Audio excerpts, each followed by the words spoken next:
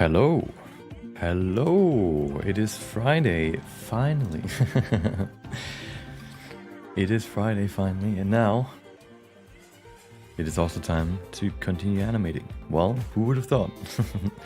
From Loop, hope you have a good day.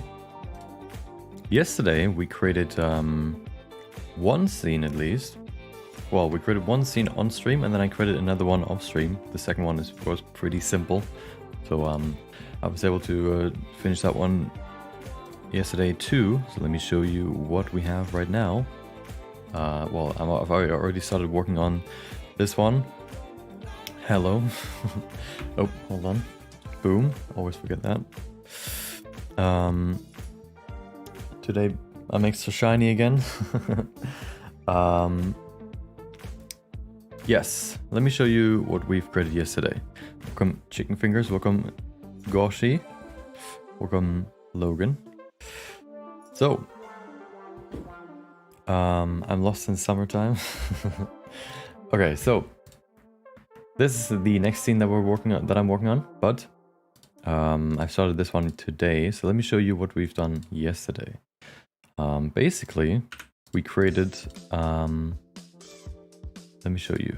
Have I rendered it? I don't even know. Oops, wrong file. Ooh.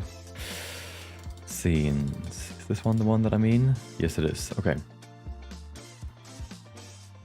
I actually also in that scene when I rendered it identified a crucial error, but I think I can fix it in post.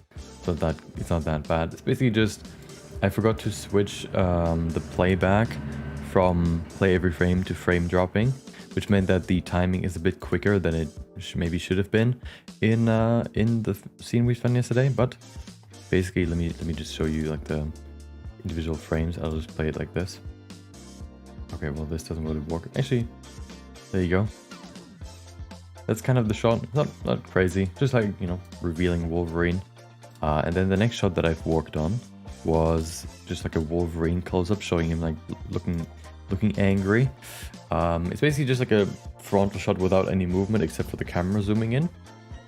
So I was able to go a little bit more in detail with Wolverine in that shot and gave him, you know, a little bit more detail, kind of similar to like these close-up shots of I don't know if you've seen like SpongeBob, where you see like these super close-up shots looking all disgusting and stuff, kind of in that direction, but you know, a bit more epic, I guess, instead of disgusting. Which now then, let me see if I can find it. 3 looks kind of like this. Let me show you the rendered view.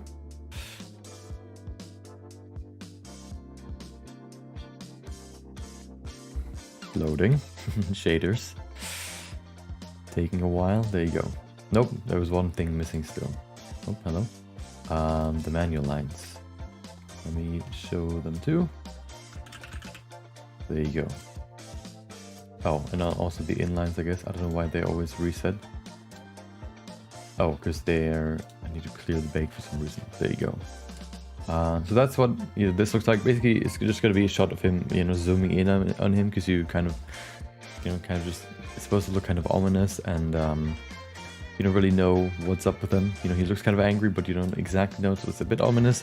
But then it's now the next scene is basically switching back to, oh, I guess if you want to see like what it looked like before, can I do that? I think I should be able to. So, you know, I did some overpainting here too, of course. This is why it mainly looks like this. So it started with kind of like this, there you go.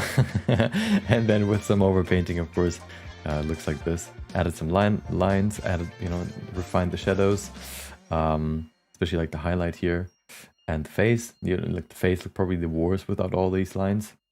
I also remembered that he of course has like a beard and also hair, like a quite hairy arms, usually in comics. So I'm still thinking about how I want to add that to the to my animation. It might just be the easiest way to just draw it on top once, you know, through overpainting. Maybe it's easier to add like edges on his arms. I think it's easier to draw it, but yeah, I think that's what I'm going to stick with.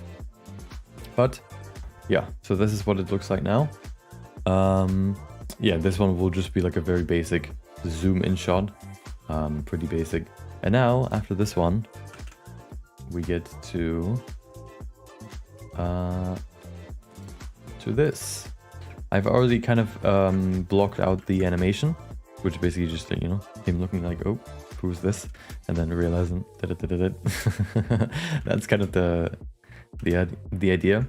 Something I noticed here is that I think what I want to have is kind of this look where basically only his hand moves, or his arm, you know, like this. Maybe adding some duplication smears where you have like multiple hands in, you know, in like a smear. But of course right now you can see that doesn't really work.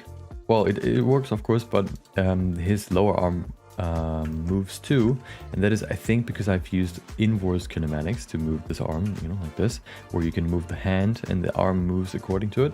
But of course, I think what I want to use here rather is to use inverse kinematics, no, forward kinematics. So yeah, I'm going to show you what that means and what that would look like. Welcome Ash Frank, hope you have a good day. Are you gonna play it to show us what it looks like so far? Everybody, the problem is all of these are frames, so I guess I've shown you the animation here. This one, I've realized with the Wolverine shot, where I detailed him, that I've animated the camera movement, but since the overpainting is kind of overlaying over everything, if I move the camera actually in the shot, it's gonna be there's like a slight parallax, so the colors shift a bit. So what I'm probably going to do is just zoom in post and just render one frame. I think that's what I'm going to do.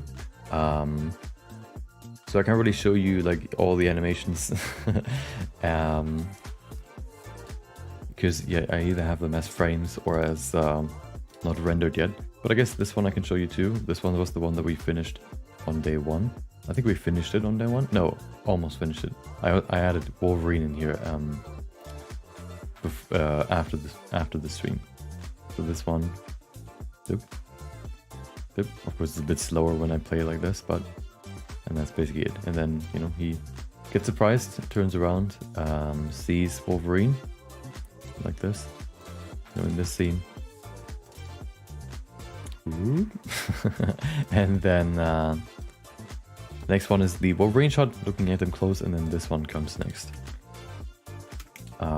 So I already created all the keyframes, but I actually want to remove them again because I need to adjust the pose. What I mean by that is I need to change this from IK to FK. Welcome back, Tunes. Hope you have a good day. Welcome Doge, Megaminx. We really need an in-depth tutorial on sculpting by you. I've sculpted, no, have I? I've sculpted, yeah, last week. If you want to get some insight, I guess you can watch that last week's stream where I sculpted the, at least the face. I think that's the only thing that I showed on stream. But yeah,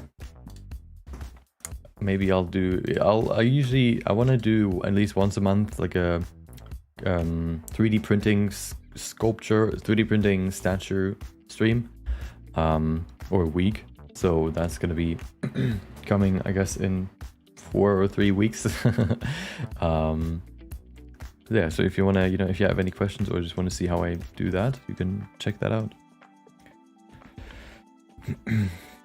I don't use Banner, but the destination is the same. Here to enjoy the journey with everybody. Nice. Does the animation have music? Yes. I guess I can show you kind of what I have in mind right now. I want to go with something more, I guess, out of the box than what I usually use, because I want to make this quite epic of a shot, right? So what you have to imagine is basically this. This will be without any voice, okay? There's no voiceover, only music and sound effects. So imagine basically, you know, imagine what it would look like of them two fighting with sound effects like, you know, swords like ching and chong and ting ting ting, right? And then layer on top of that, probably this song is probably the one that I'm going to use. Oops, a bit loud. There you go. Since it has quite like 2 or 3 different themes, so that can work well together and kind of, you know, highlight the different parts of the song. And then here would probably be the part where, you know, we'd start fighting, which we're gonna get to. Actually, I'm probably gonna create the first attack off stream. I guess you hold on. Let me let you listen to it, and without me talking about it, talking over it, so you can actually listen to the song a bit. Yeah, there you go.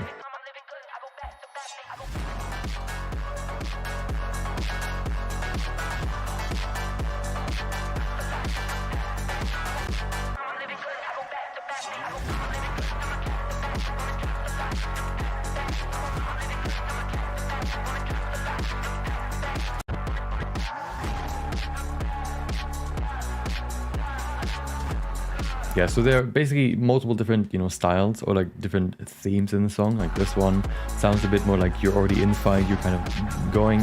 Both are kind of have made their first attacks. This one's kind of like full energy. First few moments. This one I think would work quite well. And then here, this one is also like getting back into the fight, which fits quite well with how my storyboard is. And then this one is more like, in between like the big attacks. This one's like these in between fighting goes like small attacks back and forth, basically. And then it goes back to the beginning. I think this can work quite well. It's a bit more, a bit more extreme, I guess, than what I usually use. But I think it could work quite well here, since I want to make this quite over the top.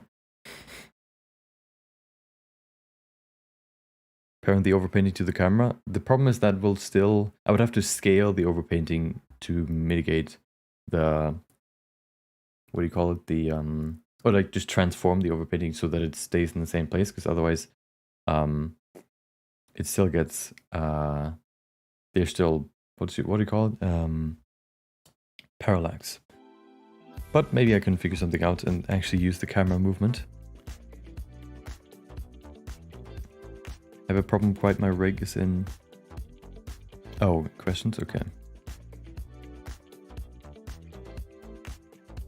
I always import models to reality with transparent background and shadow catcher, but do you know how could I do it with a pool and it's water in it? Hold on, let me read that again.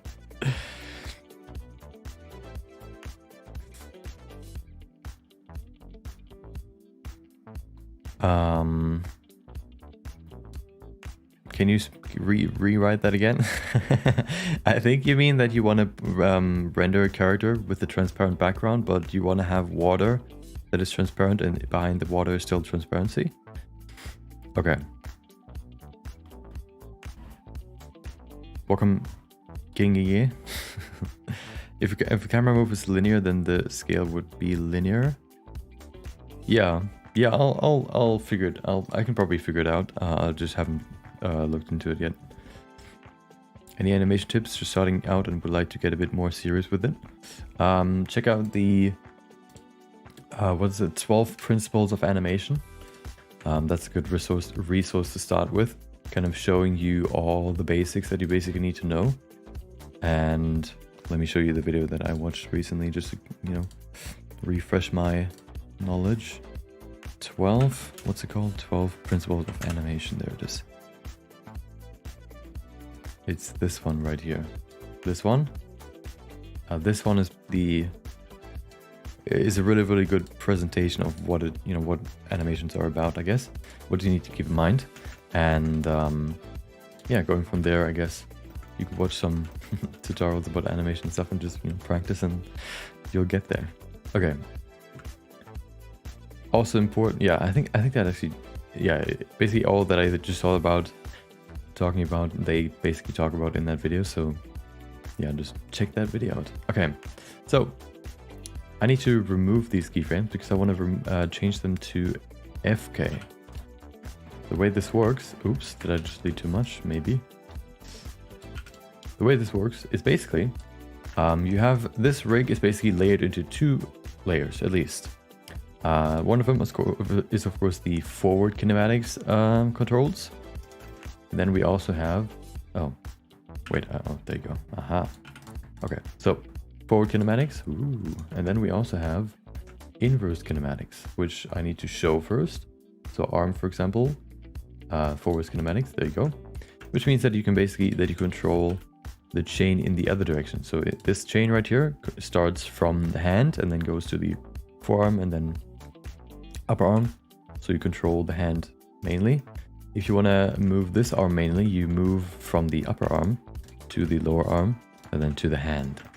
And now what I basically want to do is just go in here, select this controller for the IK and say, which one is it? I think it's IK to F, no, it's FK to IK, I think. I need to click this. And then you can see the IK copied the pose from the, no, the FK copied the pose from the IK. There you go. Which means that I can just basically now go in here. Oh, yeah, go in here and switch the, which one is it? Oh, here it is. You can basically hear there's a switch where you can switch between IK and FK. So I want to switch this. There you go. And now this one doesn't do anything anymore, and I can use this to control this. Perfect. Okay. So I basically just make sure that all of it is in place. Oh, I also need to animate this, I guess. Let me do that real quick. What I want to do probably is I want to keyframe the IKFK, this thing. So this needs to be 0, and this needs to be 1. There you go. So beforehand, I want to use the FK or IK, but afterwards I want to use FK. There you go. Okay, perfect. Alan Becker is also good, yeah. Have you considered or worked as a 3D modeler for games and or movies? I started at some point. Let me just remove the voiceover. Hold on.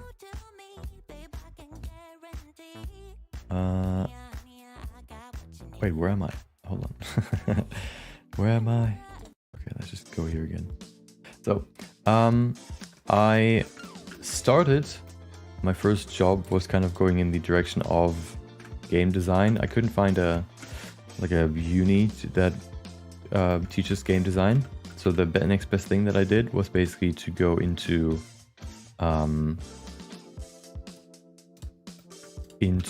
graphic design. So I did that, and at some point I stuck with that a bit. You know, I finished my my apprenticeship and got my degree, I guess you could call it. And then, oh, wait, why is this not? Let me just do this real quick. I need to turn this into constant. There you go. Wait, what? Well, how does it move? How does it move? There's nothing to move. Oh, this one. There you go. Yeah, so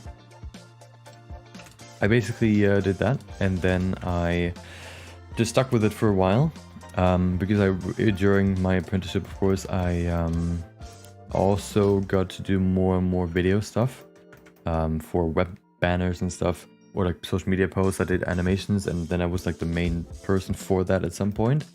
So I got more and more into videos, and then I also at some point was interested in Blender. So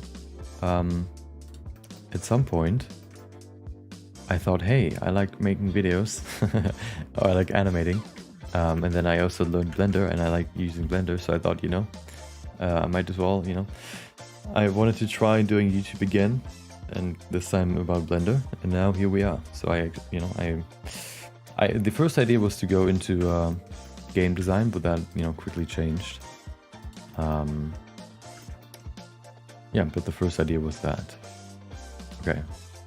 So you can see the rotation here. I wonder if I can fix that with FK, because it shouldn't happen.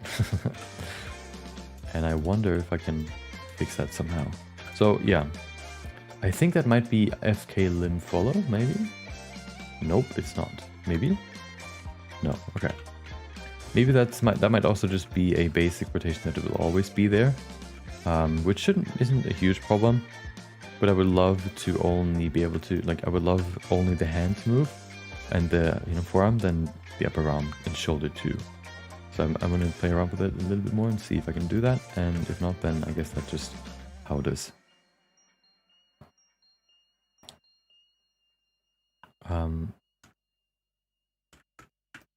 So let's see. If I move this, of course, this happens. which is kind of weird, but okay. I guess because if I rotate this happens. Yes, okay. So what if hold on, I may be able to fix it. Found the video, nice. Did you so good at sculpting? How do I make my own body look as good as Deadpool? A lot of anatomy references, maybe yourself as a reference too, and practice.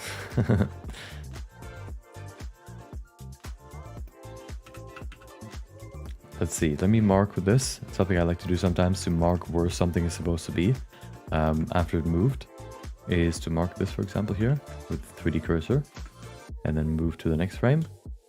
Okay, I know where it's supposed to be. Let me see if I can bring it back there. It doesn't move that far, that's the annoying bit. So I can't really do this. What if I do this though? Maybe I can combine the two.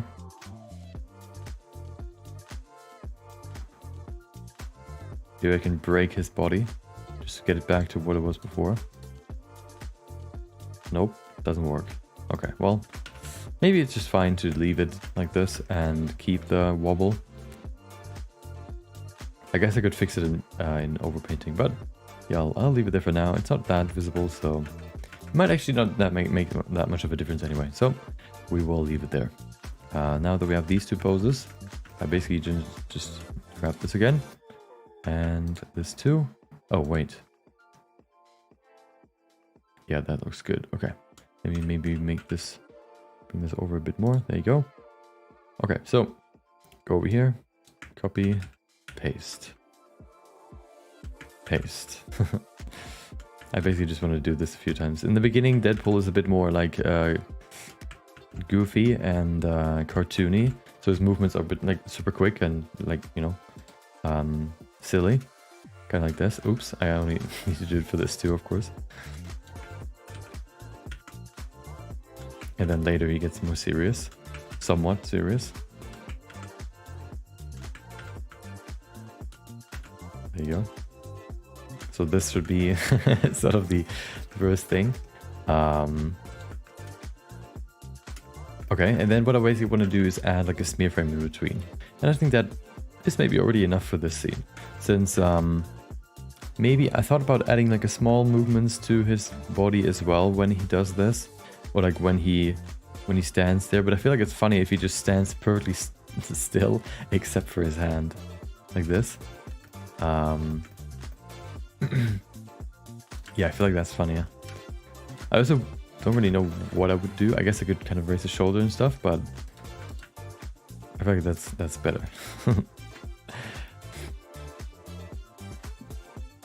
I want to put them in the water, but I don't know how to do the water distortion. Basically, I want to put 3D model into the water in my original, but I don't know how to distort water. There should be good tutorials about that, creating basic water. Just check out some tutorials and you should find something useful. Okay. Yeah, so I think that's... Let me see what it looks like. So let's see. Okay. Yeah, and then you kind of already see like an... Actually, you don't see an in-between, but you can probably imagine it. You're just having like an in-between here.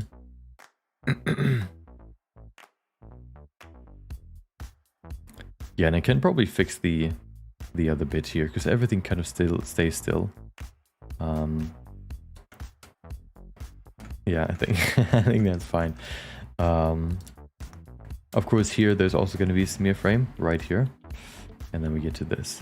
So let's create the in-between frame here, and then we can create the in-between frames for the rest, and then we can create the smear frames on top and do all the adjustments.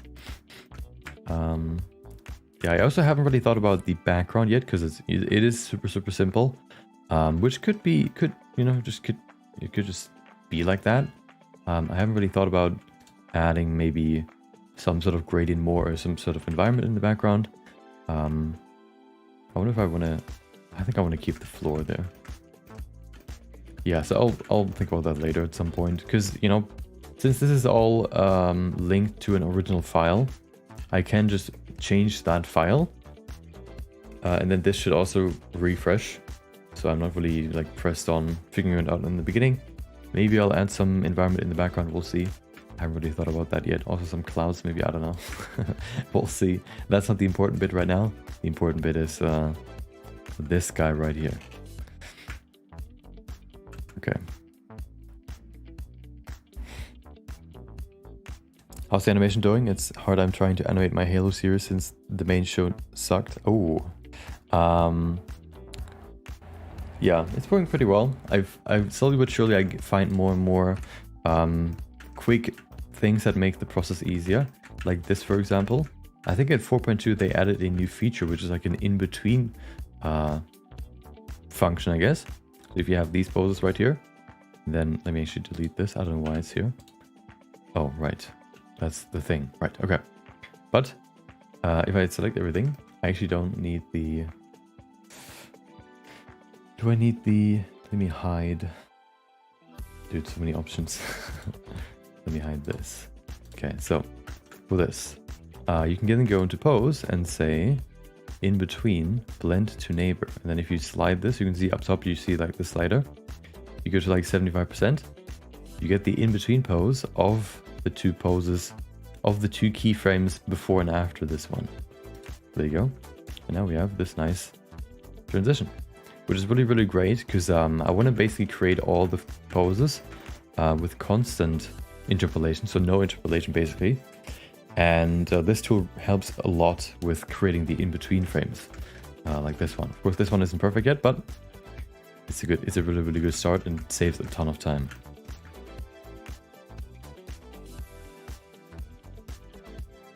So let's see if we can fine-tune this a bit.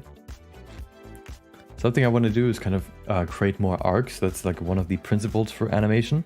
So I think what I want to do here is bring his hand a bit forward and up, so that his hand here, you can see, goes from here to here. And I want to probably bring his hand maybe up here, so that his hand kind of does this motion. I think that looks a bit better. Let me grab, where's the, oh, where did his hand controller go? Oh, there it is. Right, wait. That's weird. Why is it 50%? Okay, hold on. There's something that happened here. This should be this. Yes. Ah, okay. Yeah, okay. Good. I think the interpolation did something weird, but that should be fine now. Okay. So this is the middle point, but we want to make it a bit cooler. So we're going to bring this up. Also rotate it. There you go. So it looks kind of like this. Yeah, look how much better that looks. Ta-da! Instead of this low arc, I guess. If you look at the before. Like this. Yeah, look at this. So much better. And now I need to do it again because I moved around, but that's fine. There you go. Yes. Maybe we can... For him, I want to make sure to always create more extreme poses because that, I think, makes him look a bit more silly too. For him, we could maybe even do... What if we go like all the way here? I don't know if that's going to look good, but... Like this. That might be a bit too much, but... Maybe here. And then the arm here can go a bit down. Yes, you can see kind of the arc that we can draw for the smear frame.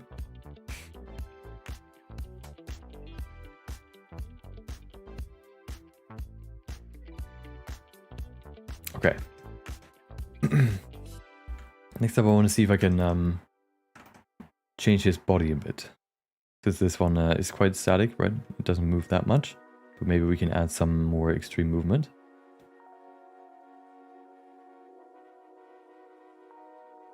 Let's see.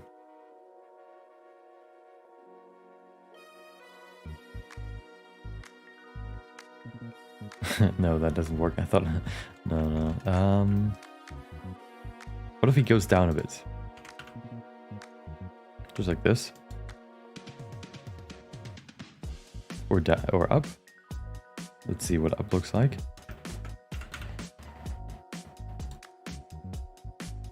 I think that might be better than down.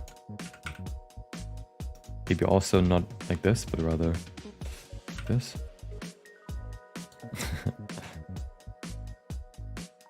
That might be a bit too much.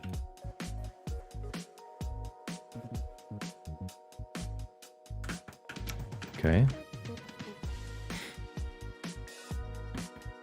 If you do not have the Blender Market add-on, it's really useful for assets for your scenes, so it'll save you a lot of it will save you a lot, yeah. Usually it's hard to find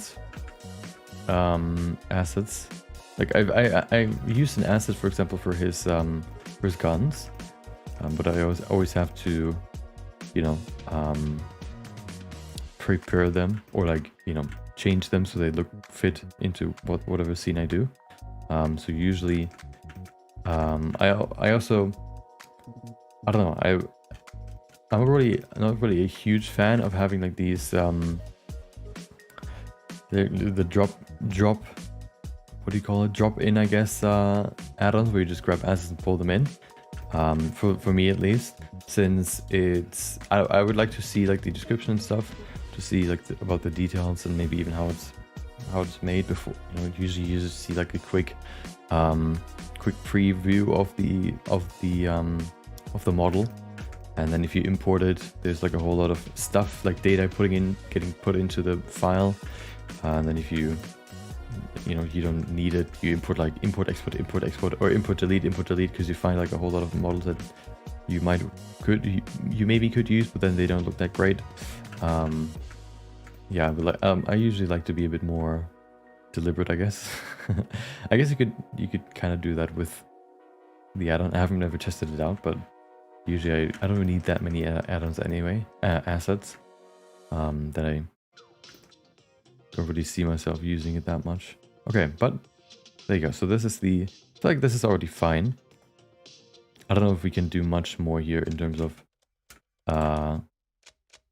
smearing, because you know, it's an in-between frame, not really like a, I don't know,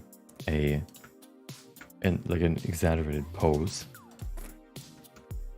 So I think this is fine. And if his hand is the main smear, I think that'll look pretty good, because the rest is going to be kind of hidden anyway. Like all of this here is going to be hidden. Yeah, so that's fine. Okay, and then this one. So here we basically do the same. I think for the in-between pose, I don't need his hand.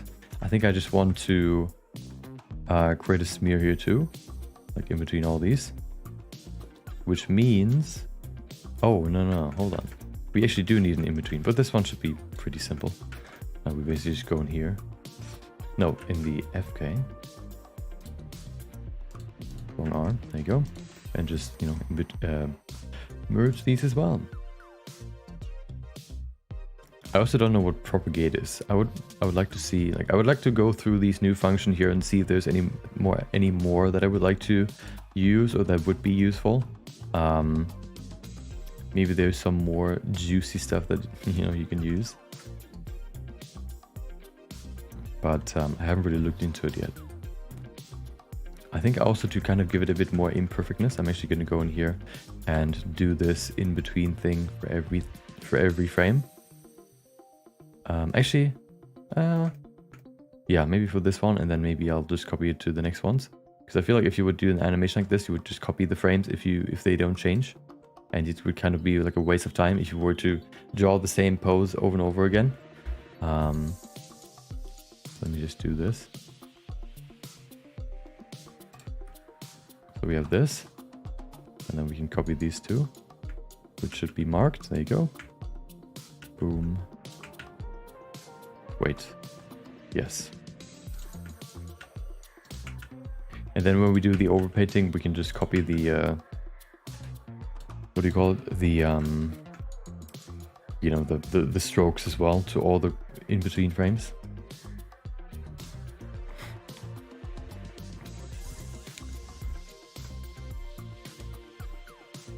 Welcome, Padger. Hope you have a good day.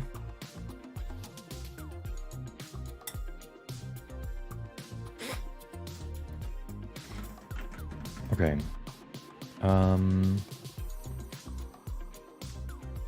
Yeah, so we have the in-between. he can't keep up with the playback.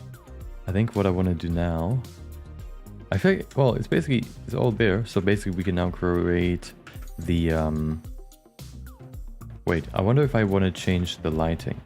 So since this is just like a frame by frame animation, I could theoretically also change the lighting for each frame.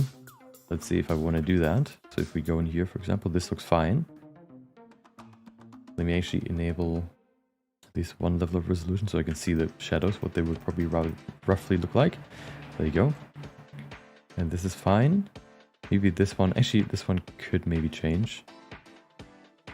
Although the lighting looks pretty good. I wonder, hold on, I'm just gonna try something. If I add a keyframe here. And then see if maybe there's something.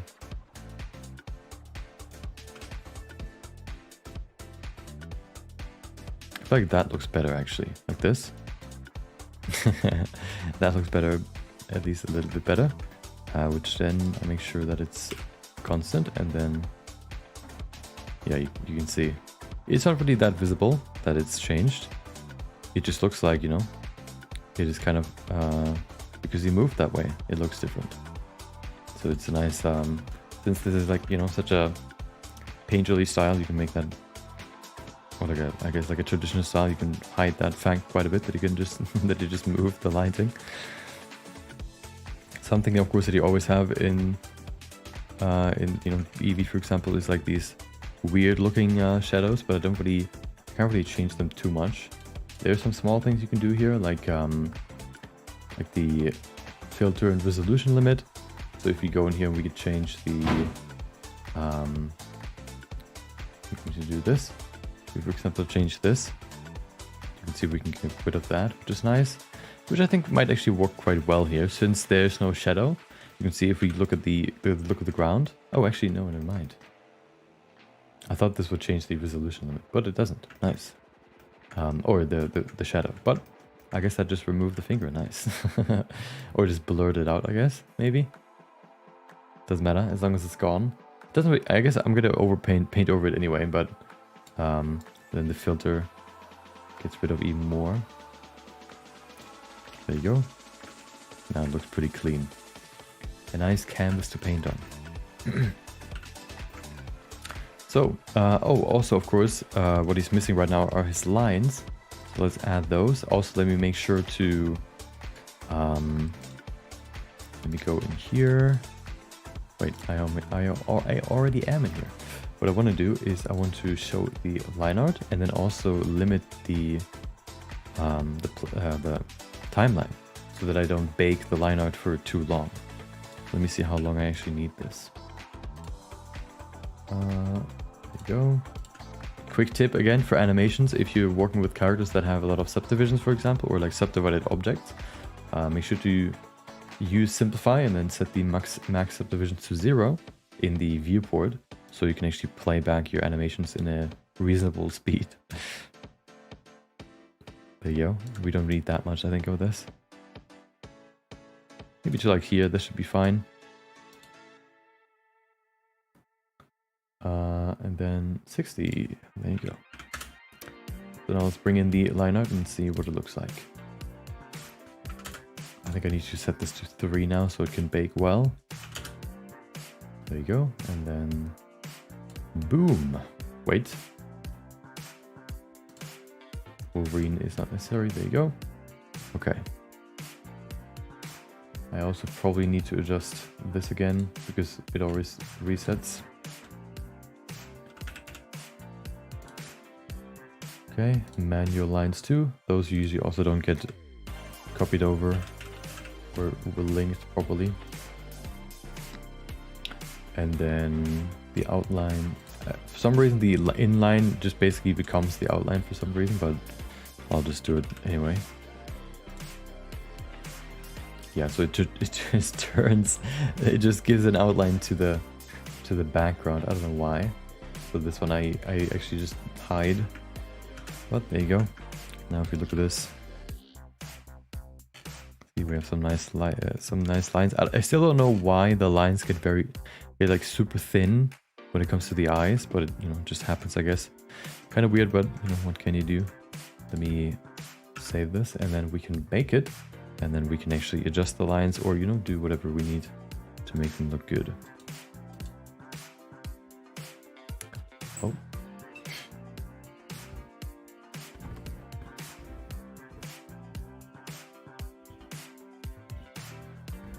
Have you also watched the Deadpool and Wolverine movie? It was a blast. I haven't watched it yet. Maybe I'll watch it at some point, but so far I haven't done it yet. Maybe tomorrow. We'll see. Hold on. Hold on. My friend asked me if we want to do anything over the weekend. So let me ask him, you know, maybe we can watch it on tomorrow.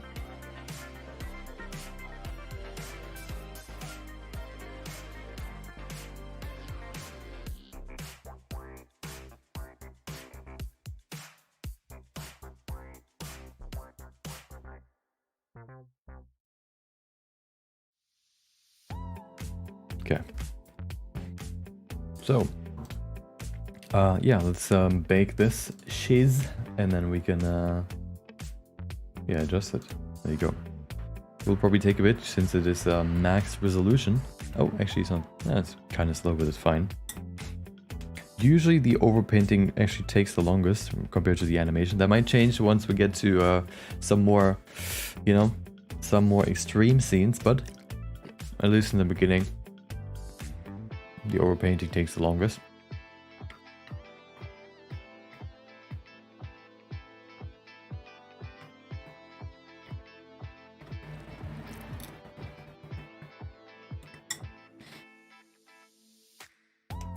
The problem is with these slower scenes that with smaller movements, of course, you also need to make the overpainting, like when you paint like additional shadows, for example, or you just adjust some shadows, you need to make the transition or like the movement of those smooth too, which makes it harder to, you know, which means you need to spend more time making sure that that is all looking correct and smooth.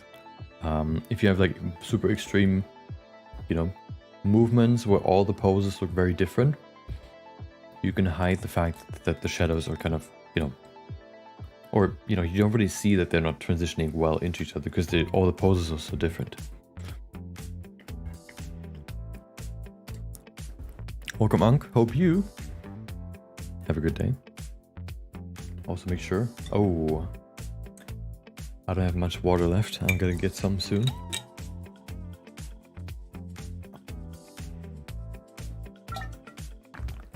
Let me bake this.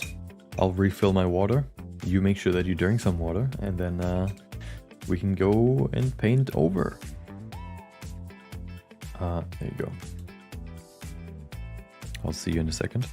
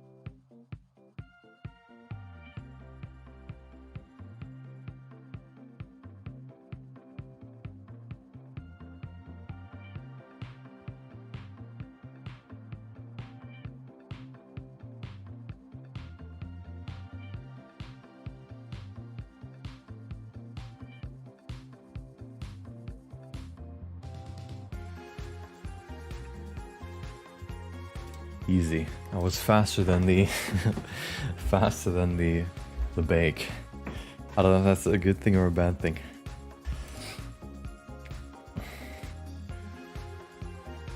Yeah, if you're wondering,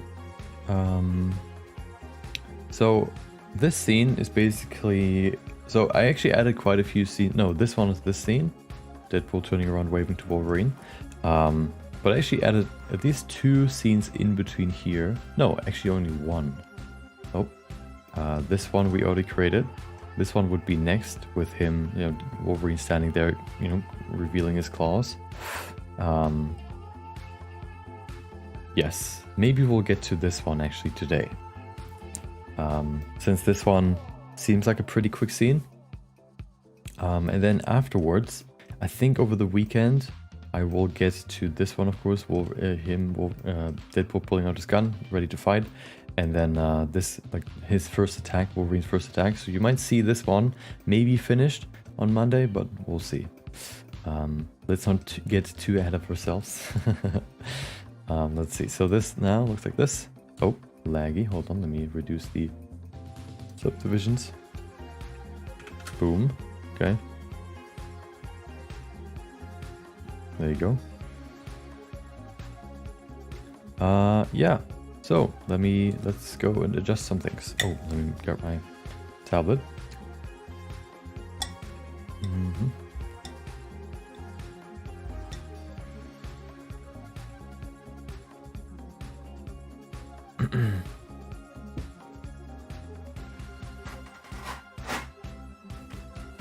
Okay.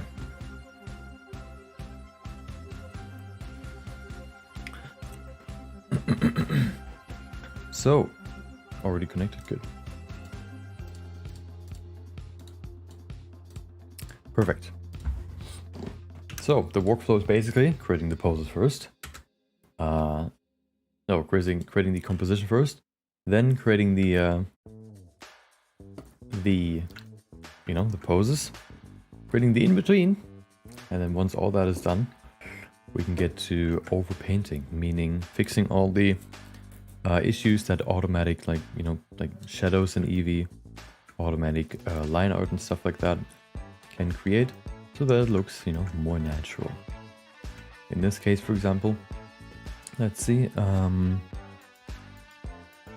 First thing what I want to check is if I can delete some of these keyframes. Since the line art modifier, or when you bake the line art, it always creates a keyframe for each frame. But for example, like the beginning frames here don't change at all. So we can delete everything until here this one can go to.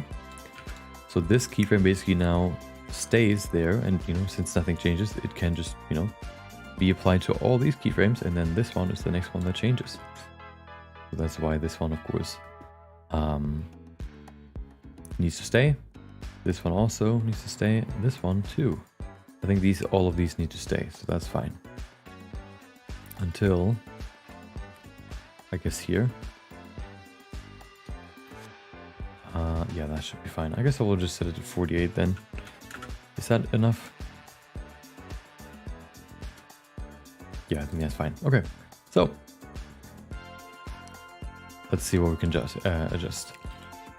I think the first thing I want to do is just adjust the line art so that it looks better. First thing first that I want to remove are these lines, like the in-between like brow lines, just because they look a bit, they're not really necessary right now since he isn't really looking concentrated or angry. So yeah, I think it's the manual lines, right? Should be, yes, good. Draw mode, and then we can delete them.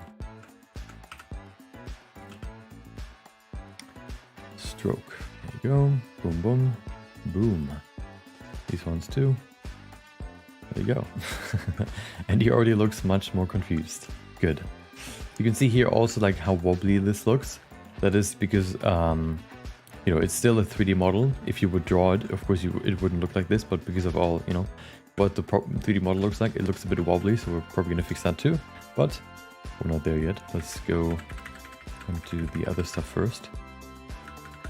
Also, I don't know why I don't see the keyframes. Sometimes I just hide them. I don't know why. How do I mirror weights? Isn't there a mirror option somewhere? There should be a mirror setting, I think.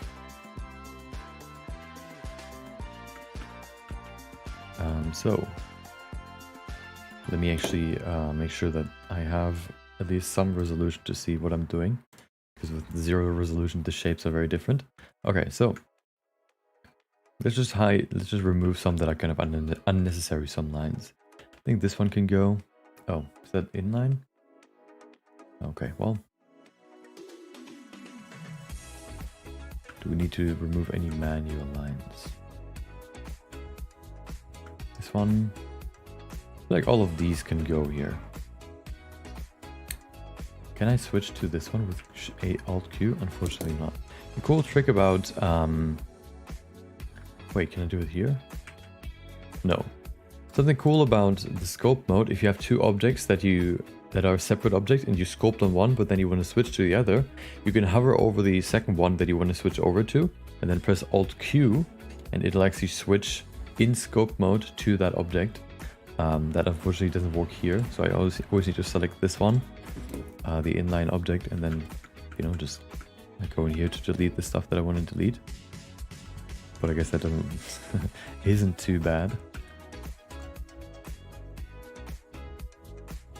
Oh, that's a bit too much. Of course, I can't go back. That's. I guess I need to do this. There you go. Let me just redraw this line real quick. Actually, do we need to redraw this line? That's fine. It is fine. This is kind of weird, but I'll leave it there for now.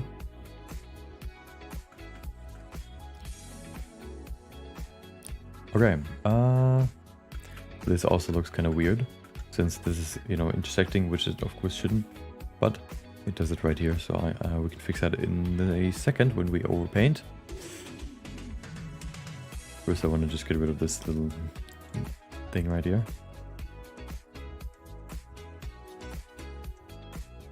Okay.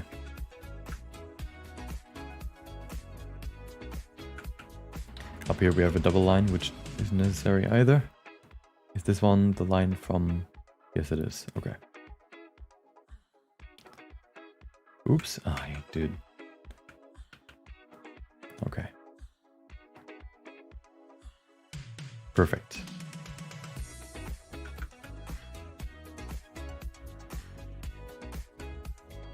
Okay. That looks pretty good. Here we have some double lines. Usually, of course, you wouldn't really see these double lines in anime, for example. So it doesn't really make sense to have them here. So let me just delete all these too. And then I think we have the majority. You also need to keep in mind that this is, of course, you know, we're zoomed in right now.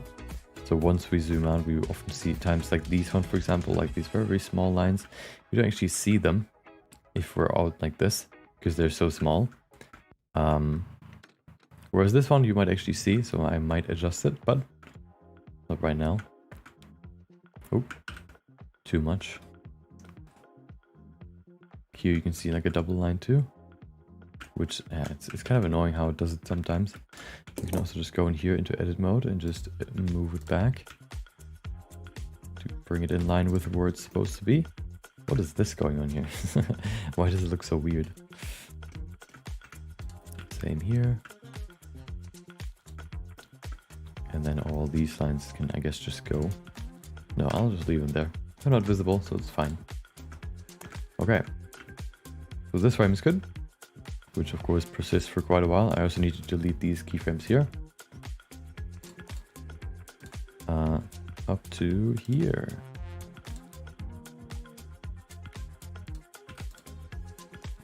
There you go. Okay. Yeah, let me fix this line too. I might just delete all of these and I can just draw over them again. Oh, this one is actually from here.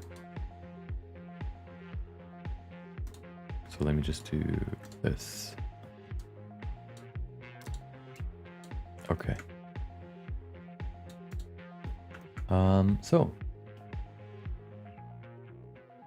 this frame should be good. Oh, wait. Damn it. I need to do a delete it here too.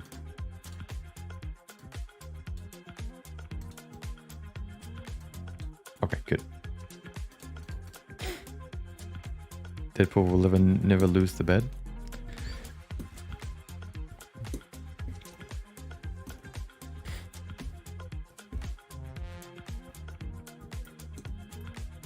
Okay. Welcome, Pierce. Hope you have a good day.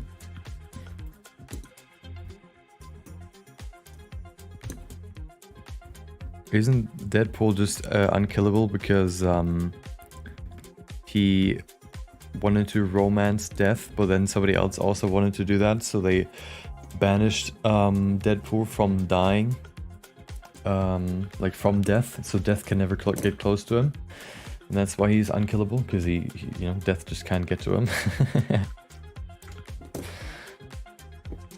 Isn't that why? Wasn't there also something with Thanos in that? Maybe Thanos wanted to court death? I don't know. Something like that. No, death was, I don't know, something.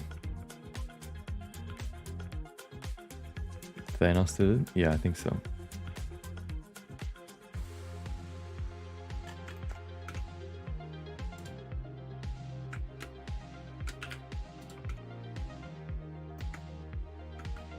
Yeah, Thanos was the other guy, yeah.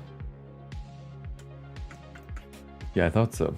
So maybe there is some sort of bet in there, but I don't know about that one. I don't know about the bet. Okay. So this one's the in-between frame. We probably can remove all this, but I want to do the in-between in a second. I want to do the other frames first, like this one.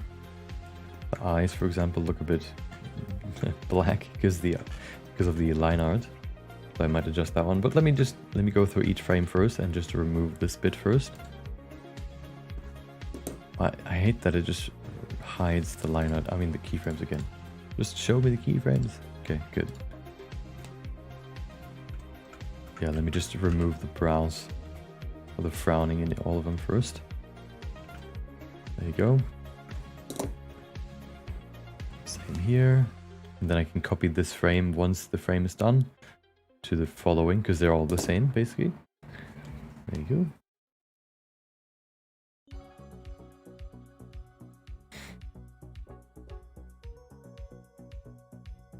Thanos wanted to romance death. That's why he wanted to kill billions and why he's also called the Mad Titan. Yeah. Oh yeah, right. He wanted to show his love to death because he, by killing a lot of people, right? Okay, so this one. Oh, right.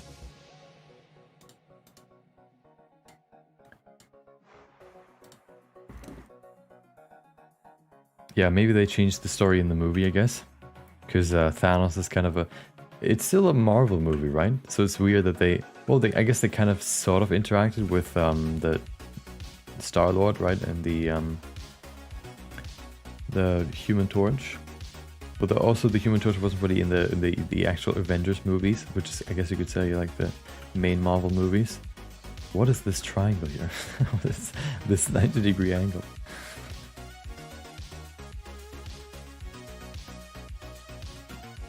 So it's kind of like a spin-off, I guess.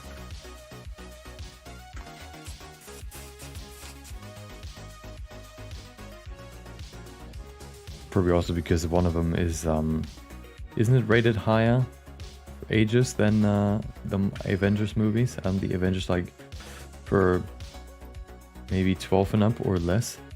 And Deadpool is probably like 16. Oh. That's probably also why they separated them.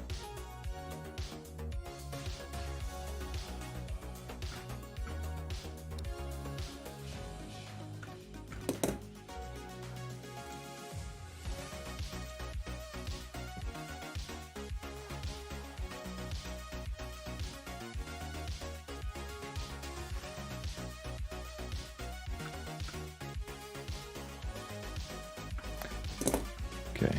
I hate going back and forth with these, but it has to happen, unfortunately. There you go. Good. This looks a bit weird, but it's fine. I'm gonna think about how I want to do this in a second, but let me do the rest first.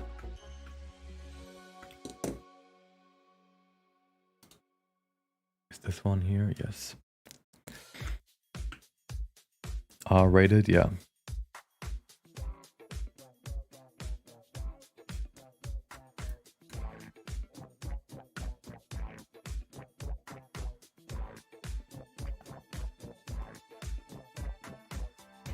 There you go. Okay. these lines look a bit weird. Why are they so wobbly? Okay, this one is a normal line. No, a manual line? Okay. Death was intrigued and fascinated by Deadpool. That's why Thanos used the Infinity Gauntlet to make Deadpool immortal in the regard that he could only die if two planets would collide and Deadpool would be between them.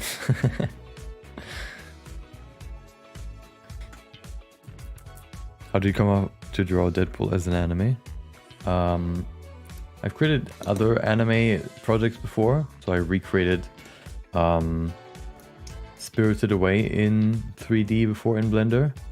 Then I recreated Berserk, or like turned Berserk, like created a Berserk anime. And then I thought, what else could I do? And I thought, hey, a new Deadpool movie comes out, mixing Deadpool with anime, sounds pretty cool. Yeah, so I did it. And then here we are.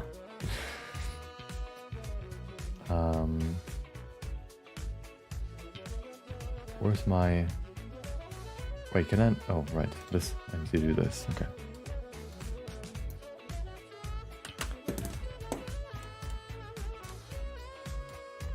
Maybe I'll do it in the future again with other heroes, like Spider-Man. Sounds pretty cool.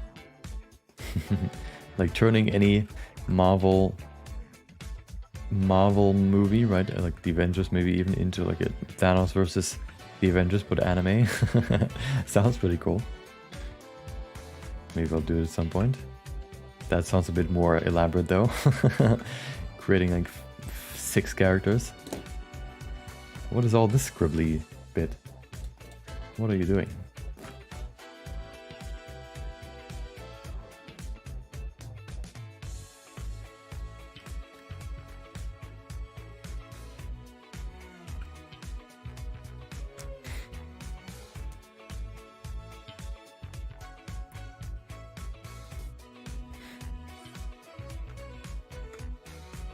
Is this 3D or just flat 2D frame by frame? It's a 3D.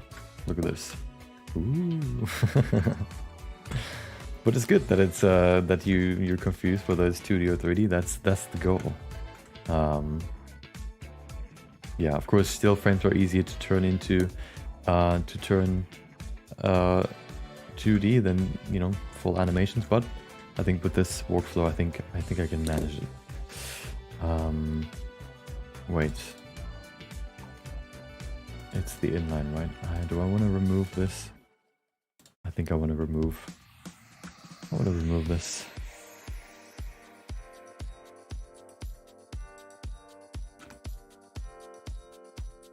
Very much enjoy your stream. Much appreciated. Thank you. I appreciate you being here. Can you upscale the UI a bit? Kind of hard to see on phone.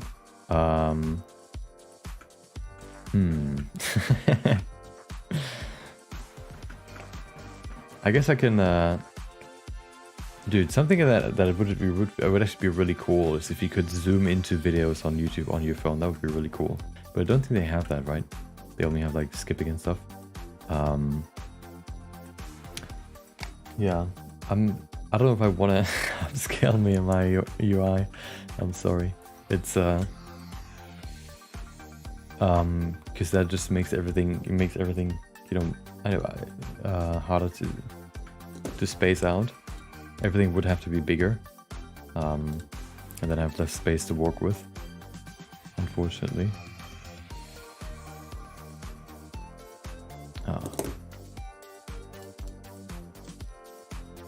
Okay, and here we see why anime oftentimes have quite simple animations. Because if you had to do this, what I'm doing for this one frame, for like 60 frames, it would take a long time. But that's why you oftentimes see, like, when people are animated, oftentimes only the things that actually move are animated. Sometimes if people like talk, for example, in anime, nothing moves except for their mouth. And that is because this way they can save, they save time by just only animating their mouth, nothing else. Okay, looks pretty clean. Also, you need to also keep in mind that this, of course, you know, if it's just one frame, it is not that visible, or like these small imperfections. So I kind of want to keep the mantra of going for like 80% instead of like getting to 95% in, you know, in these projects, or in this project at least. But here it might be an exception, since we can just copy and paste. You know, we just need to finish like 3 frames, and then we can just copy those frames over to, you know, copy them like 50 times. So it's not that bad, right? If you spend a little bit more time here.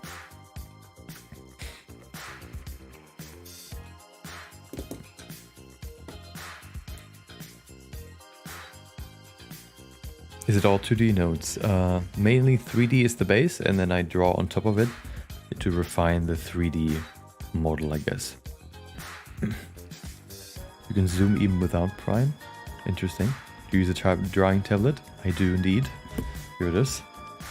Ooh, I'm pretty old at this point. Actually, we're like 2 or 3 years old. There are some like small holes. I don't know where they come from, but I scratched into the surface. I always have the problems with pen, you know, with pens at the tip.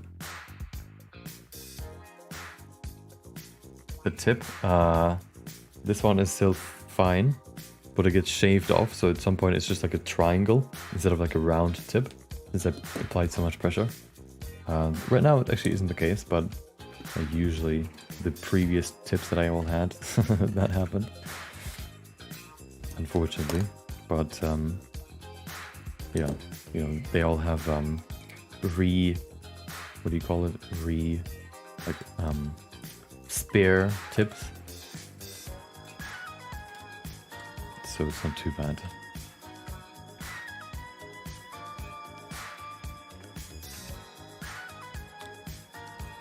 There you go. Okay, so this should be fine. This is like small details that are not going to be visible anyway. See, it's not visible. Let me actually render this so we see if there are any more issues, like glaring issues that I want to fix or not. And then we can... Oh, right, I need to hide... I need to hide the rim lights because I don't use it here. There you go. Okay, the shadows look a bit weird. I think that's just because of the high resolution that I use. Maybe. You can also see some weird gradients here. That might just be because of the yeah, everything looks a bit different. Why? Hold on. Is that just because I use low res to preview this image, and then if I go to 3? Yeah, okay, interesting. So I might actually just stick with 1 to create better shadows, like this. I feel like this looks better here.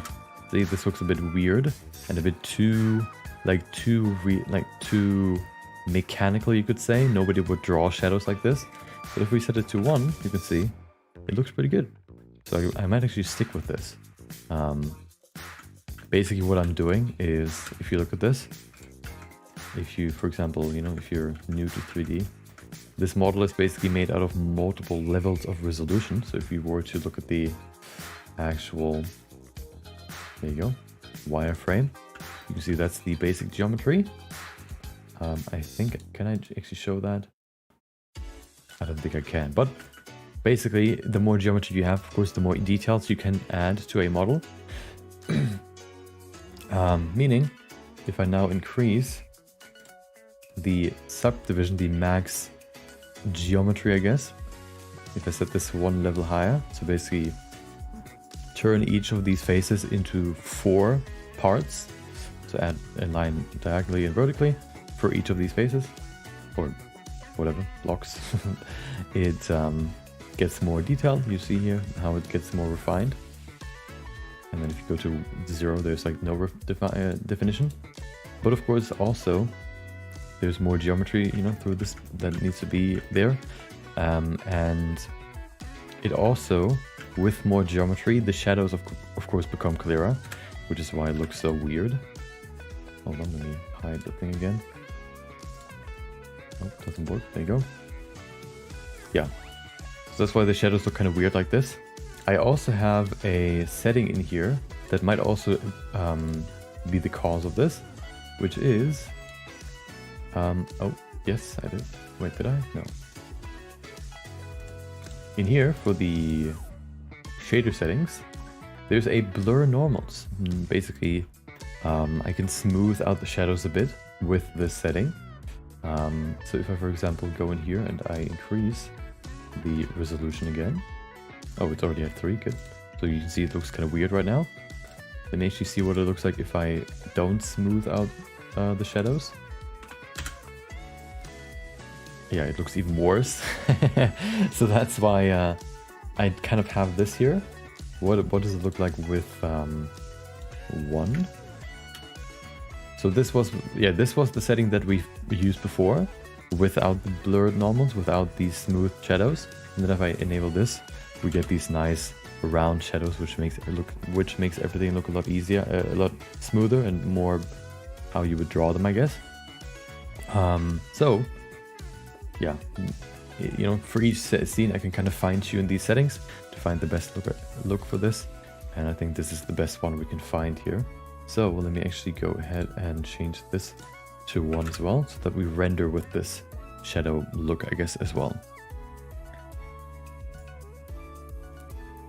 Welcome, Big Fans Can Show, welcome back.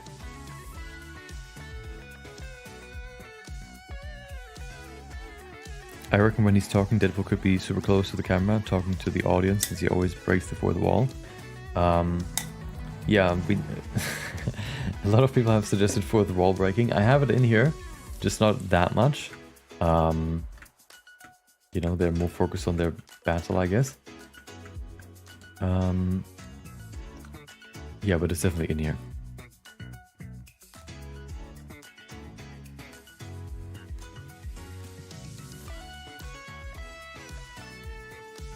You gave Berserk justice. I think my Berserk animation could have done much better. If I would have done what I've done here, with at least the workflow, like at least adding the overpainting to change the look. I guess since more people are now here, let me show you what we're gonna do in a second. What I mean with overpainting. So this is what it looks right now, right? We're not gonna do it as detailed in that animation, but basically let me show you what you can do with overpainting. What I mean with overpainting is basically you see here, let me just show you. This is the other scene that I created yesterday. Basically, overpainting means that, you know, you have your camera in your scene. Oh, hello. There you go. This is the camera, right? Which looks at him. And then you see this layer in front of him. So you have the 3D model as the base, and then I basically have another like paint layer on top of everything. So basically right in front of the camera. That basically overlays the rendered view, I guess, like the basic 3D view, to refine what that looks like. So overpainting, if we go, let me first enable everything, since this somehow always removes all the lines. There you go. This one should still be here, but just to make sure. There you go. So this is what it looks like in the final version, right? With all the overpainting and stuff. And then without it, oh, I just realized something, but it's fine. Without all this overpainting, it looks like this. Oh, never mind. Hold on. It looks like, oops, wrong button. Doesn't look like this. Okay. It looks like, come on. Here, it looks like this. This is what it looked like before, okay? And then I did some, you know, extra lines, refined the shadows and stuff, and it then, you know, turned from this to this. So this is what you could do with overpainting. For this shot, I wanted to make it a bit more refined, so it's not going to look like this for all frames, but just to kind of show you like how much the overpainting can do. And if you look at it, overpaint, there you go. You see like how this frame, you know, what I did basically, like some parts in his chest, especially a lot of in his face to make it a bit more refined, like the beard and stuff. Without all of that, of course, you see, looks quite, quite, I don't know, like weird. See, like this, you would never draw a shadow like this. So you can kind of fix that by just removing it, for example. Or like these small shadows, especially you oftentimes see them in anime, like these ones in between these small detail lines, or this one here, you can see these shadows right here. You would never get them if you just use the 3D model. But of course with overpainting you can add them pretty easily. Same with like the rim light here, how I refined it a bit. There you go. And then the extra lines, especially here in the face, help a lot. Yeah. Okay. Let me get back to the other one. Yeah, and that's what we're going to do here as well. You know, we're not going to make it as detailed, of course, since the main look is supposed to be a bit less, you know, not super detailed to save some time. But you know, some frames can look like that if they're not super dynamic, for example. Okay, we have a look at the shader tab, of course. I might actually make a making of newsletter about this project at some point. So if you want to check out, like I have made a few like how to make your anime better, for example, or you know, just like tips and tricks that I learned during my projects. I create like newsletter posts on Substack, so you can either get them to your inbox, or you can read them on the Substack website. So if you want to see my previous posts, for example, like how to improve your anime scenes, like parallax in anime eyes, or how to use the line art a bit, or some tips about the line art, or even just like other tips about Blender, you can check out the newsletter. I guess I can send it in here. Yeah, check it out. You can see some tips that you probably have never seen before. Yeah, I bet you'll learn something new. That's what I said in my last video, and I think it's true. Most of the tips are actually not, I've never heard before, or at least never seen covered in a video. So yeah. Okay, so let's get back to this.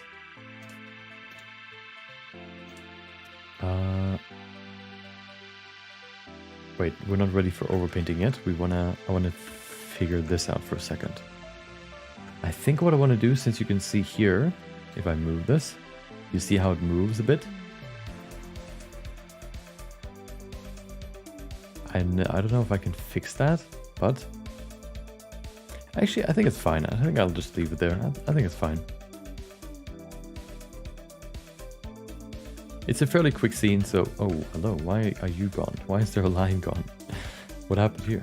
Whatever. I can bring it in. I can bring it back in overpainting. Yeah. Have you watched the movie? Not yet. I might watch it tomorrow. Hold on. My friend responded. Let me check real quick. Also, yesterday we calculated if I finish 2 scenes per day, this animation is going to be done in 24 days, which is probably not going to be the case. First of all, because I probably can't finish two scenes per day, and also because some scenes take longer and some take shorter, and also because the storyboard doesn't include all the scenes that I have in mind. Like there are some scenes like in between, like here for example, that I haven't included here, and I've only calculated based on the frames that I have here. But maybe maybe something close to that is realistic. We'll see. Oh yeah, the shader. Hold on. So this is a bit more complex, but I can explain it in a second. You have to overpaint manually for every frame. It is so for this one it's not that bad, since it's a like basically, you know, the animation here is just him waving. Stationary meaning that I can just create 3 frames, like first wave, no, hold on, first wave, second wave, third wave, and then just copy them over. So this scene is not that bad, but usually, yeah, I have to overpaint for each frame. Sometimes there are more adjustments, sometimes there are less. For these ones I want to be like if it's more if the scenes are a bit more stationary, you know, where they don't move as much, not as dynamic, I want to be a bit more precise with my adjustments, I guess. When it then comes to like fast movements and stuff, it can be a bit less. since, you know, it's so much fast movement that you can't really see like, oh, there's one line above the other for like this one frame. So I can be a bit more lenient in later, but right now where it's a bit more, you know, a bit stiller, I want to be a bit more precise. Let me hold on. Quick tip: if you have someone, if you have someone that likes to send voicemails, at least on WhatsApp, there's an app that allows you to transcribe what they're saying, so you don't have to listen to it. You can just read it. It works pretty well if they're not, you know, mumbling too much. So let me read this real quick. Okay, so hold on. I have an ad, and then it should come up. There you go. Okay.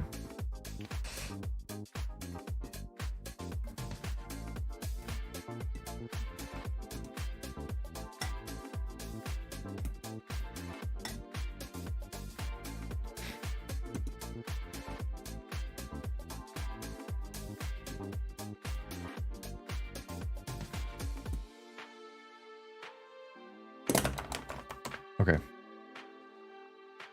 Maybe no movie tomorrow, but yeah.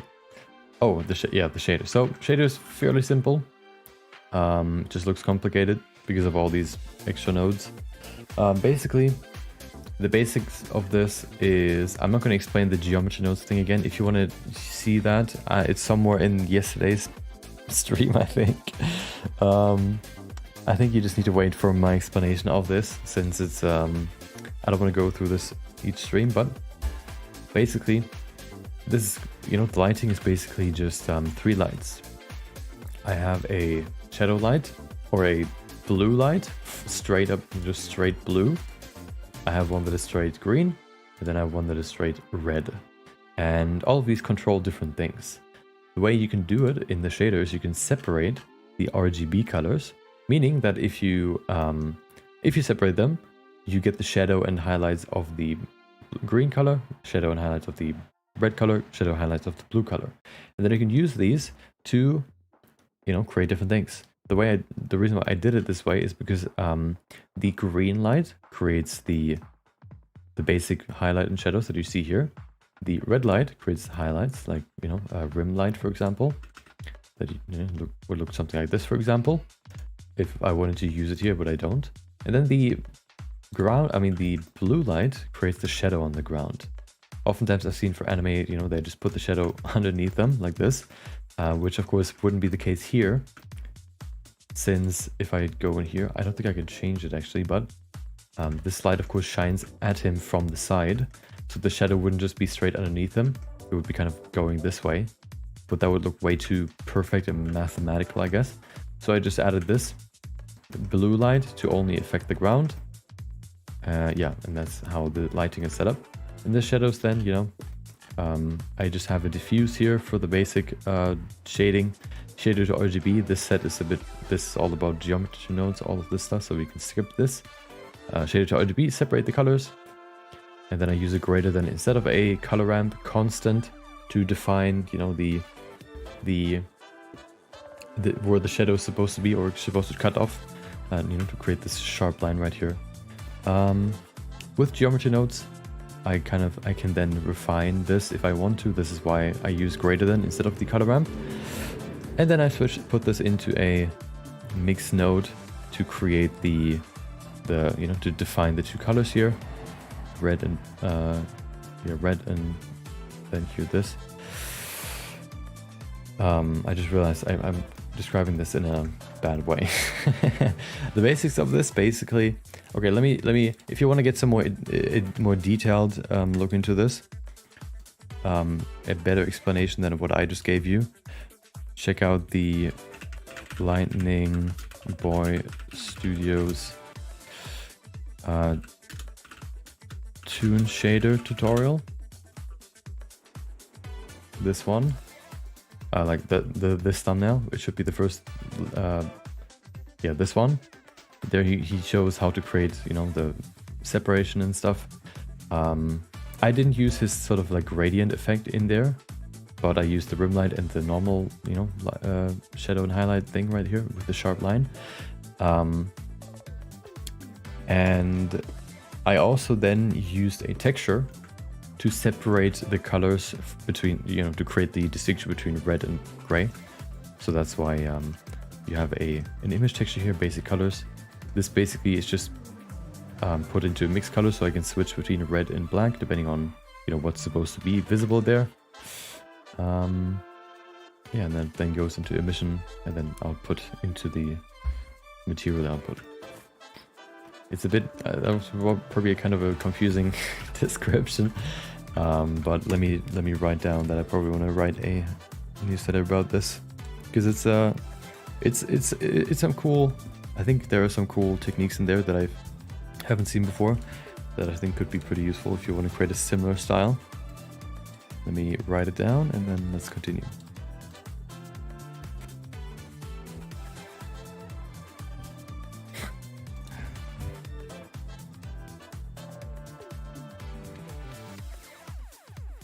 Oh.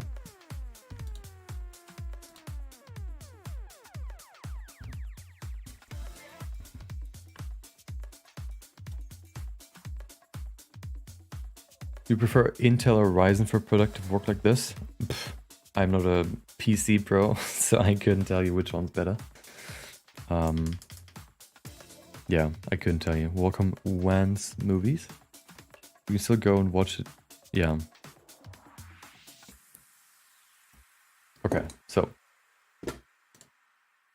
Yeah, I might watch it at some point. Oops. Okay. So, I think this is fine. This shot, these lines look fine. Let's go to, oh, well, no. Do I want to do adjustments? No, let me just delete first and then we can do the rest. So this frame, yeah, let's go to this frame now. Okay. I think what I want to, no, I don't. I'm thinking in my head and just say what I'm thinking right now. Something that is always the problem here is that I can't really distinguish whether these are manual lines or inlines. And I'm thinking whether I can... Oh, I can separate them. Hold on. In here, I can change the thickness. So these ones are thicker. Ah! Now I can see which ones are which. And I know when I want to delete them or not. Good. Good. Now I know which ones I don't need. Perfect. Okay.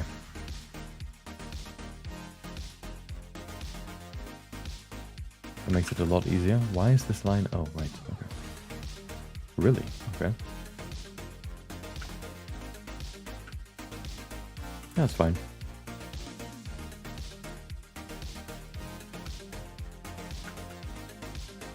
Yeah, if there's like some weird stuttering, I guess, in the lines, I can fix that in Overpainting too. First, I just want to remove the ones that aren't really necessary. Oh, I just realized, I don't know if I can actually render in with one subdivision level. Maybe, we'll see.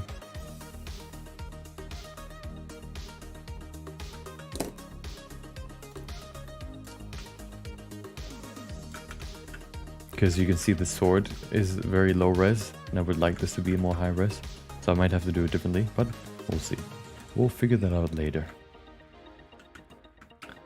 Here we have some double lines again that aren't necessary.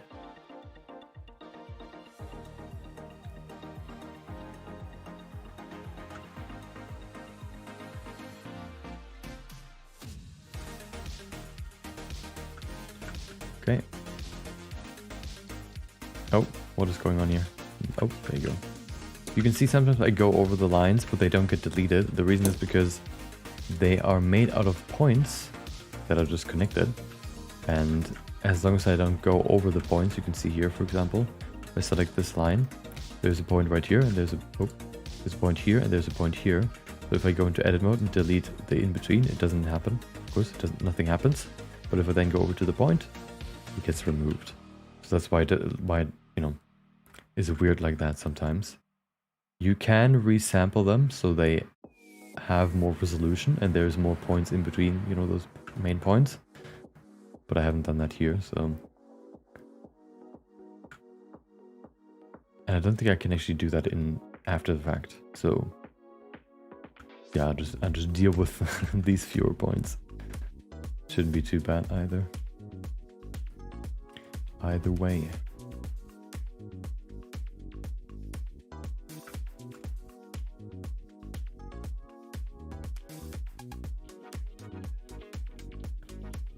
Okay.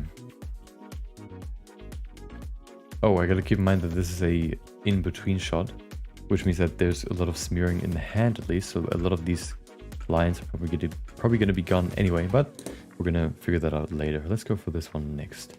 Oh, I think oh yeah, I adjusted this one already a bit.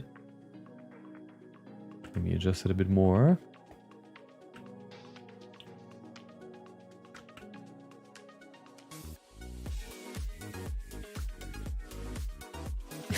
Look at this scribbling here.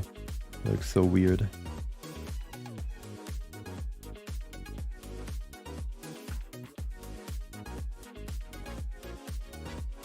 Do I even need the lines here? I guess I do.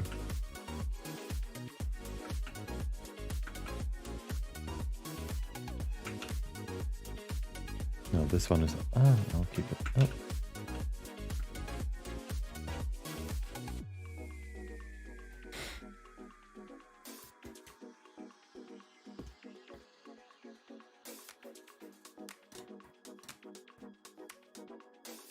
What's the node setup for blurring normals? Very, very basic. There you go. It's basically just normals, blur attribute, and then you can adjust the amount by increasing the iterations. Very, very basic. Okay.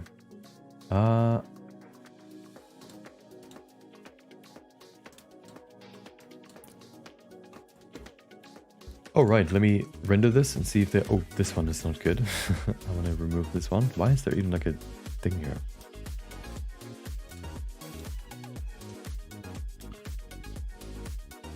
I think just to make it a bit easier for me to see, I will remove all the keyframes that I don't need of this.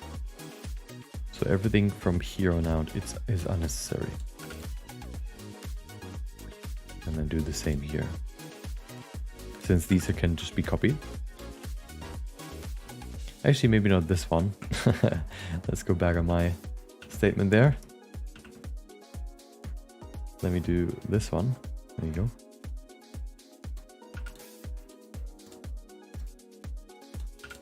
Okay, perfect. So I know what I need to adjust. And then once these are done, we can just copy them.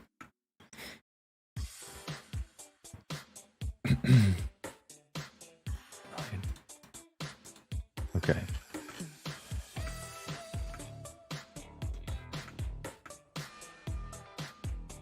I guess first of all, let me see if this one is fine. F12. There you go. Looks pretty good. Of course, there are some small adjustments I would probably like to make. Like here, you can see the lines go over the threshold, I guess, where it switches between gray and or black and red. Of course, these lines should be on top of that, but I can fix that pretty easily. Same here, you can see some weird stuff going on. Let me test something, hold on. Maybe we can get those shadows back if we increase the blur amount. Let me check, hold on. So if we go here, so this is what the goal is, okay? This is the goal. If we increase this to 3, it looks horrendous. But that's fine. What if we go in here and increase the normal blur? First of all, I want to see what it looks like with oh right. What if we double this? Let me save before I do this. I don't know how intensive this operation is. Oh, I actually didn't see it. Hold on. Didn't really do too much. What about 500? Oh, getting better. What about 1000? 1000 blurs. Oh, that looks pretty good. Hold on. Maybe we can do more. 1500. Oh, look at this. It's getting closer and closer here as well. Let's do it a bit more. 2000. Oh, the boom. And we're basically there again. We're back to what we had before. Pretty good. Nice. So we can go with this one actually. Nice. Okay. Well, that's good to know. Let's go back now. Yeah, this one looks different of course now, but that's fine. So, yeah, this one looked fine. I wonder what this one looks like now with the level 3.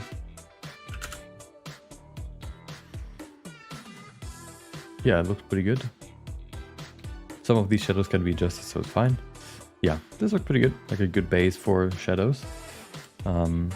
Yeah, I think we can work with this. Look at the shadow now. Okay. But shadows don't matter right now, we only care about line art. So, let's see. This one we already adjusted. Looking pretty good. Next this.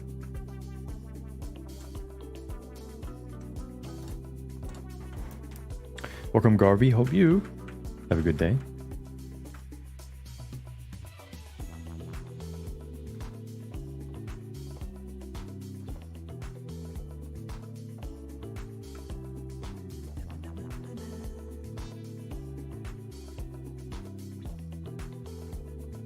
There you go.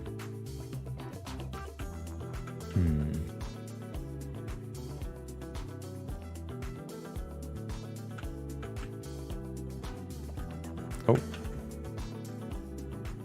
Okay. Today's not that warm compared to yesterday at least. Yesterday was really warm. Well, not super warm, but it was warmer before. But it's you know, I had to use my fan in the morning, which is not good. I guess it was midday, 12 a.m. But still, not good. Usually it's much warmer for me later in the day. But yesterday, I had to use my fan right from the beginning. Right from the morning. Which was, yeah, means that it's pretty warm. Oh, okay, that's fine.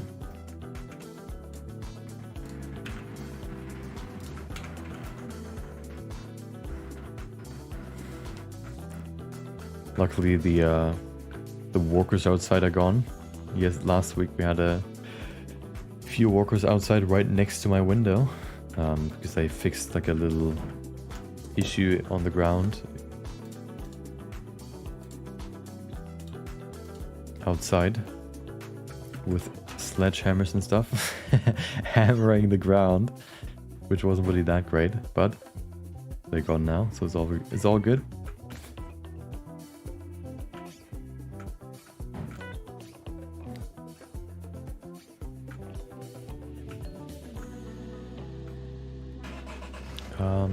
Oh, right.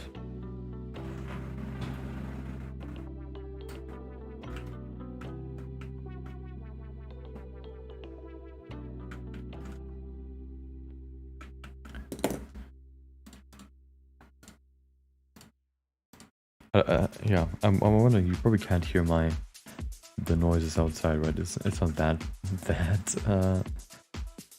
loud. I can hear them, of course, through my headset, but I don't think you can hear it since my microphone has a noise gate.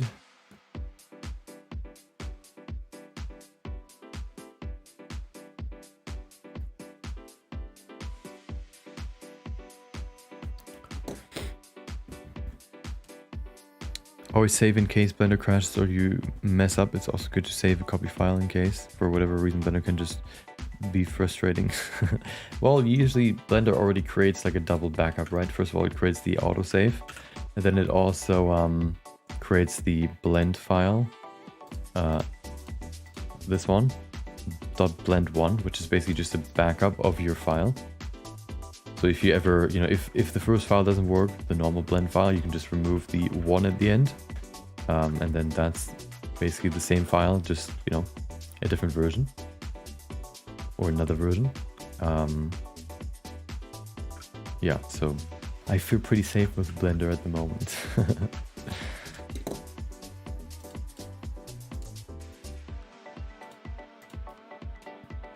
I need to remember to bring the line thickness down again when I'm done with this.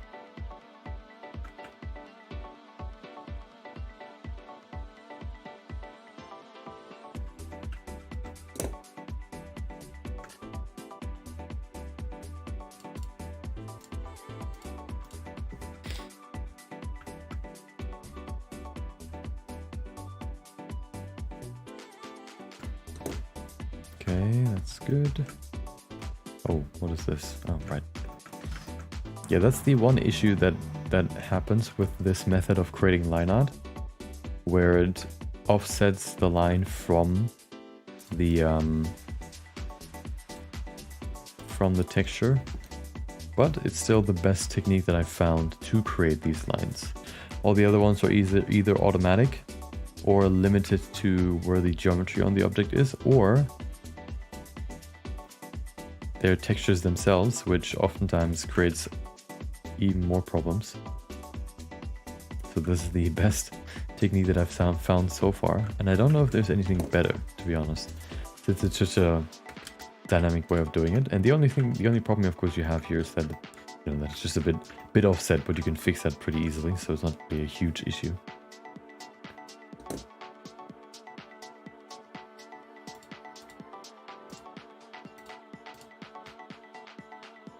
It is pretty easy to fix.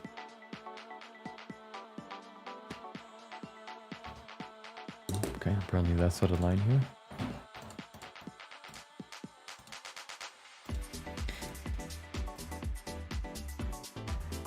Australia is cold, but the sun was nice. It was a warm day today. Yeah, Australia currently doesn't Australia currently have winter, right? So yeah, it should be pretty cold. Always the reverse of what, you know, I have here, basically.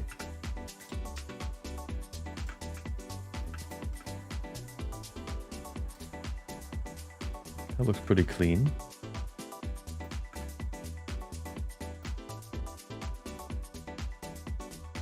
Any small things? This one, oh, there you go.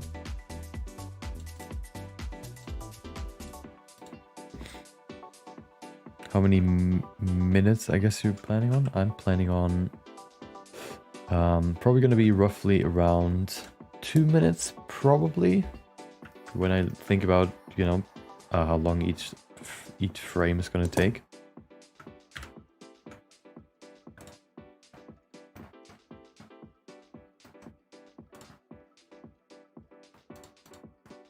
And then considering, you know, the other animation that I've made before, with the Pixar animation, which took roughly, which at the end was like around 5 minutes long.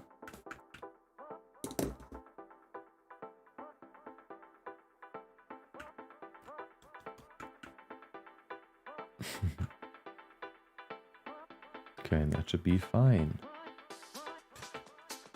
Let's see what this frame looks like. Hold on, there's a bit more here.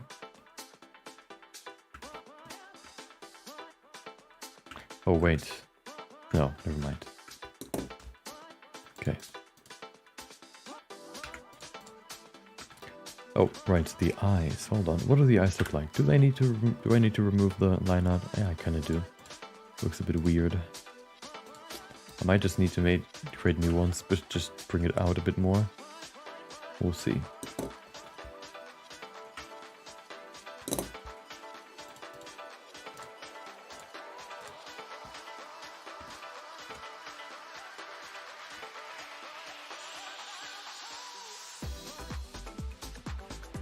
Yeah, maybe the the plan is a bit ambitious with like all the scenes that I have planned, but we'll see, I guess, in 2 weeks how far we are.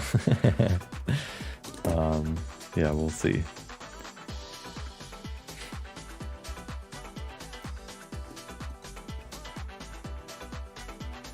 Okay. Oh, there's one line just missing here. Actually, I'm going to draw that later.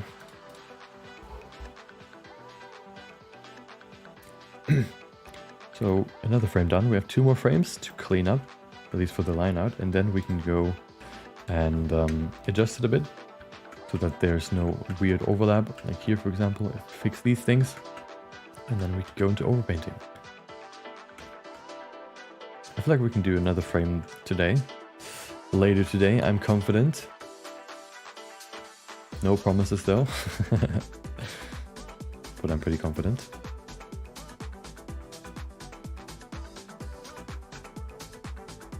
Whenever I create projects like this, I always feel like I can work faster. I just don't know how to work faster because everything just takes a bit, takes some time,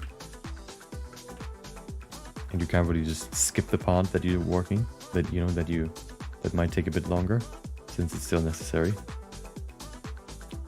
So every time I finish a scene, I'm like, oh, I can probably do it faster next time, but then nope.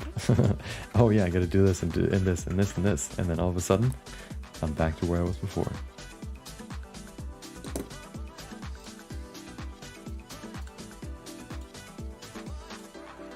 Hey, at least we can enjoy some funky summery disco vibes, right?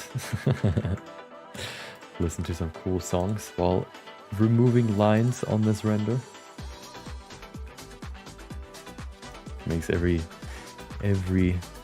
day just a bit better. I think there's one thing that I just couldn't live without: music. The world is just too quiet without it.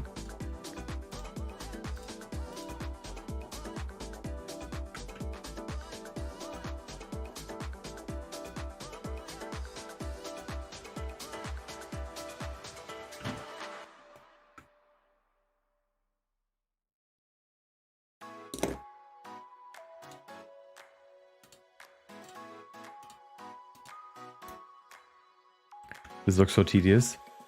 It is, but it also makes it look much better. So it's it's unfortunately something you kind of have to do if you want to create the style that I'm going for. But it's also more tedious for more static scenes, since for the dynamic ones you can be a bit more lenient with the lines. There you go.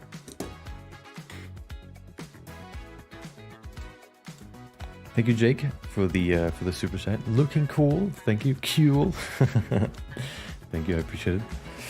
Getting there slowly. I have one more frame after this that needs to be refined, and then we can do some overpainting and make it look amazing. Okay. Okay. You know, the more I do this, the more I kind of learn about all the tricks other animators, or like the traditional animators, probably also use to speed up this part of the workflow. The refining. Also, I think I recently, like, I always wondered why anime, like the storyboards or like the sketches of the scenes, have these different colored lines. Let me show you what I mean. It is anime scene sketch. No, that's not really what I wanted. Oh, scene sketch. Anime. Oh, maybe storyboard helps. No, how do I find these? This one?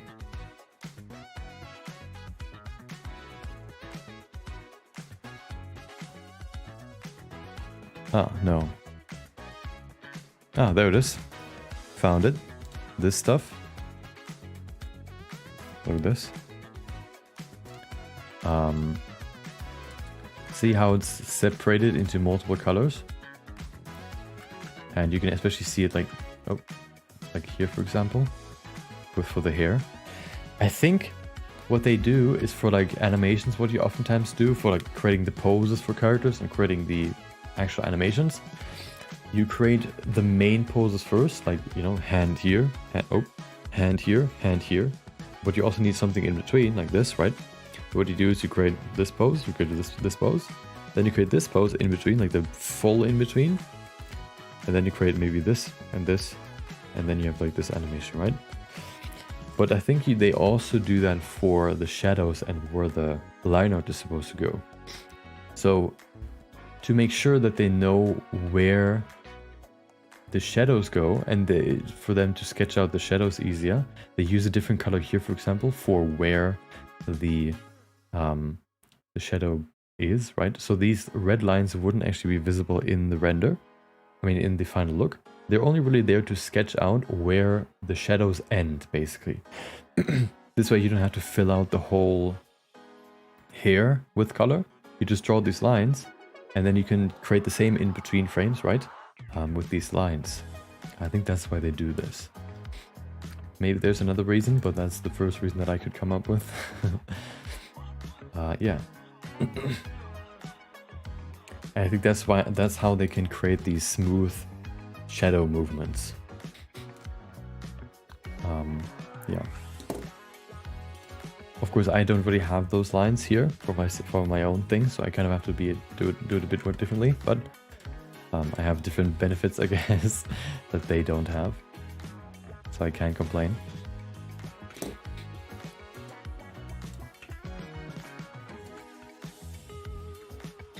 New Alien Romulus? What is New Alien Romulus? Worth the time, but so much tedious. Imagine Alien with the cell shading style. Yeah. Different color lines help with shadows. Yeah. Yeah, it's... You know, imagine this, but you would also have to redraw him every time. I'm currently only removing lines that are too many, right? Or at least right now, I'm only deleting the lines that don't need to be here. Imagine...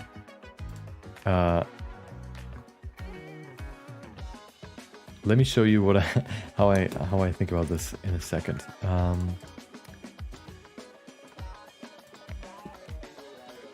me get rid of this one. Okay, so in terms of work, okay, you have two graphs. You have two graphs. If you have like time, right, and then you have, I don't know, like work spent or like final, right? Final look and time spent. You have traditional anime, which looks, I don't know, if you go for, if this would be like the standard or like the comparison, it would go like this, right? You would have to create the sketch out the character, then create the line art, create the fill, create whatever, all of this stuff, you know, step by step until you reach the end. But here, for my workflow, it's a bit differently. It works a bit different. I already have the render, so it basically goes, oops. Well, I have to create the character first, but then once I have the character, right, it looks more like this. So basically, it goes up. I have too many line art and stuff. I need to bring some stuff back in. So the next part of the work is basically just to bring it back in line into something that would look something similar to this. So mine looks a bit more like this, but also still faster than this. Since I have like all of this work already done, I just need to then, well, I guess maybe here, but still, it gives me too much, and then I need to rein it back down, and then maybe adjust some small things to bring it in line with this, I guess. So yeah, it's much faster, of course, for each scene, but there are some small things that are kind of tedious that I need to adjust. Which, you know, still in comparison, I think aren't too bad. I wouldn't want to do the other side, let's say that. I like where I am.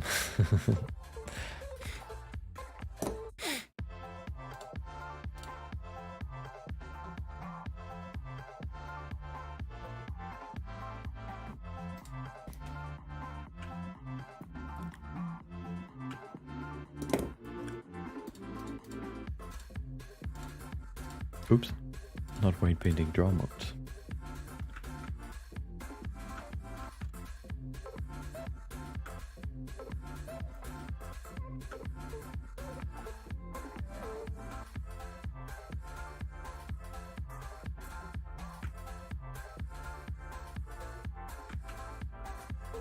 Okay, I wonder why there's like this zigzag here. Maybe because of the deformation of the model, I don't know, maybe.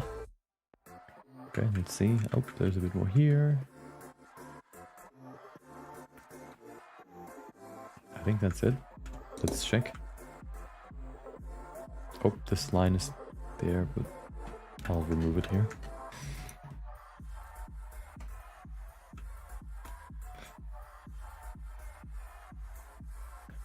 Welcome, Forte. Hope you have a good day. This looks pretty good now. This line, you can see there's like jittering here. Right here. So these lines are different. Let me just remove this one and then we should be good. Oh, right. So I need to make sure, of course, that the lines that I remove are the same in each frame, because otherwise you get some weird line jittering with lines sometimes being there, sometimes not.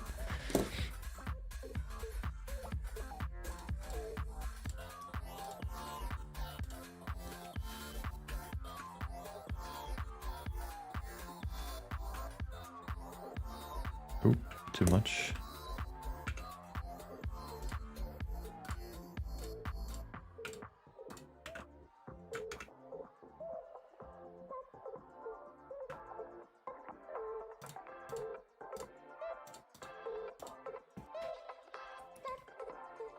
Okay, there you go. That's fine though, the small jitter right there. I wonder why it jitters, because this model doesn't really move, except for the arm. Oh, there's one more here. Oh, right.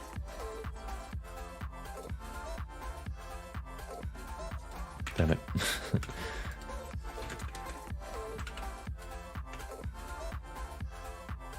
And then here.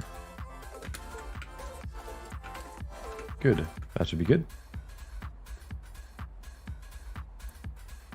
No difference here. And then this, of course. I think this is fine, the movement. Maybe... Nah, it's fine. I thought about removing the movement here, but that would probably look kind of weird, since the silhouette still moves. So I'll just keep the movement there. And yeah, I'll just work with it. Work with it instead of instead of removing it.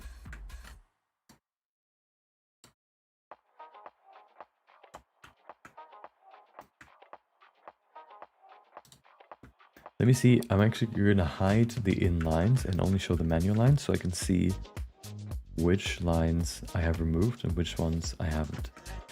That makes it a bit easier to see. Oops. Bam. There you go. Perfect. This one's gone too.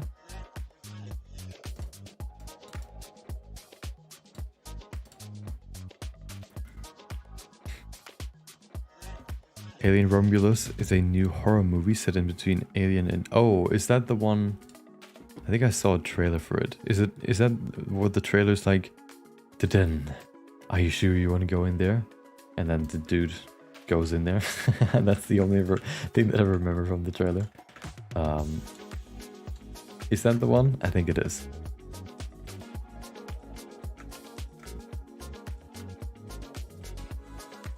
He was sure he wants to go in there.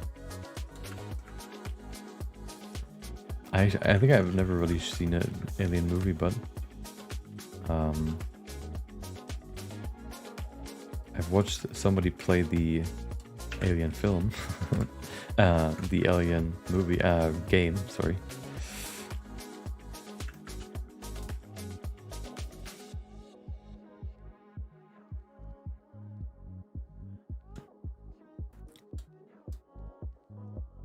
Wait, what? Oh.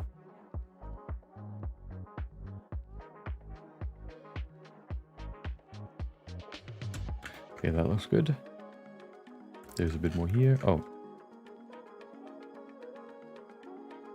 Okay.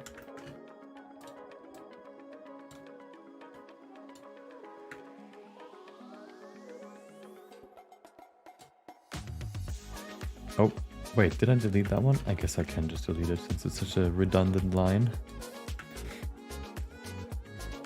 Keep the silhouette, it'd be cool in the animation. I think it's Deadpool, nothing makes sense. Yeah, the silhouette will stay the same. I can't really change the silhouette because that means I would have to change the model. And I haven't really played around with that yet. I maybe want to do that at some point, but right now I don't really... I don't think for this scene, because it's such a fairly static scene.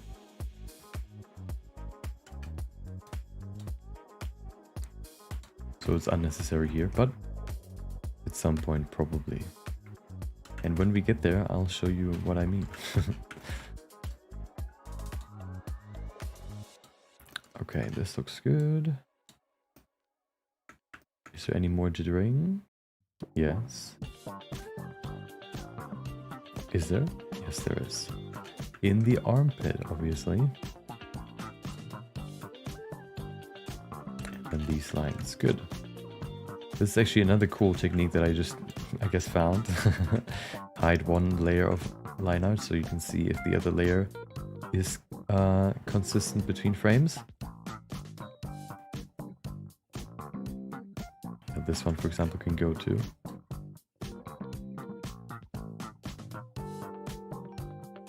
Good.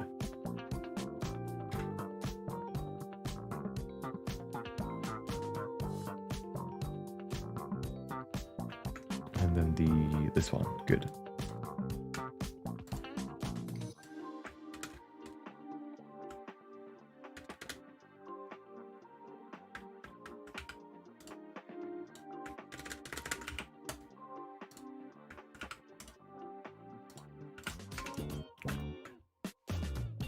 And that should be it. Nice. So let's do that for the other one too. And then let's check one more time. Anything you see? Probably not. There's one little pixel there, but that's not going to be visible once the other line is there. Let's do it for this now. Okay. First of all, pretty obvious, the eyes. Oh.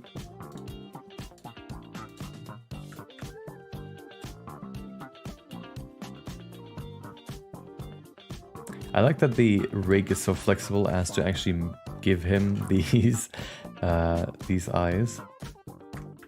I wasn't really sure, but it helps a lot. It's kind of similar to how Miles' eyes are in the Spider-Verse movie, where they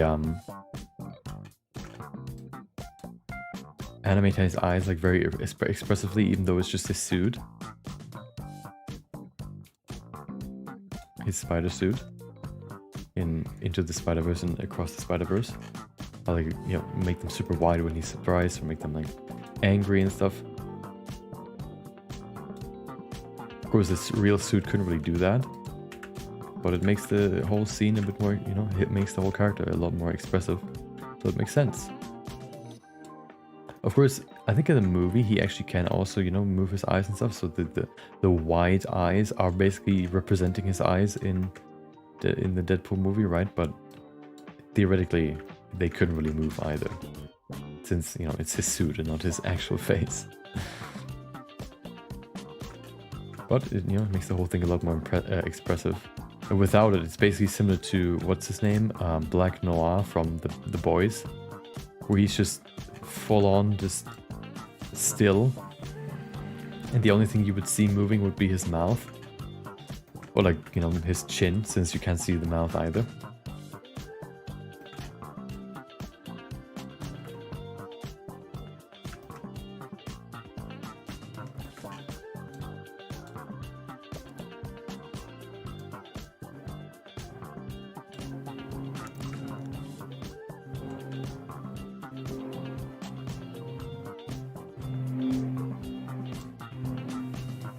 Can you hear the plane outside? Jesus. Is that even a plane? Sounds like it. What is this? Okay, let me mute until it's over. Oh. Oh, I muted I muted the music instead of my microphone. But it's over now. Alien Isolation is the game you were trying to mention? Yeah.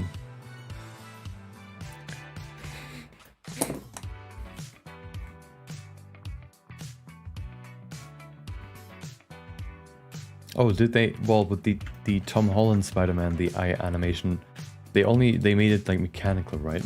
So they actually created like multiple layers for the eyes with the Into the Spider-Verse. Well, let's go with the cross because that's what that one's newer.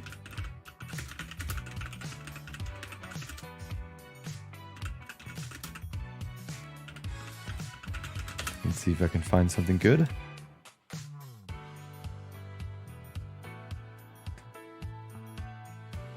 Here, for example, Spider-Man, the Marvel Spider-Man couldn't do like this stuff, for example. That wouldn't really be possible.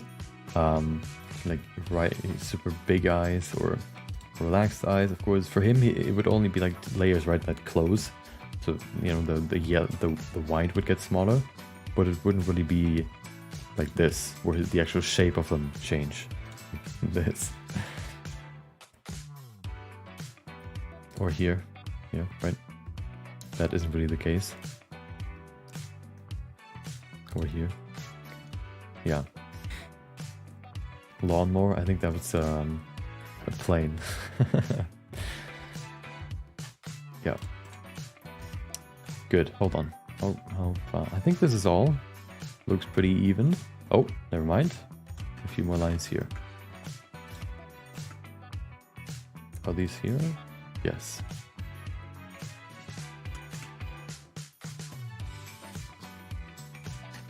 And then the lines are done, finally.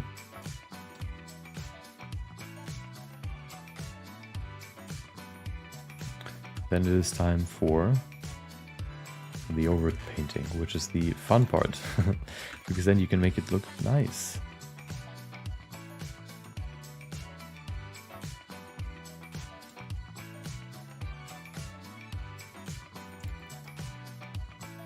Boom. Okay. There you go. Oh, one more line right here. Zip.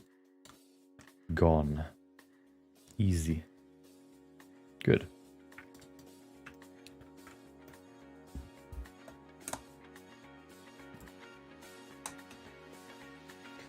Okay.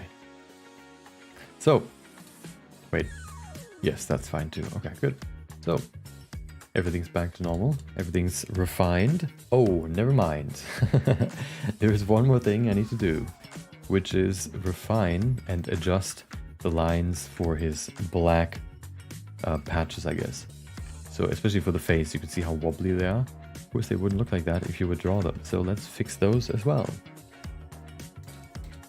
I have an idea how I want to do this. This is an idea that we had yesterday. I think Ash gave me the idea, and I want to try it because I feel like it can work really well here. Yes, let's do it. Okay, so let me show you what I have in mind.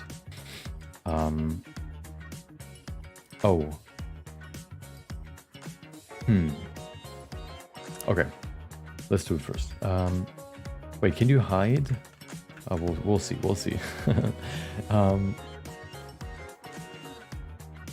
Actually, is that a good way to do it? Okay, let me think about this. So here's the plan. Here's the thing, right?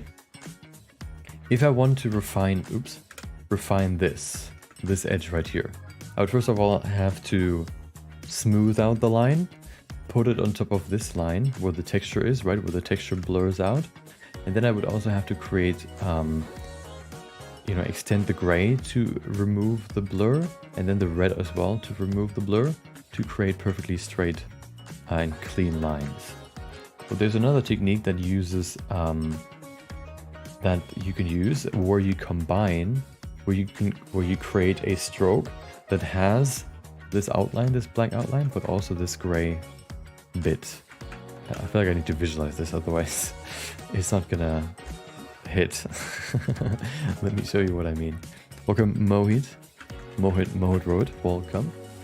Let me show you what I mean. So, grease pencil, blank, there you go. If we were to draw, right?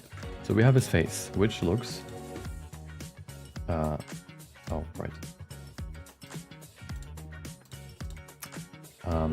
We have his face.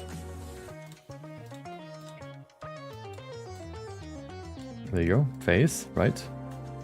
And then we have his eyes, which are... oops, what is this? Right, there you go. 3. His eyes are... Hold on, I need another color. So we have the red, of course, in his face, and then we have the black, which, of course, isn't really black, but more like a gray color. Kind of like this. Okay. So for the eyes. Boom. Okay. I guess the other one too. There you go. And then we, of course, have the eyes too, which are white. Okay. So here's the thing. If this, of course, has outlines which look weird, right? Like this. Let's just simulate it. Weird outlines, right? Let me actually do it 5. There you go. Weird outlines. And I want to adjust them. To, you know, I want to fix them. How do I do this? What I could do... God damn it, hold on, I do... Oh, first thing I want to test something. Well, can I hide this? No. Okay. But that's fine. What I could do is you can create multiple layers for this, kind of like Photoshop. So you could have the fill layer, and then you can have the lines layer, and then you can select the lines and move them to layer lines. There you go. Which means that if I hide the lines layer, only the lines are gone. If I hide the fill layer, only the fill is gone. So what I could do now is I could go to the lines and go into scope mode, and I could, you know, adjust them so they fit onto, they fit onto, you know, the actual shape of his eyes. Where they, you know, they're supposed to cover the actual edge between red and gray. So I could do this and just go and scope this and fix it right like this, right? Or what I could do is you go into draw mode, remove all of this. Okay, remove the lines altogether, and then create a material that is a double material. A material that has a stroke line, right? A stroke, but also the fill. So that when I draw this now, it looks like this. Well, there's a gap, but you get what I mean. So what I could do is also, I could just draw over this with a straight line, right? And since there is a blur between these, there's like a blur, so what I would have to do is extend it a bit, like this. And, you know, imagine me finishing the whole drawing, okay? There you go. Okay, create this. The issue then is, of course, that the white isn't visible anymore. But what I could do before I do this, create another layer and put the lines on top of that. And this should speed up the process a bit, because what I would have to do otherwise, if I don't use this technique and I do this technique where I sculpt it, right? I go into scope mode to adjust the lines. The problem is, as you've seen here, there's a slight blur between, you know, the texture is blurry, of course. Which means that once the line is on this blur, it will not cover the blur fully. There will be like a slight blur visible. Wait, let me render this and make sure that it's actually true. Oops. Maybe I'm just... maybe the lines are thick enough. You know what? I feel like it's fine. I feel like I don't even need to do this. I feel like it looks already pretty good. Yeah, never mind. I actually don't think I need to do it.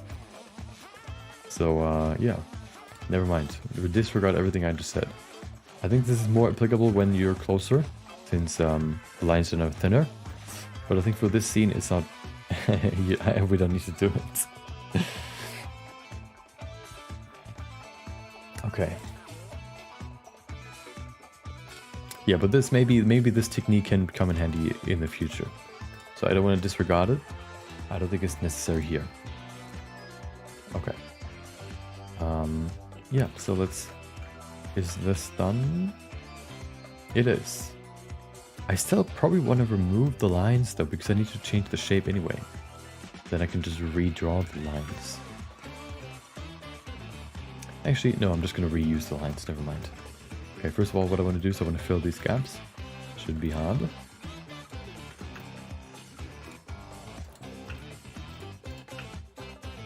There you go, I just want to connect them again. And then we can get to adjusting.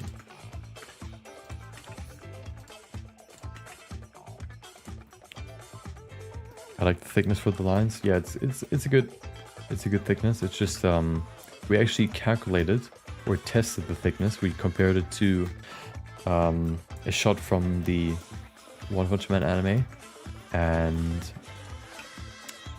yeah, so this is the correct line thickness for this. So now we just need to, the thing that is missing from this right now, if you look at this, the only thing that is missing for these lines is a slight blur to them to make them a bit thinner.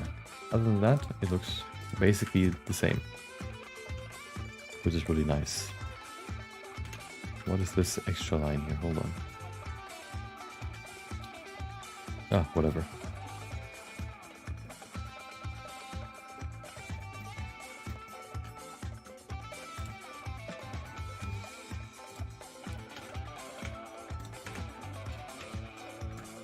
This one's fine. Okay, everything seems to be connected for this frame.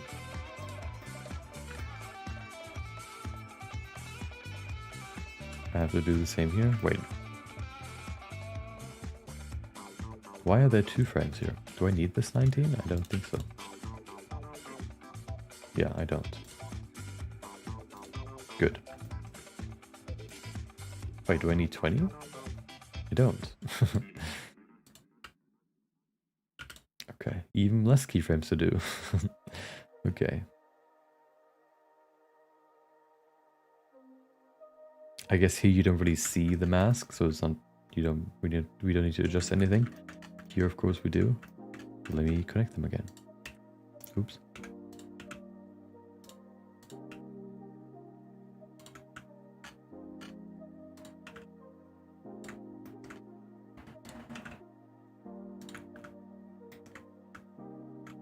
I like the thickness of Deadpool.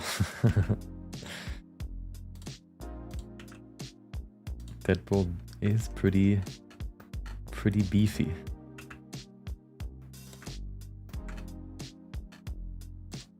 Oh, okay.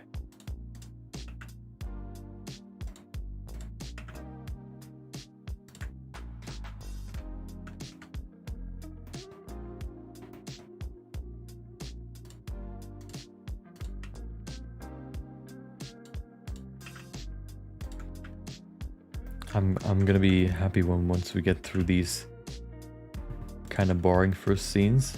You kind of need them to kind of introduce, you know, the characters and stuff. But you know, compared to the rest, they're pretty boring since not much happens. When we get to VFX and stuff, then stuff gets fun. But right now, I guess we need to go. You know, we still need to get through these. Oh, wait.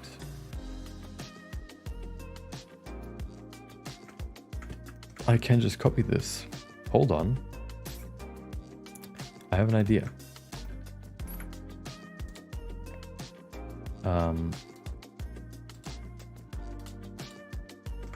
What I will do is, let me go in here.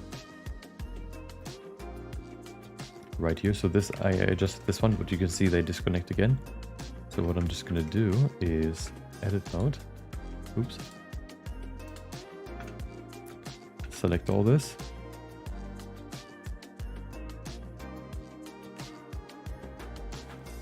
Okay, extend so that it selects everything. And then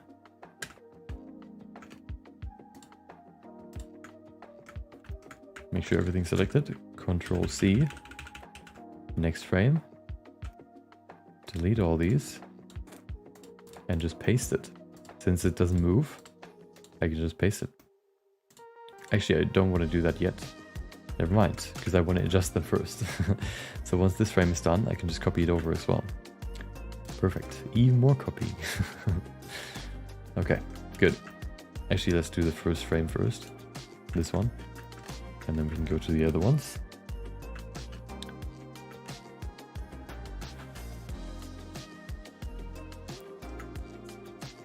Right, so let's adjust it.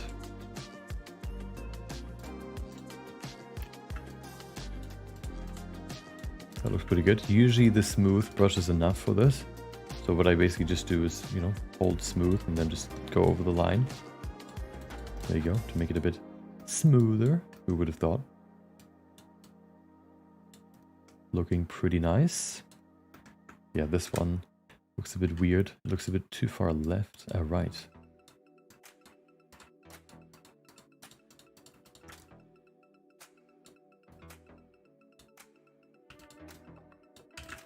There you go. That's better. Straighten this line.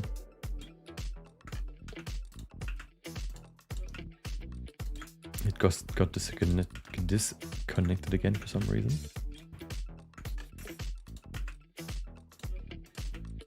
There you go, look at this. Looks much cleaner now. Of course the gray is still wrong, but we can fix that in a second. What I want to do now is just kind of bring it in line where it still looks good. Like here. Oh, I guess I should connect them first. There you go.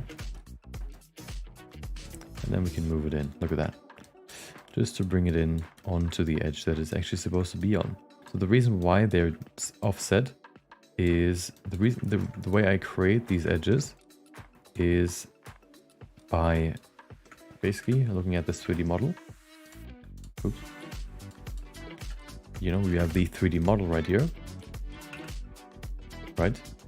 And then we also have another layer on top of that, which are these individual edges.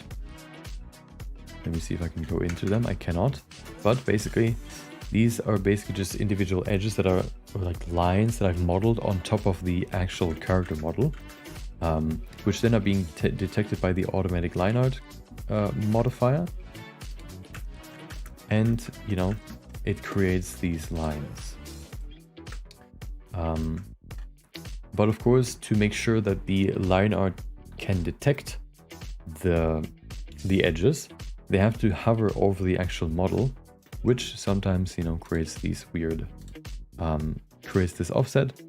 But, you know, it's better than not having the lines.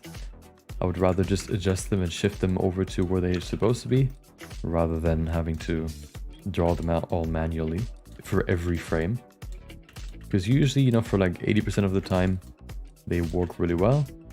But sometimes, you know, like here, you have this weird offset.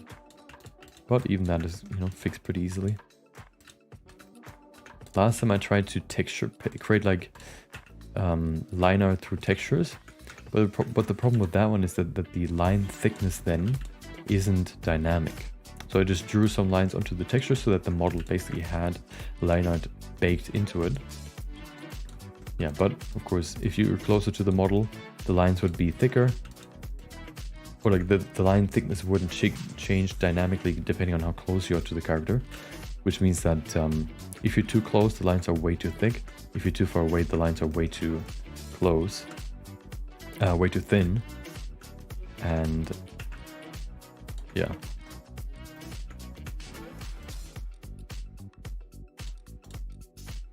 It creates a weird look.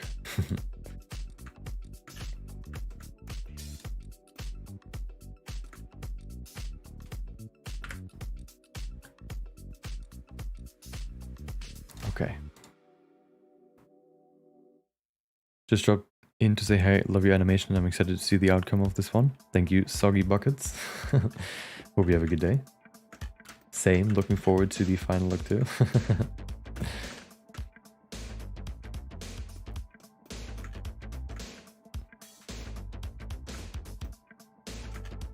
Okay, so this looks pretty straight now. This frame looks nice. This one doesn't need to be adjusted, except maybe here. Oops.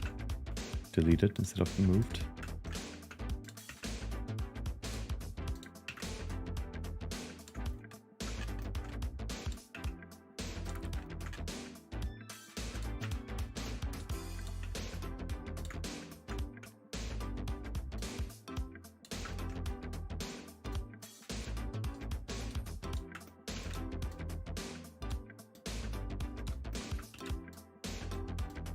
Something I haven't tried yet with these shots is to add some post-processing. I mean, some post-production. But we'll get into that a bit later.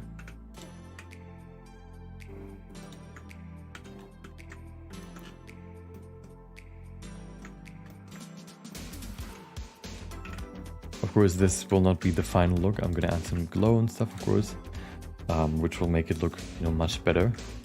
But of course, I can't really see that here when I add that later after the render.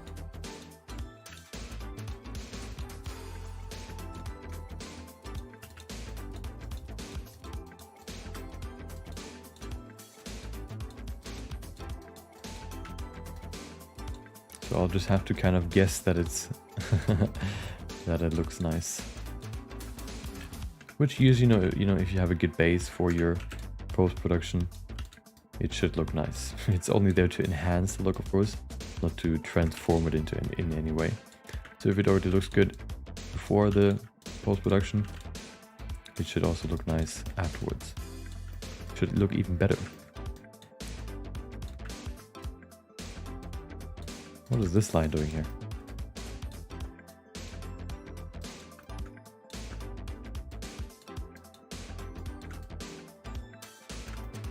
Hello? Where do you come from?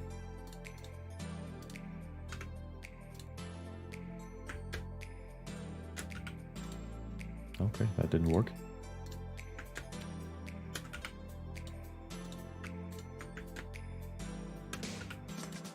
Jesus, how many lines are there?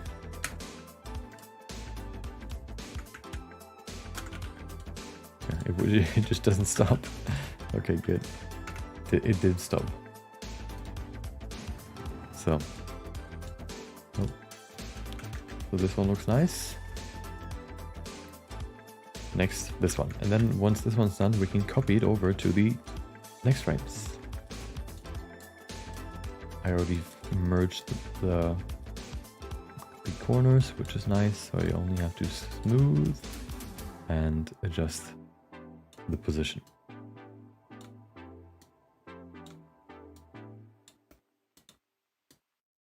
That's another issue with 3D models, of course, and the automatic line art creation. It can be a bit wobbly at sometimes, looking at it like from a 2D perspective, but it's not that bad. It's usually forgivable.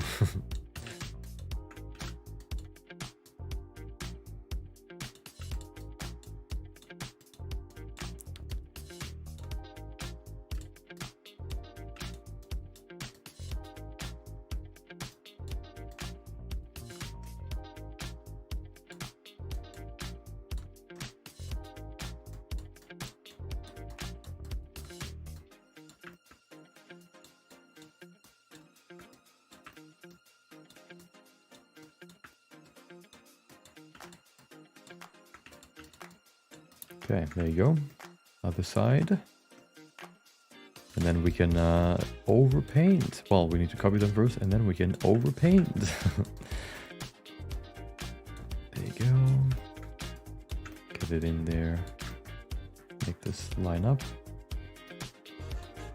That should be it. Oh, well, there are some other parts too that I might need to do this for, but actually, I think it's fine. These ones... maybe maybe I'll do it. Have you seen the Mummy trilogy? It's one of the best movies ever. Just don't watch the Tom Cruise one. Wasn't good. And the title of my Halo series is Halo Silent Storm. I have not. I don't watch much much media, so when you ask me have you watched this, I probably haven't, but I've heard of it. Will there be a Deadpool breaking the fourth wall scene? Yes, there will be.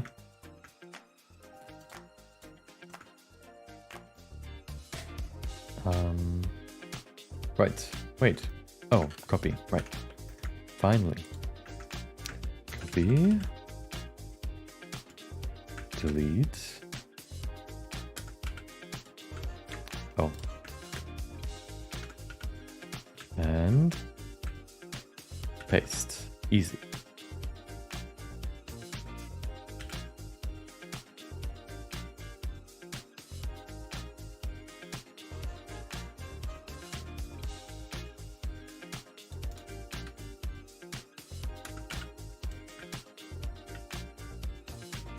And one more time.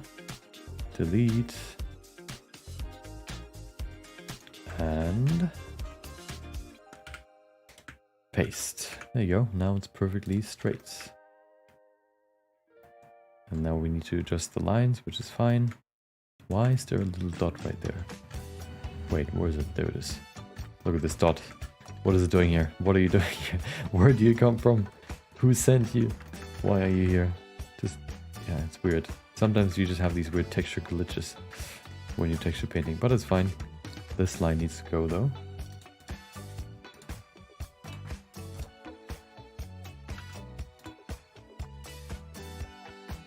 Okay, good.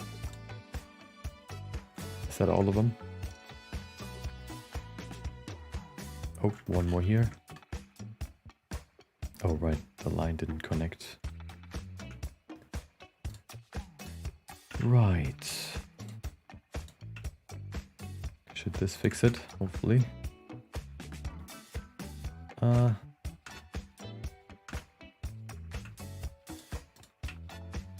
should be fine. Yeah, it's fine. It won't be visible. Welcome, Vanny. Hope you have a good day. So, look at this. So this is the, I think this is a pretty good base for some overpainting. Oh, I also see the shadow moving, which is kind of weird. But I guess we can fix that in Overpaint. First thing first, I think what I want to do, let me actually check if there's any more lines we need to adjust. Oh, there's a bit more here. A few more spots. But it's such a small scene, we'll go for 80% rather than 95. So I will leave it. And maybe I'll forget about it, and when I check it and don't see it, then I don't need to change it. Okay. So let's go into Overpainting. It is finally time. First thing first, this shot.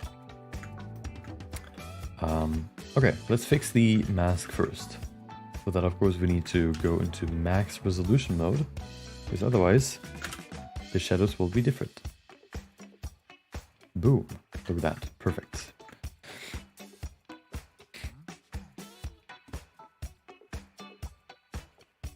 I never knew the dot was there. Yeah. The same here. There's another dot right here. I just know that it's there, so I always see it. Okay, Overpainting. Wait. Triple lines. That's one more thing. Okay, one more thing that I want to remove, okay? This is actually triggering me right now. Why are they there? One more thing.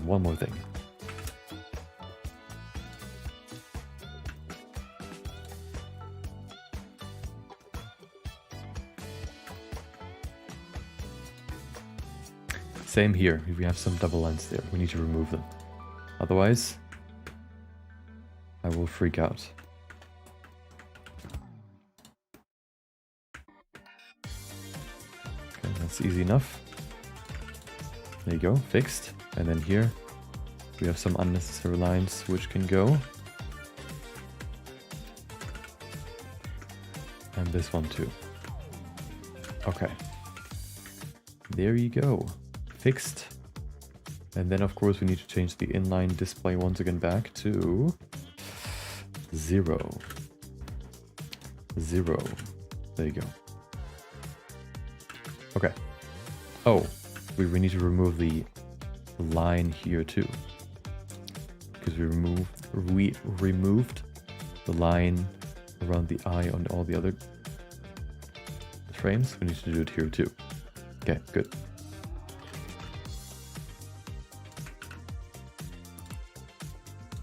Perfect. So, time to paint over.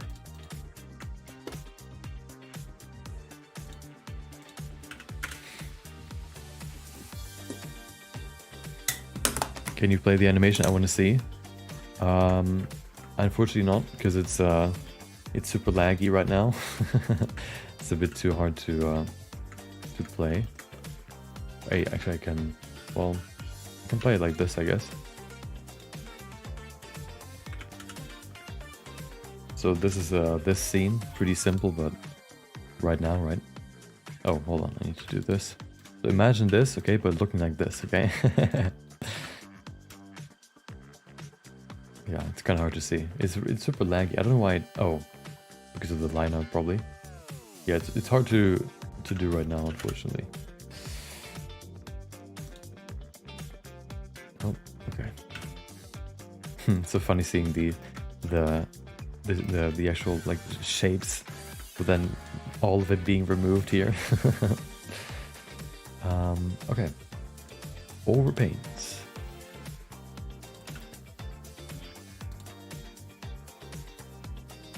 Let's fix the mask first. Welcome, Blubtoon. Hope you have a good day.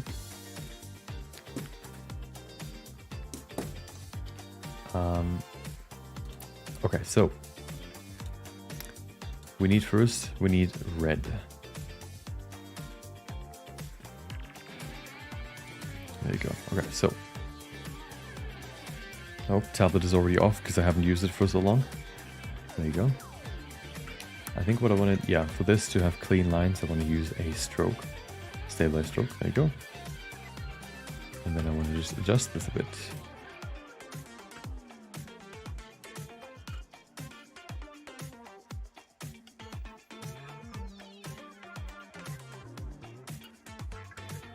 So the reason why I'm so paranoid about these edges is because even though you don't really see the weird blur, is because the lines get thinner the closer you get. That is important for the final look, but it also means that you see more weird details that you wouldn't see in the final render. And I just can't get that out of my head, so I just always get paranoid about it.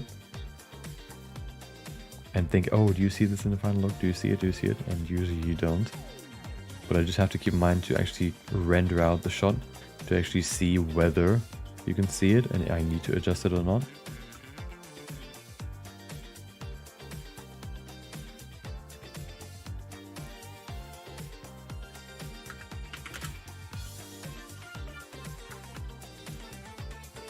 Okay, that's good. On the other side. Is your CPU failing?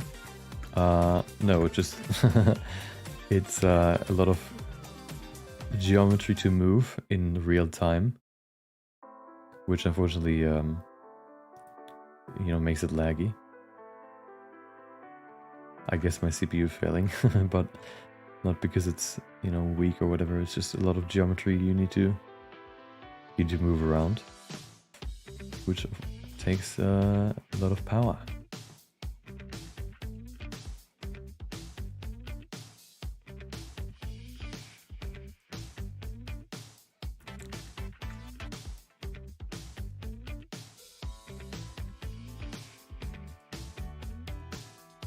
Okay, that's good.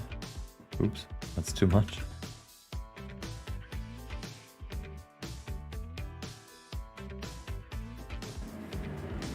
Why is it doing this? Hold on. Okay. So, let's fill out the parts that aren't too far in, and then the mask. No, the shadows too.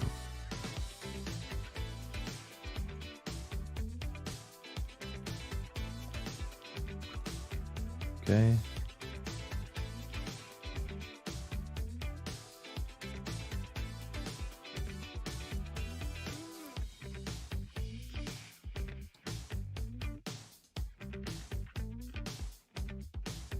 Boom. What? What just happened? Nothing, for some reason. Oh. Is it still... Why is it still doing this? Weird. Welcome SN, hope you have a good day. Maybe I should specify in the title of the stream that it's a 3D animation, not a 2D animation. Because I can imagine people wondering why I can't play the animation if it's a 2D animation. Oh, there you go.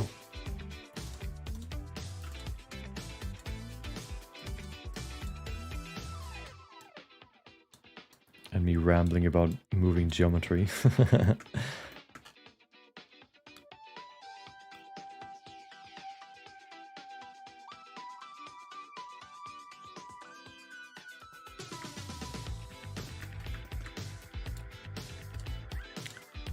which of course doesn't exist in 2D.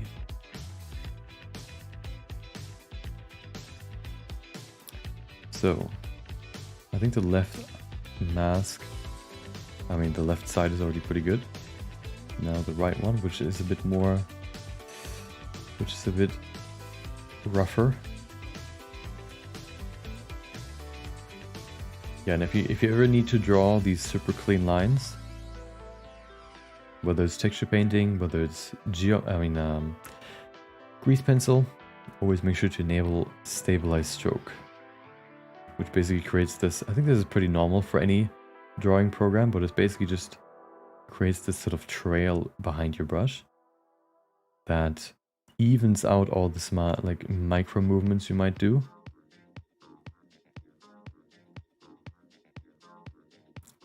And makes your brush strokes a lot smoother.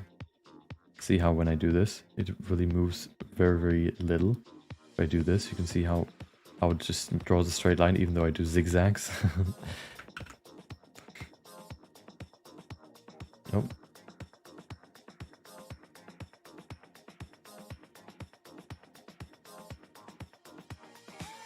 Do you need to do this for every frame? Yes, indeed. But there are not too many frames I need to do this with, at least for this scene. So it's not that bad. Okay.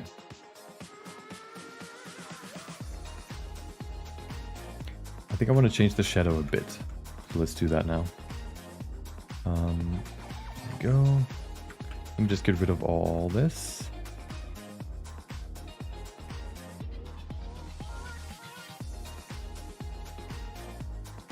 Oh, wait a second.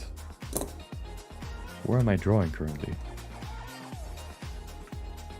I'm drawing on the wrong plane. Hold on. It's too close to the it's too close to the character. Hold on.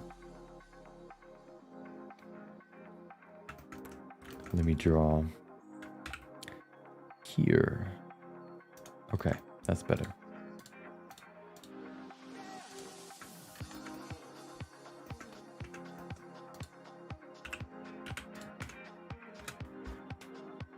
Should I subscribe to you? I guess that's up to you.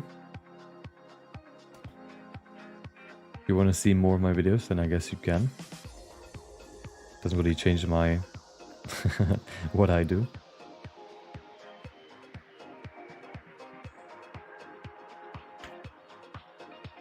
Okay, this looks pretty good, but I think I want to actually go a bit closer. So let me grab this.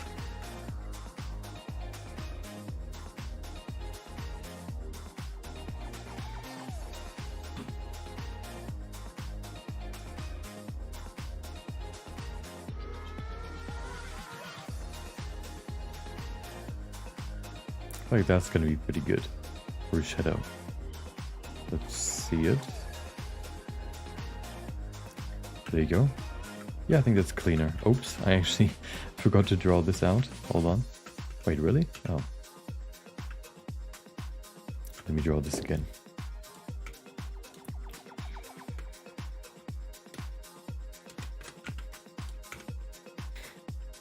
I'm your #1 fan.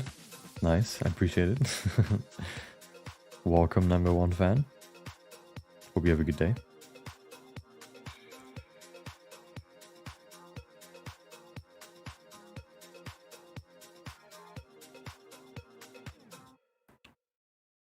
Okay.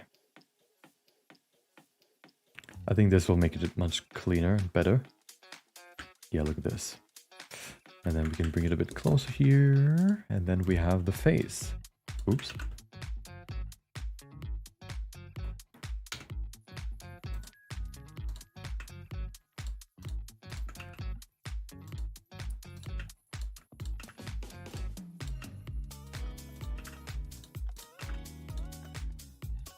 Okay.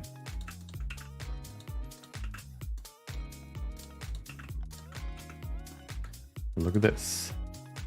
Oh, right. This part here. Let me go back to drawing and add the shadow here too. And then we have a pretty good head.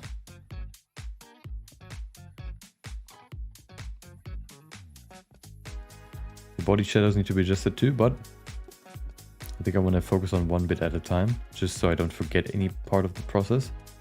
I think doing one at a time is easier than having to remember the process for each frame.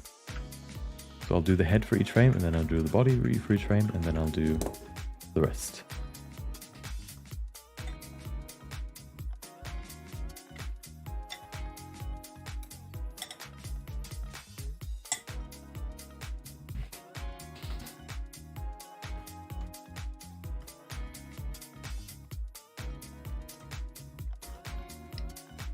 Sounds slightly tedious, but not even close to drawing every frame from nothing. Yeah, we talked about that a bit earlier.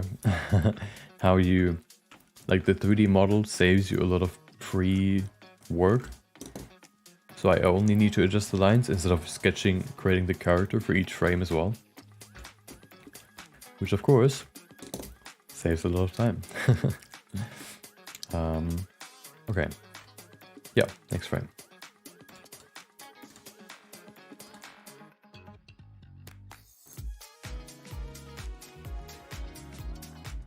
Oh.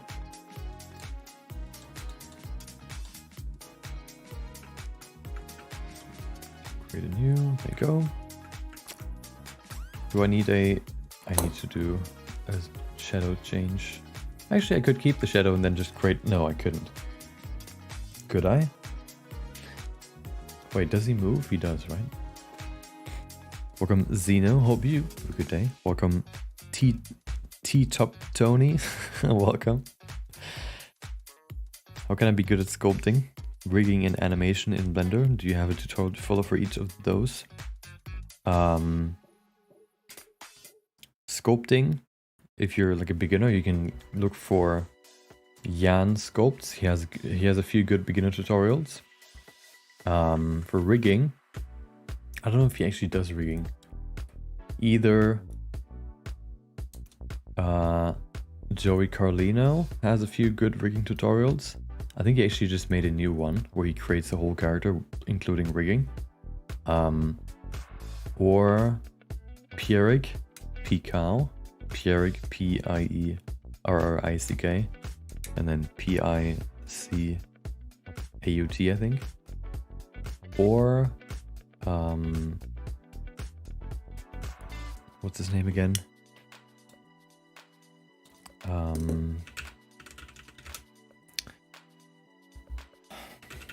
What's his name? Hold on. Royal Skies has a few good tutorials too.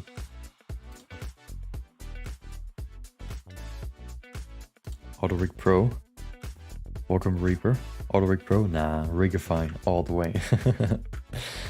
I have both, but I just use Rigify because once I understood how Rigify is supposed to be used, I prefer it.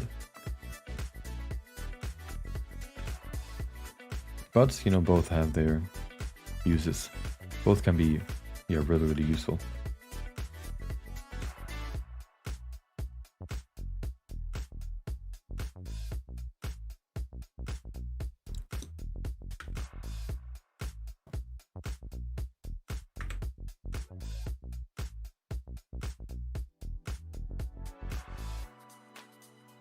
Oh, more pixel dots, pixel glitches, but it's fine. Okay. Do the same here. This frame is pretty easy. Never mind, not if you're drawing with the wrong color. Oh, hello.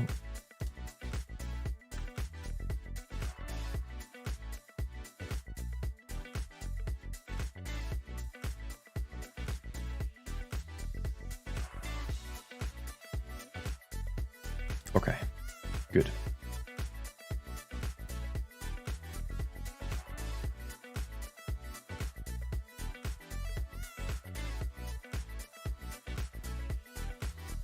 Around the finger, and there you go. That's fine. And the shadows are done for this frame. Huh. You thought you were done? We're done? Nope. Next frame.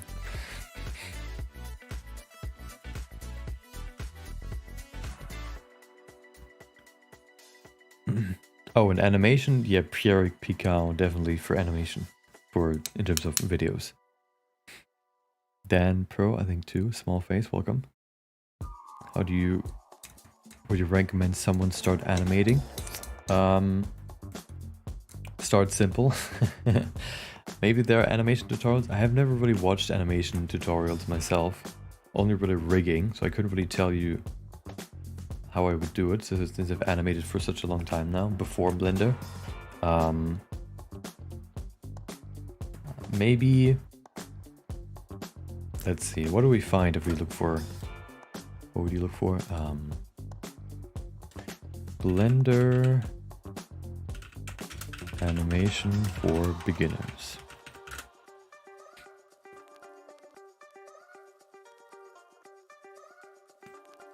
Yeah, there are probably quite a few good tutorials out there. You just, you know, if you look up just like, you know, whatever you need, like Blender animation for beginners, you should probably find some good tutorials. I don't have any specific ones.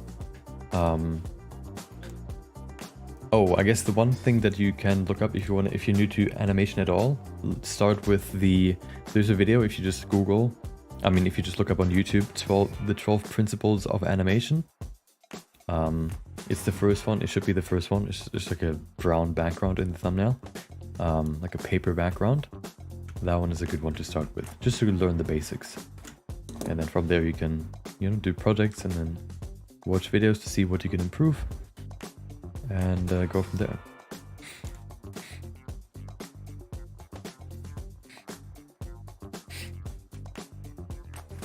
Have you ever seen Young Justice? Nope. What is it about? Have you tried using IK methods? Yes, this rig has both. What do you use to edit your videos? I use DaVinci Resolve.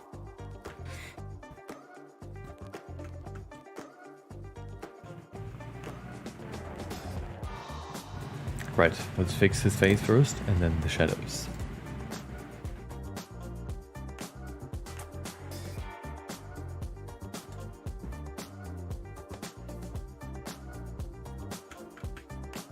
Also, you can increase the radius for the stabilized stroke to make them longer, the little leash at the end.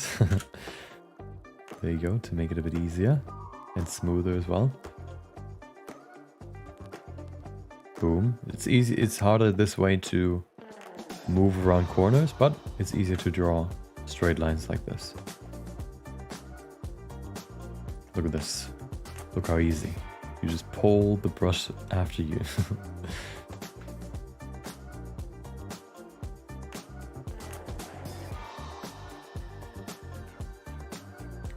Boom.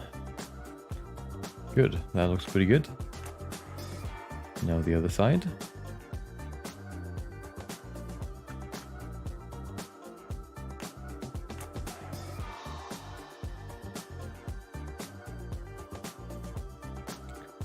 Also, being further away makes it usually easier to draw straight lines. The closer you are, the more jittering you will have.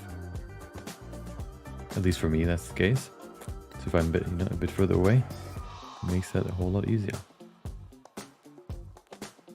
I wonder if I can increase the stepping. You see how it's you know, always moving in like these steps rather than like a smooth line. If I do this, you know, nothing happens, but then if I move further away, boom, it actually moves. Is that the case for normal strokes? Hold on.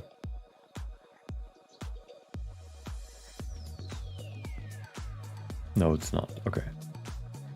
Can I change that? Hold on. Because sometimes I jump over where I would like to change direction. What does the factor mean? What is this 0.1? 0.5? Oh, aha. There you go. So, if I should... Hold on. If I change this to 1.99. Aha, look at that. That's so much better. Oh my god. Why do you even... why make it jittery? I guess maybe the lines have way more points this way.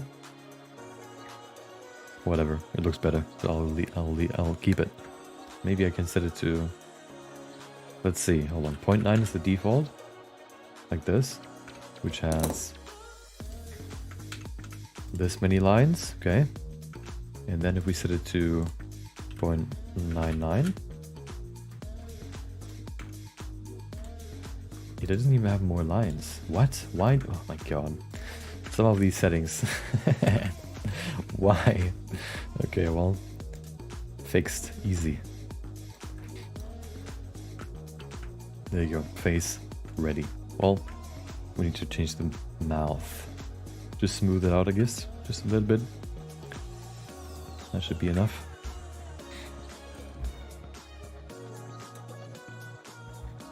Welcome Ink for Phantom, hope you have a good day. It's a DC animated show, okay. The voice acting scratches an itch in my brain. Premiere Pro but free. I was there at some point too.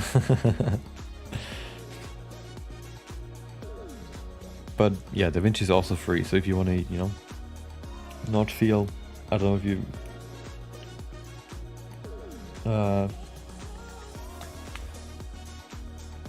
you know, it's basically very similar.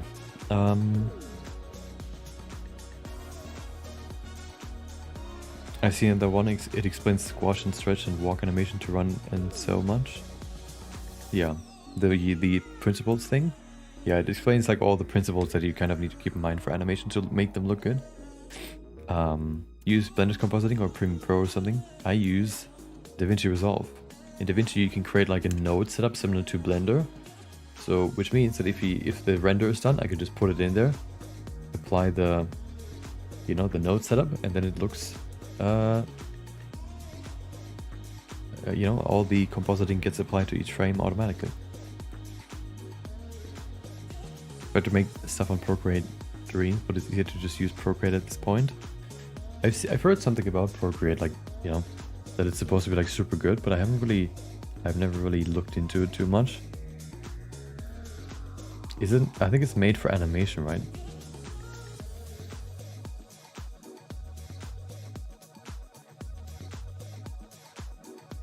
Look at this perfectly smooth line. Oh my god, so much better.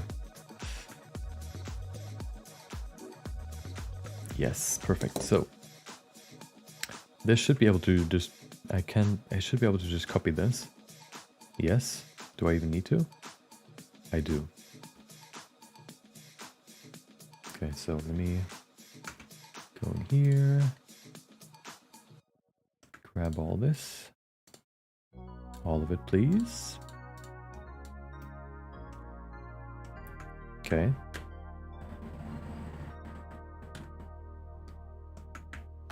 Copy. Next frame.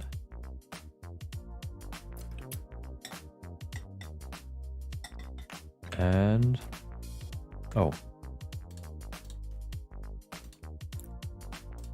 Reset and paste. Oops, never mind.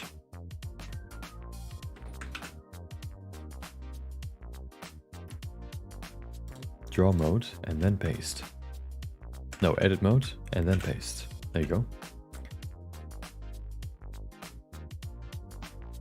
Good. Next frame.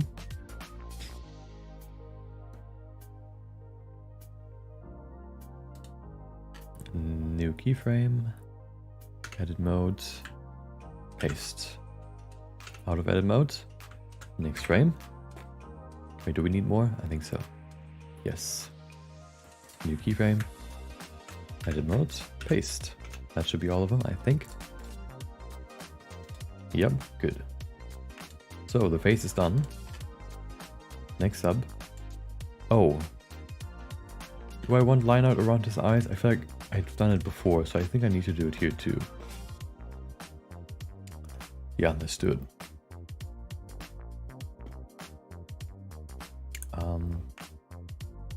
Oh, there you go. Shouldn't take too long. It's basically just drawing 3 frames. No, maybe, yeah, 3. 2.5, I guess, because on one you don't even see the eyes.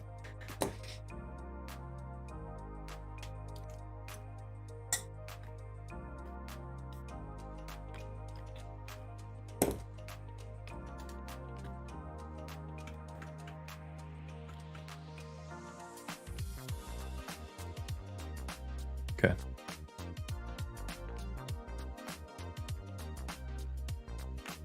What is happening? What is this? I didn't know that layers have different brush settings. That's weird.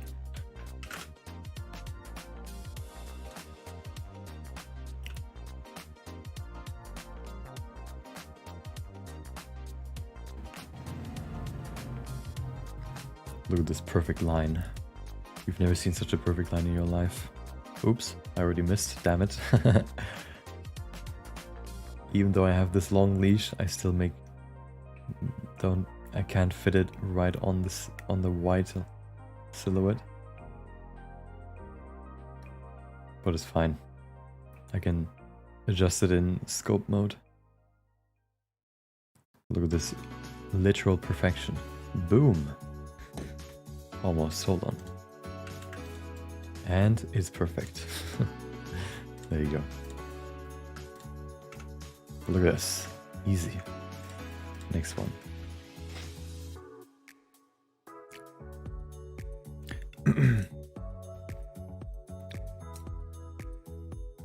I just need to grow more patience.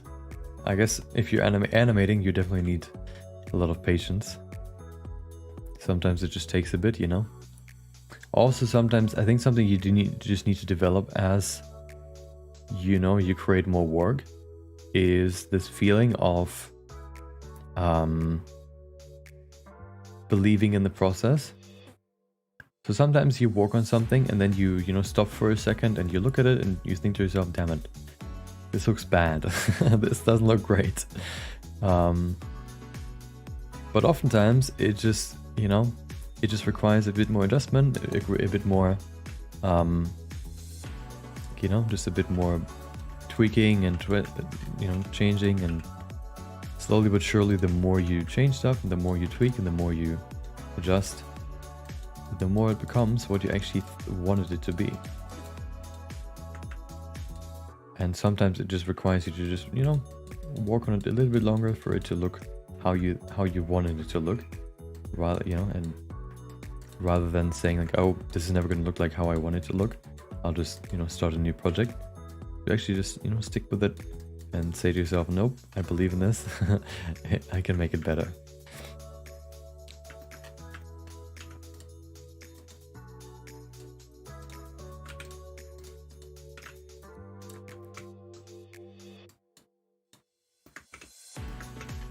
I think that takes a bit to develop too. Since you know, the more you do it and the more you realize, hey, this actually looks better now than I expected, the more you kind of develop this confidence in, you know, your work, and you know, this you know, you can develop this feeling of, you know, it looks bad right now, but I know that I've done it before, that I've improved it before, so I can do it this time too. And yeah. Let me render this shot real quick so I know that the stroke thickness is correct. It looks too thick right now, but maybe that's just me. Is it too thick? Yeah, it is. Damn it. Also, what is happening here? Oh, right.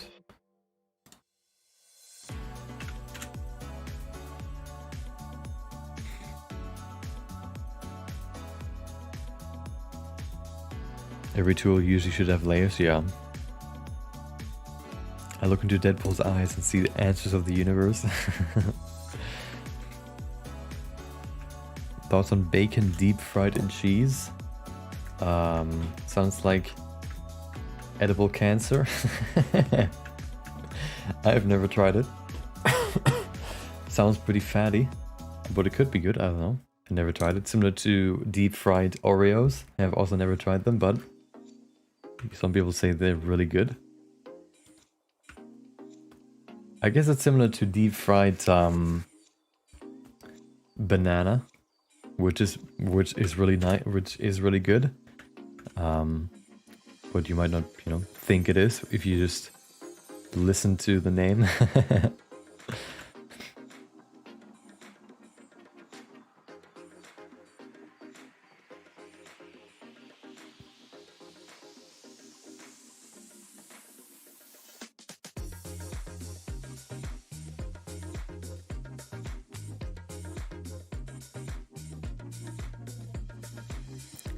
Damn. This line is perfect. Almost. 85% perfect. That's all that matters. 85%. And... damn it, I missed the line. I can fix it though. Boom. See, almost perfect. Depending on how close you are, it is either perfect or exactly not perfect.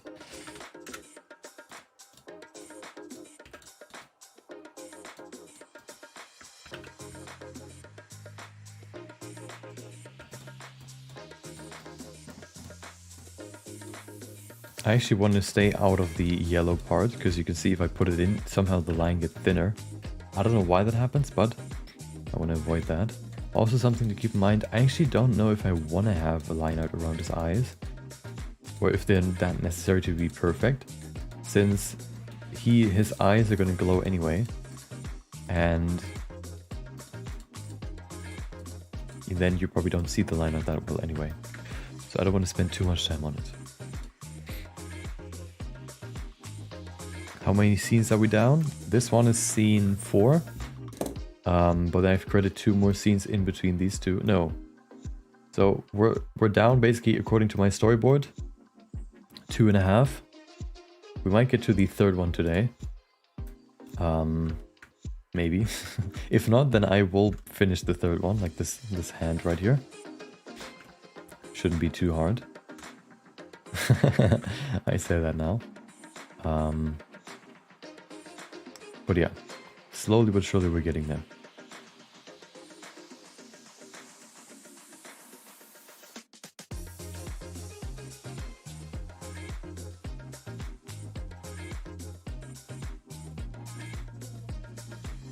Dude, now that it's not blocky or jumpy anymore, this tool feels so much better to use. Nice.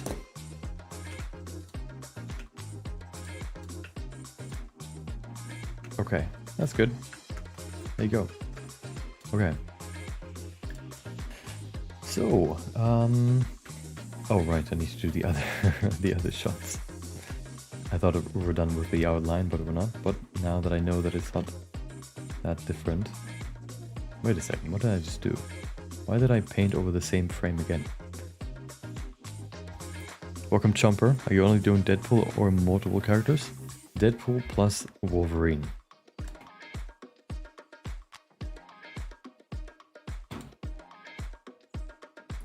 Those are the ones that are part of the animation.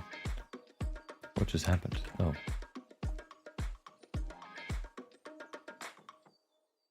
You know what? I'll just leave it there. It's fine.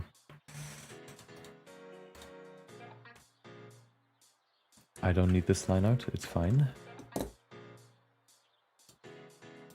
This is an in-between frame, so I don't want to waste too much time on this. Since they will change, this will change a lot. This one won't though, so let me draw the eyes. Oops. Welcome Protonic Studio. Hope you have a good day.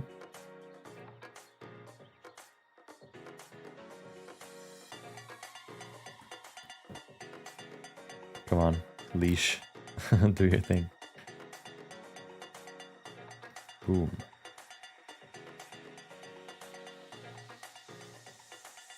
Yeah, this feels so much better now. Oh my god. How is that a thing? Why do you even make it blocky? What's the reason for it?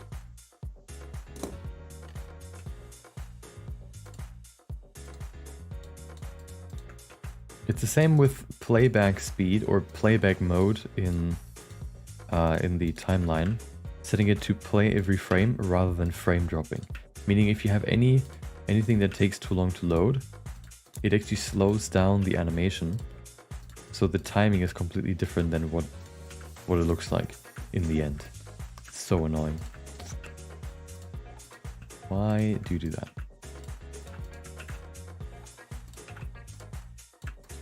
One principle of the animations is pacing or something in that, I don't know what it's exactly called, but rhythm basically. Having rhythm in your animation is important. And that tool or that way of playing back the animation completely destroys any rhythm you could create, since it makes everything just much much faster. Or it changes the playback speed depending on how laggy it is. Super weird. I don't know why it exists. I guess just so you can see each frame, but yeah, I don't know. It's weird.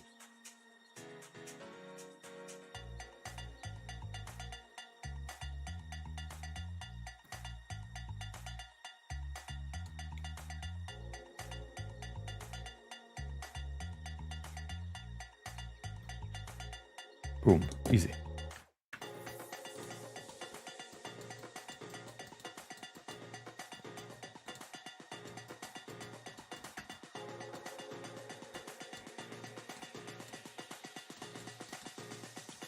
Okay, there you go. And now I can just go in here, copy these again.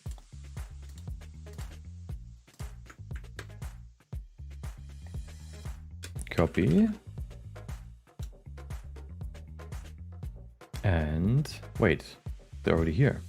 That doesn't make sense. Oh, okay, right, because it's the line art layer. Nice. Okay, perfect.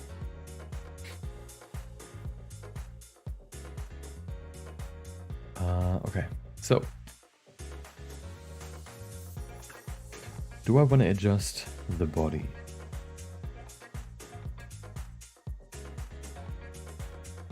Do I need to adjust the body? Yes, I do.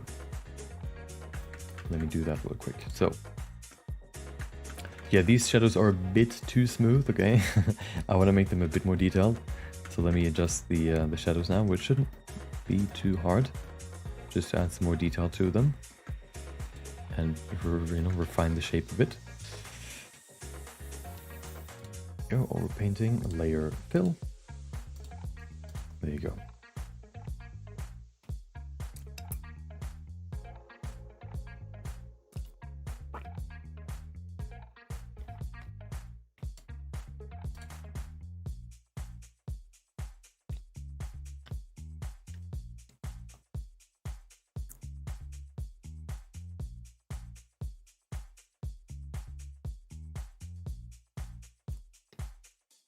Oh, right.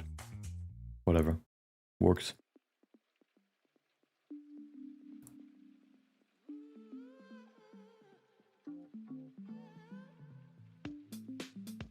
Perfect. I drew over the gray zone, which of course I shouldn't have, but I did. So I need to fix it. Oh, wait. Yeah, let's do that first, and then I draw over it again with the shadow color.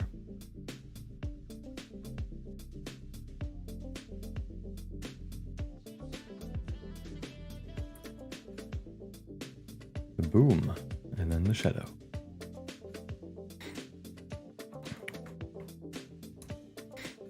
Have you seen the Deadpool movie yet? I have not.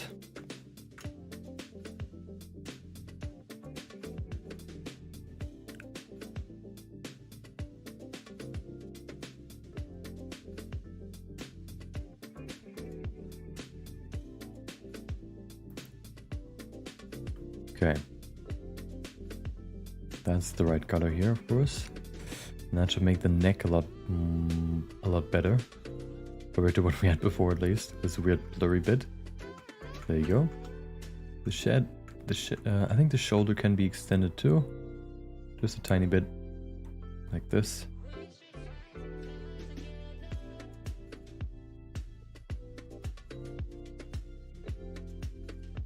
I think that'll look better. Yep. And then here too. I think I want to have a little bit of shadow here too. Maybe like this. Oops. Yeah, that works.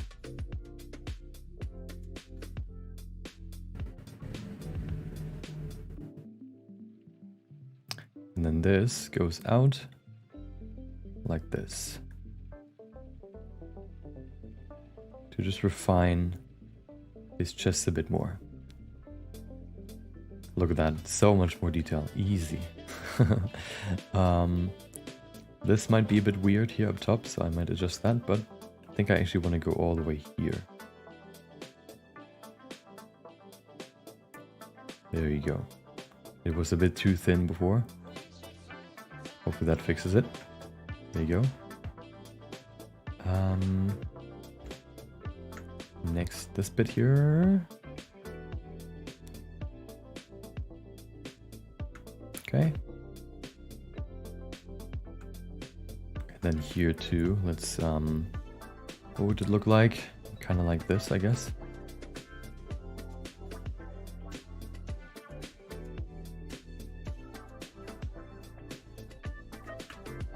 There you go.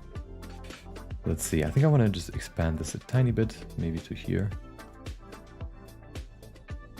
And that also fixes some of these lines here, perfect. See, I would have wasted time if I'd done this before.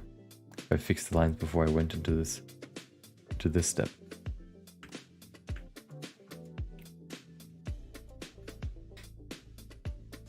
Okay, here we have a glaring issue. Boom. Oh, also I need to fix the band, right? I'll do that in a second.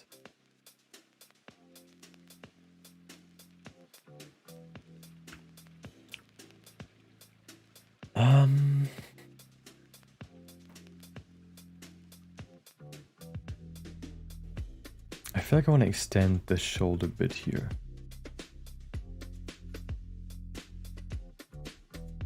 Like this? Yeah, that's better. That is better. Okay. Maybe even here a slight shadow. That could be interesting.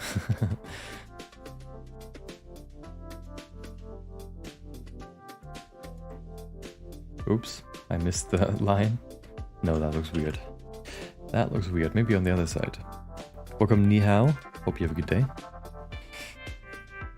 How long did it take you to get this good? 4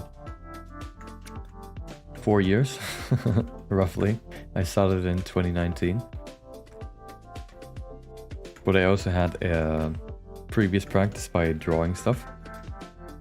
So I guess, I don't know if you want to count that in there too, but yeah, before I did 3D stuff, I did 2D drawings. That's where most of my, or a lot of my anatomy knowledge comes from. The basis that I had back in the day. Wasn't much, but it was something. Okay. Maybe even a shadow here. Because anime likes to add some shadows in these regions. Sometimes. Boom. Oh yes, look at this. Perfect. I think that's pretty good. Maybe even here? I don't want to go too detailed, so I think this is fine. Now, is there a difference here?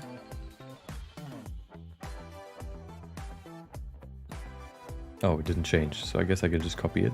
Why does this frame exist?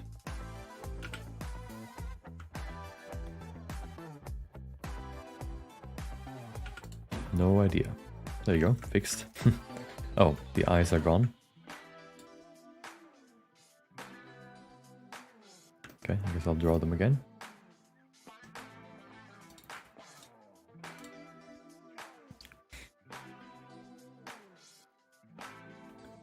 How long are you going to stream for? Roughly half an hour more. Rolled the clip. I can't, unfortunately. It's too laggy.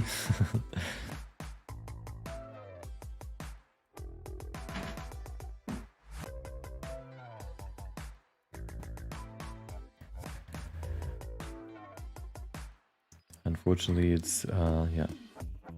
The playback would not work. You would see one frame and then nothing else.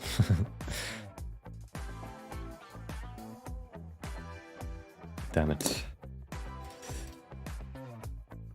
Okay, good. Yeah, but after this... Oh, right, the smear frames.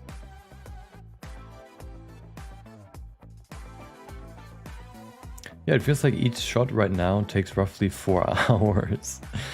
You know, after each stream, we basically have almost one frame done. Or one scene. And then I do another one off stream. So if I can keep up this 4 hour per shot cadence, I could actually do it. We'll see if that is still the case in later shots, because that one actually requires some VFX and stuff too. Not just one character in one shot, without any camera movement and stuff. Okay.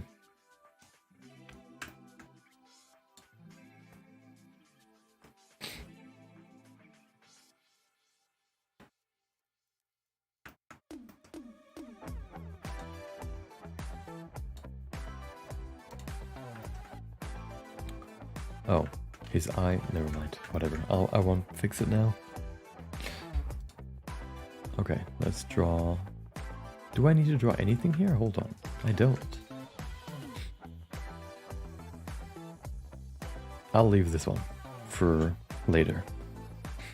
How did you do it? Sculpting? Yes, so I first sculpted the characters, of course, and then I, you know, rigged everything and stuff. And texture painting and stuff, and now I have the model, and I can, you know, use that as the base for the animation, and then paint over it with like a little layer on top in front of the camera, between the camera and the model, I guess, to fix some of the issues that, you know, happens with automatic, like, line arts and automatic shading and stuff, to make it look a bit more painterly or traditional, I guess.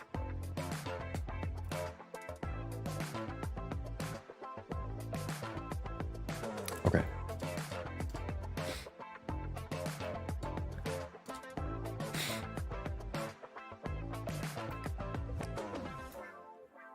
It's about 11:24. I'm off to bed, no worries. Have a good one. Is this solo? What do you mean solo? There will be Wolverine too, but he's not in this shot.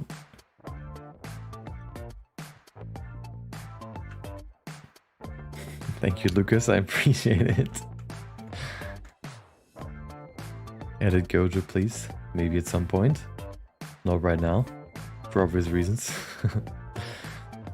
Okay. I think I want to, yeah, give this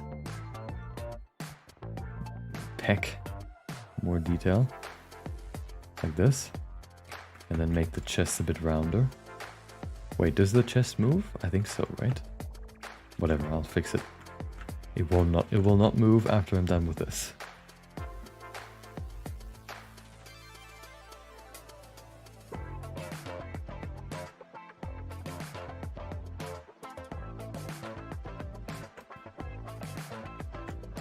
Okay, you can see there's a sharp corner here. I don't want to have that, so you can grab the highlight color and do this. Ooh.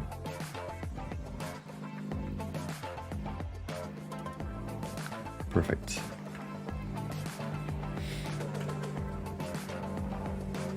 Oh my god, there's another plane going. Oh no.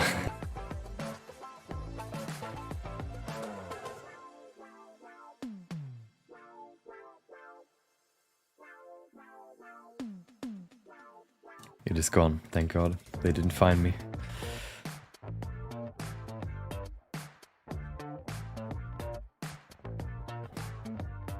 Okay. What's your source of income?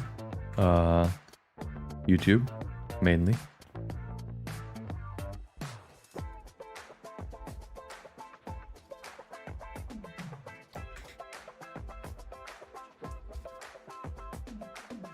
Did you see Dr. Doom is, I guess you mean Robot Downey Jr.? I've seen the clip. I haven't watched the, what do we call it, like the actual show or the convention. Damn it.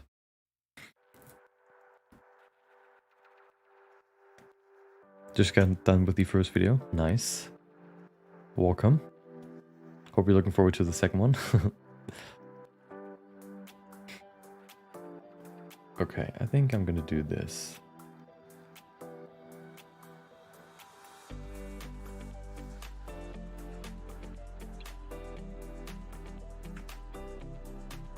There you go, and then I think this can just be full shadow. And I think for the strap right here, I want to give it a shadow too, because right now it just sits there without anything. And I think a shaded shadow would be appropriate.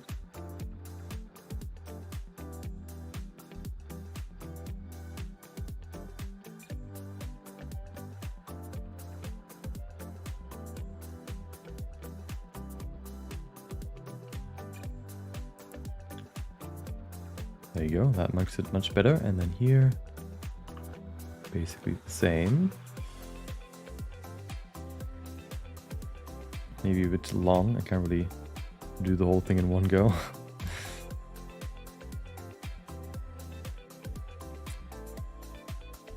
We've been pretty lucky with the song selection, the random song selection today and yesterday. I guess maybe I'm honing my my playlist skills. There you go. And then this too. Perfect, that should be fine. Is there anything else that needs shadows? I don't think so. That looks pretty good now. Oh, the hand. I'll do the hand, I guess now. Yeah, I'll do it now. Wait, no, I'll do it later. I'll do the static bits first, and then I do the rest later. So this looks pretty good. Let's do the arm. Fix the arm a bit.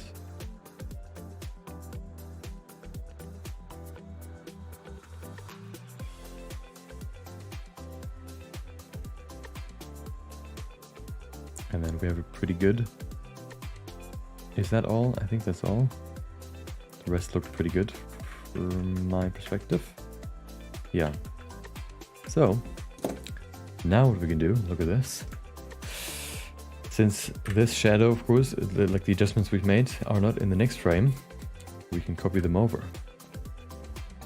And since none of this moves, we can just copy it over.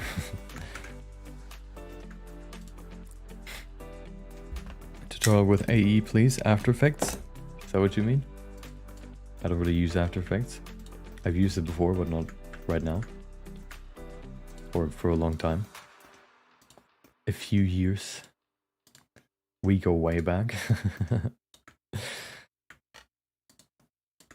Okay, that's good. Copy. And paste.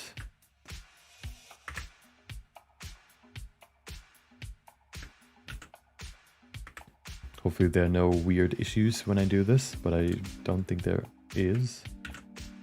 That should be all of them.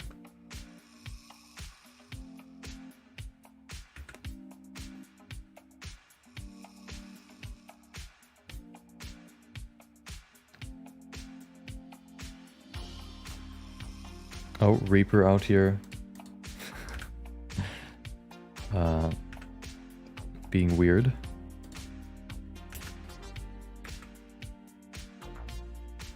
Please don't spam the chat. I will not create any other anime right now. I will finish this and not create anything else, okay? This will take a few weeks, so I will not do anything else other than creating a Deadpool anime for the next few weeks, okay?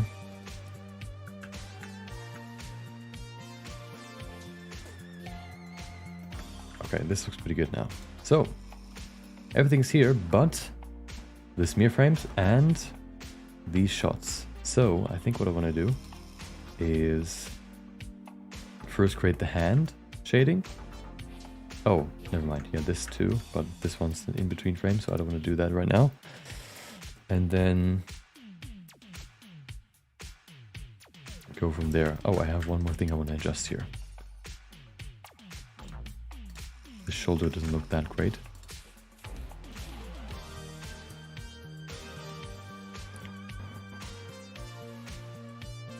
That makes it much better, I think.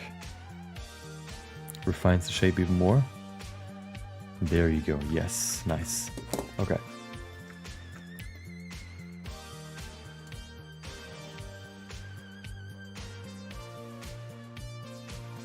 So this one's the in-between again.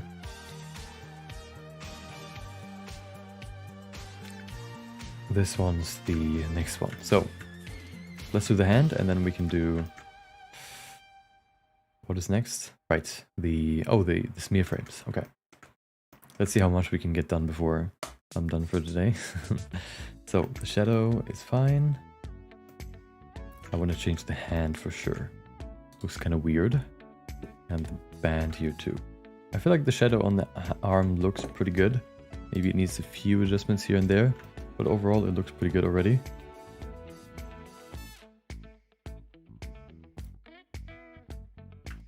This already looks much better, and then maybe even here.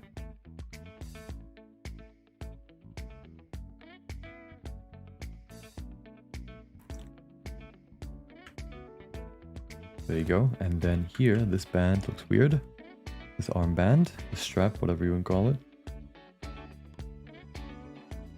I always wondered why they're there. He has one on his neck too, but I didn't add that one to my character, my model.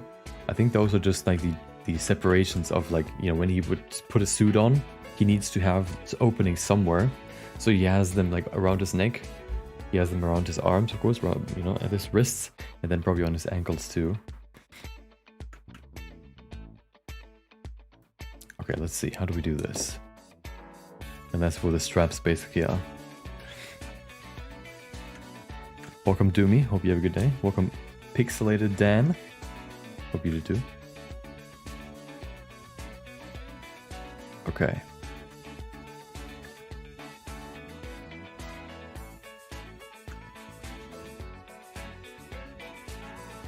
So this hand, this finger definitely needs a shadow. Maybe like this. I'm not really that good at hand shading. So this doesn't look that great, but I can fix it. Don't worry.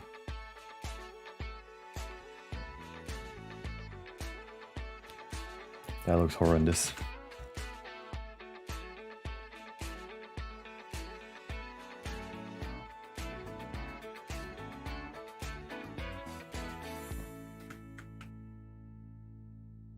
Okay, well, it's not great yet, but I'll get there. What if we add this? No, that's even weirder.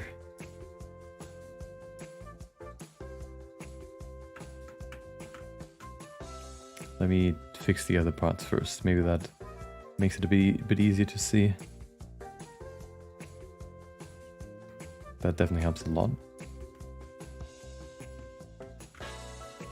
This finger needs to be adjusted, but let me do this first to line it up. There we go. Then I can go here and give this a highlight too. I wonder why the full hand is dark. Probably because of the intense blur that I applied to it.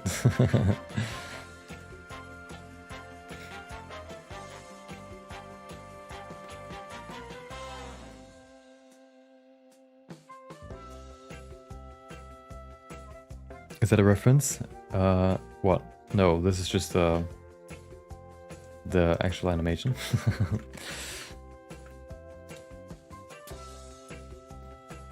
I actually don't have any references open right now. I might grab some for the hand, actually, for the hand shading. Let me pull one up just so I can see how they would look, I guess, in anime. I don't really know exactly. Oh, they don't really shade the hand, I guess. I guess that works too. I guess I'll do that then. Shading on hands? Nah. We don't do that out here. We just make them fully lit, except for one small area.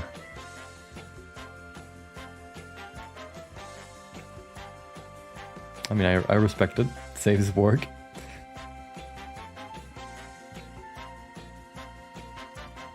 Sometimes the simplest things are the best answers.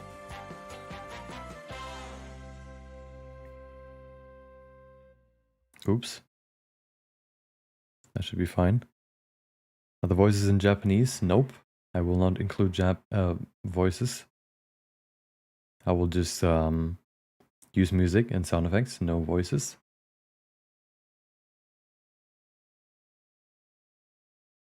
I guess I could just use random voices since nobody will understand it anyway, except people that are from Japan or speak Japanese.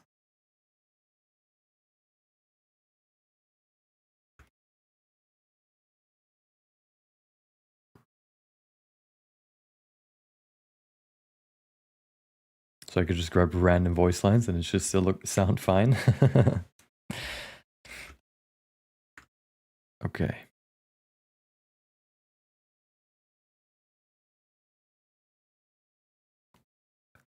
Let me do this.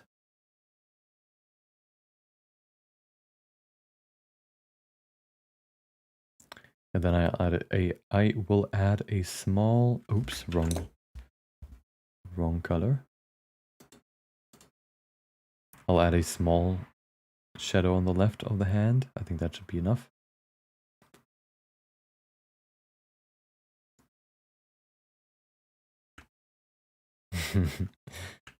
I guess that's the best way to do it. Oh, music, what's going on? Pixelated Serum, welcome. Just dropping in to say hi. Where's my music? There it is. I need more. There you go. Aha.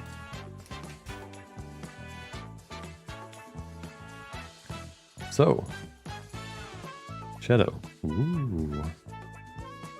Look at this. Easy. I thought shading hands is hard. Nah. Just don't shade them. That's the solution.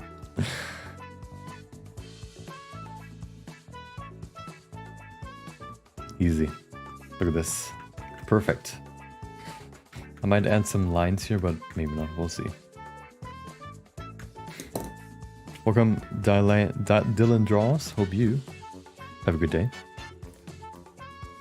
Dylan. Takes a bit to understand the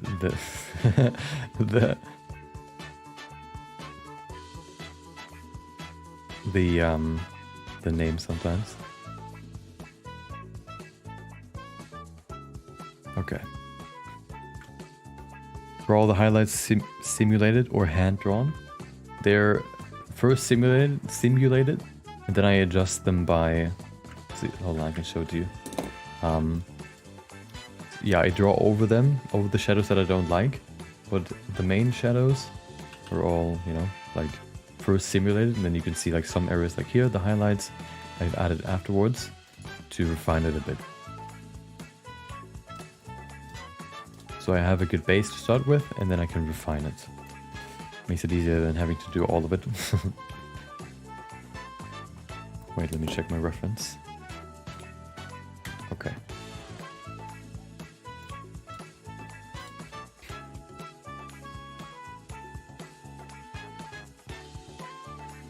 It's the first, what do you mean? The first way I pronounced it? Dylan? Maybe, I don't know. I thought it's Dylan.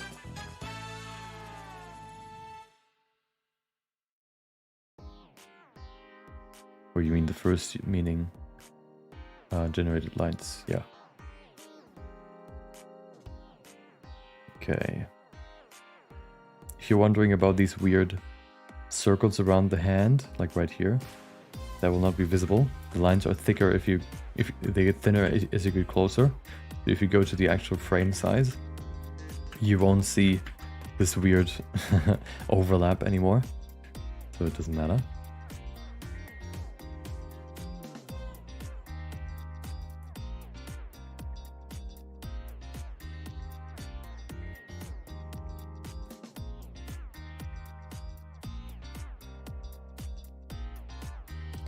Okay.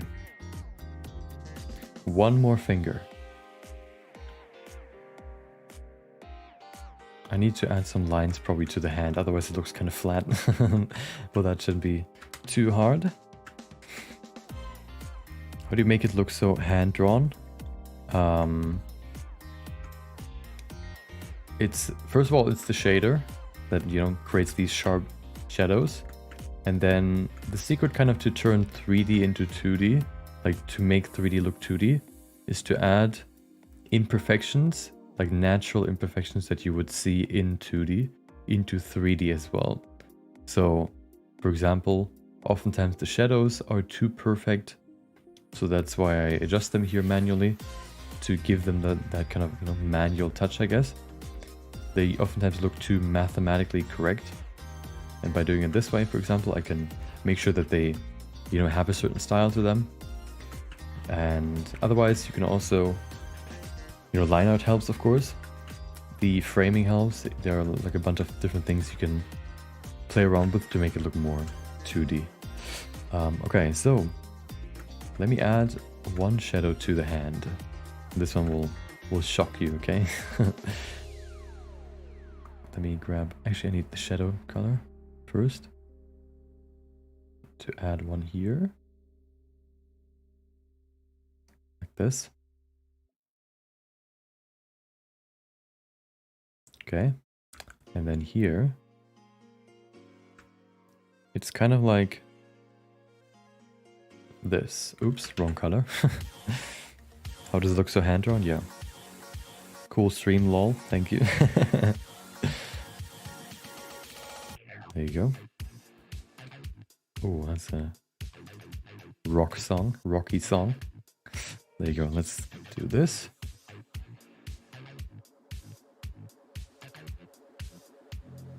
Oops, I'm actually messed up. Hold on, I can fix it though. Something you can do in hand-drawn things. You can move points of your stroke to fix the flow. Forget about your Control Z. Just move the points of your stroke.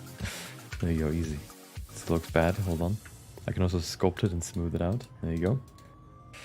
Easy.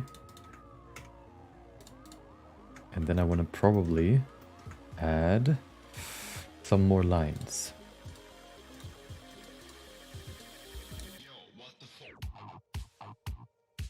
Oh.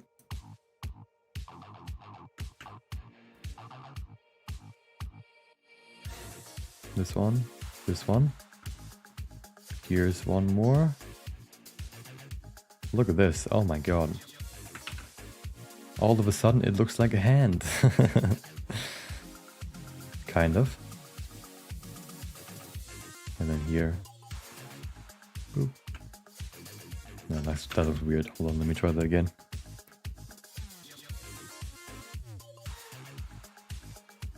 Okay. Won't be visible, but that's fine. Are you using a graphics tablet for the draw mode? Yes, I am. Here you go.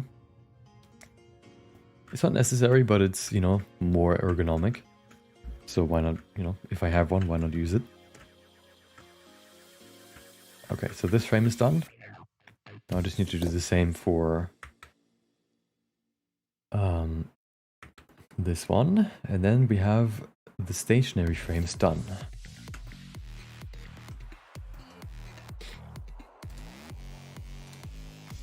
Let me draw the line out first.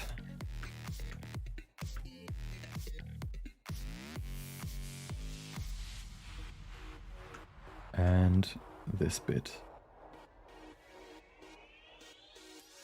Okay, lines are ready. Time for the fill, aka shadows. You get a create a tutorial for this? Yeah, I might create a like a post, like a newsletter post for this. I thought about it, just like the whole workflow of this, just because it's quite unique. I guess I have never seen it be done like this before. There aren't really that many people that create, like, you know, anime in 3D, like 2D, that try to imitate 2D.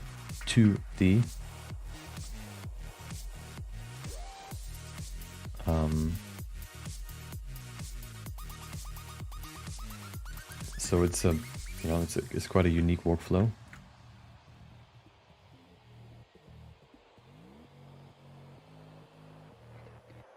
Oh my god, what is this? I went too far. There you go. I also gotta remember to fix this band in a second, but I can do that later. Okay, first. Oh.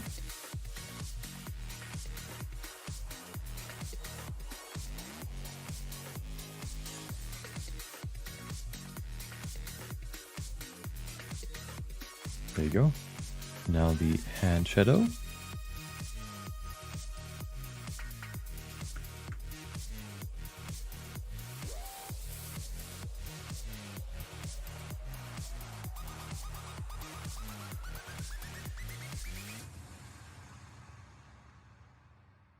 Let's see if I can follow the hand perfectly. I mean, why do I even doubt myself? Obviously I can. Because I am perfect. There you go. Oops.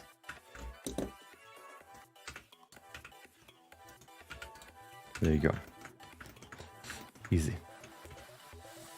All right. Now, oh, well, the figure still has some shadows, and then We can add this. I guess we can add it now, and then we can fix the fingers. And then this bit is basically done. We can then go into fixing the band, then into going into the smear frames, the most fun bit. Actually, I don't think we can do it. I think it takes a bit too long, but it's fine.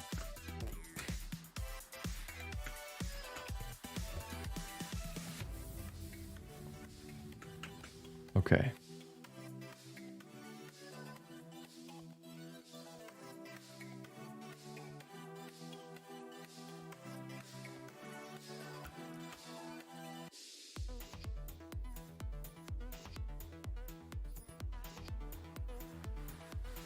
Be gone, shadow. There you go. Easy. And then this one. This one needs to keep the shadow for a little bit at least. There you go. Easy. That should be good. It's kind of hard to see the red brush on the red on the red finger, but it works. I wonder if I can change the color. I can probably do that, but it's somewhere deep in the Blender settings that I don't want to go into right now, because that's just a whole different topic that I don't want to deal with right now.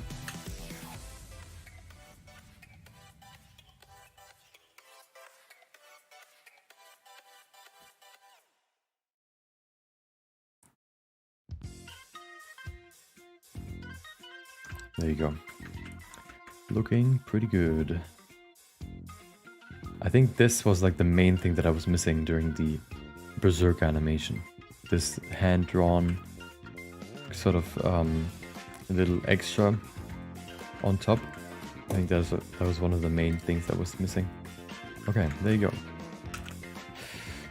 Watched your Deadpool animation recently, and it was the most insane thing I've ever seen. I've seen in a while. Thank you. I appreciate it. Okay, so why do the whatever. Right, so the band. Let me fix the band, this one right here, and then we can go to these smear frames. See how it's kind of clipping through the body. Of course, that wouldn't be the case if it wasn't drawn, so let's fix it.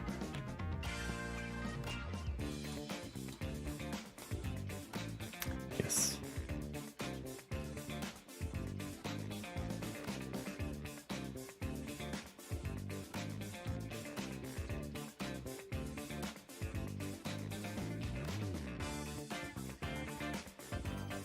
There you go. Same here. And then I need to also add the line art again. Oh, wrong color. Damn it. You did the Berserk animation? I did indeed. Well, one of them. I think another person did a Berserk animation quite recently. But in, 2D rather than 3D. Oops.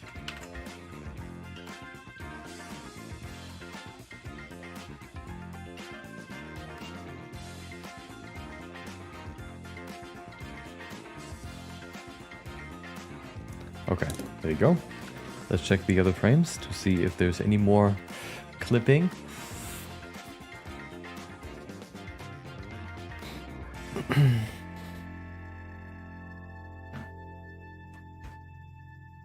It was only renders. Yes. What do you mean the full animation? You mean this animation? Oh yeah, this animation will take a bit longer, okay? When people ask, I like to say that this video will come out when you don't even think about it anymore because it takes so long. And then you will think, hey, I remember this. I'm excited for it. That's how it's gonna be, okay?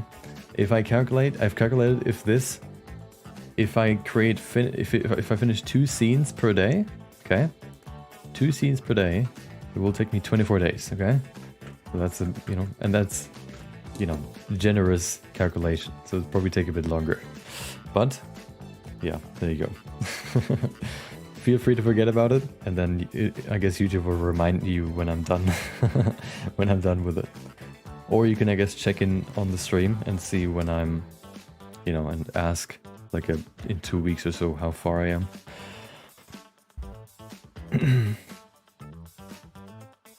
You did the Berserk animation? Yes, I did. Okay, let's check the band. No band here, perfect.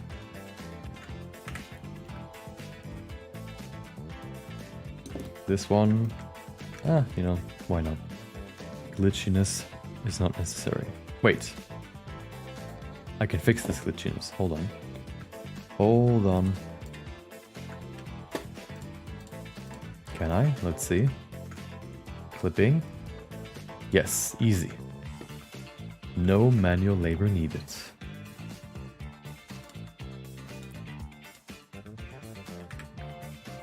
Welcome, Kida. Hope you have a good day.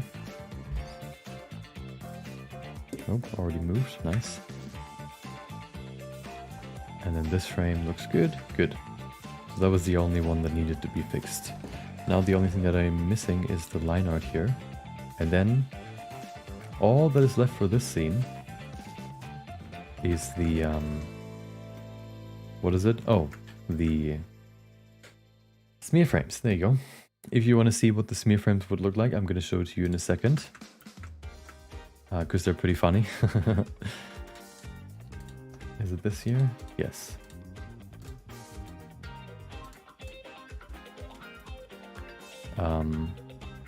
Stroke. Perfect.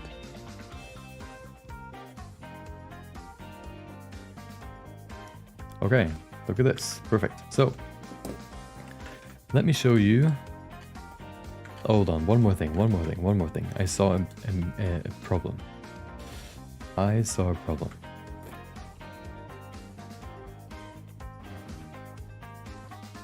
So this has lines, but I forgot to copy them. And then we're done. Then all that's left is smear frames. Time to smear some things. Oops. There you go. Copy these. I thought I copied them. Wait, where did I forget to? Did I hide the thing? No. What program did you use for the storyboards? I used Photoshop. Might not have been the best idea, but well, I just set it up in the wrong way, so it was my fault. Ah, there you go. I forgot it here. Me when no manual labor, exactly. Me when time safe. There you go. Okay. You know, working on projects like this is kind of like speed running. You're just trying to do it in the fastest way possible while still not making it look worse. Okay, so let me show you. So yeah, everything we've done basically today is, well, first of all, we finished the animation. Now all that's left is creating these smear frames. Let me show you what that looks like. Basically, you know, you have his hand, or this frame, for example. He just stands there, like this, right? He looks at you, ominously, because he's surprised. Not at you, because, you know, Wolverine is on the behind the camera, but basically this, right? And then he waves his arm up to do this, right? So this is basically a movement from here where the hand is, whoop, all the way up to, let it load, to this shot. So this frame is basically like a smear frame in between. So what I'm going to do is I'm going to actually remove a lot of these lines and just create like a big smear here that will look similar to scene 1. So in this shot, there you go. If we go, at some point, that's the first smear frame. So you can see, to animate him here from this pose to the next one, I created this smear frame. There you go. And then if we go further, boom, next one, this one. And this was before that was just the model, and then I painted over it to create this smearing. And then the next one. Oh, and Wolverine is also smeared. And here is his smear. There you go, Wolverine smeared. Yeah. And that's basically underneath this smear here, for example, underneath is the actual model. So now what I basically do is paint over it to create something similar to this here as well. Yeah. Welcome, Speed Gamer. Hope you have a good day. First stream, I actually caught it so early. Are you from America? Because I can imagine then it can be pretty early. What day is it in America right now? Let's see. Time zones. Oops, not Wikipedia. There you go. Let's see. 7 a.m. Pacific time. So that's the latest time. 7 a.m. In Brazil, it's 11 a.m. Nice. Just realized you work close using a 3D model to get realistic cel-shaded lighting and then manually erasing details. Yeah, exactly. Yeah, I have the model first so that I can use, you know, lights and stuff. Ooh, to create the basic lighting. And then I have a few different things to make the lighting a bit smoother. And then if the lighting doesn't look good, let me show you the best example for that. If the lighting doesn't look great, which it usually doesn't, I then paint over it to create, you know, the final look. 10 a.m. right now. Ooh, 9 a.m. Oh my god. Okay, hold on. Let me check this one. I've showed this one before this stream, but I think it's the best example for how the workflow goes. So I start with this, right? Just the model. There you go. Just the model, right? Looking in render view. Oh, hold on. It has to load all the shaders. There you go. So this is what it looks like, right? Rim light here. I have my different lights that I can use to control the lighting. I have this light here for the basic shadows. And then this one is for the ground shadow. And then, of course, I've, you know, placed the camera. There you go. This one's the camera here. Ooh. And then, once this is done, you can add automatic line art and the overpainting. Let me show you. This might actually be fixed. Yes, okay. Wait, where's the overpainting? Oh no.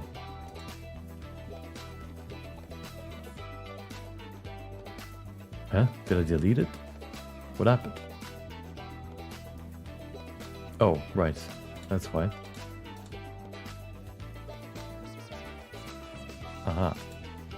So, this is what it looked like before with automatic line art. Hold on, there's a few missing. Give me a sec. I don't know why I have to do this every time, but... So we have these lines, which are the automatically generated lines. Then I also added some manual lines, which kind of follow the model, which are part of the model, which then look like this. And then I use overpainting, basically, which means I basically create a layer in front of the camera, in front of the model, like in between here, like right here, basically, to draw over. Let me show you. To draw right over the model, so the camera sees this rather than the model. You see the layer right here, and then it looks like this in the end. Yeah, and the overpainting can actually, can do a lot to make this look good. Before it looks like this, and then it looks like this. So you can see, like, I've added like small shadows here. Actually, did I? Oh, this one.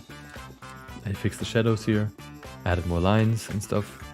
Yeah, so this step is quite important for this to look somewhat good. But yeah, it's a really important step that makes this whole thing actually work, because otherwise, this looks weird. You can, if you want, you can make the automatic shadows look better, but I just prefer to paint them myself rather than trying to fiddle around with the geometry to make it look good. I just, would rather use this geometry as the baseline and then just paint over it to fix the issues.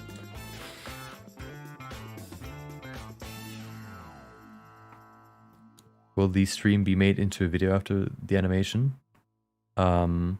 Yes, I stream my process, and then I stream every day, like every weekday, I guess. So you will also see me editing this video. But yeah, I will make a video about this. Are you familiar with Arc System Works? Maybe. Hold on. Maybe. Guilty Gear. I think so. Oh yeah. I've never played their games. but I know of Guilty Gear because I've actually learned a few. They've made like presentations about how they create their characters for 3D, and I've learned quite a few things from those presentations.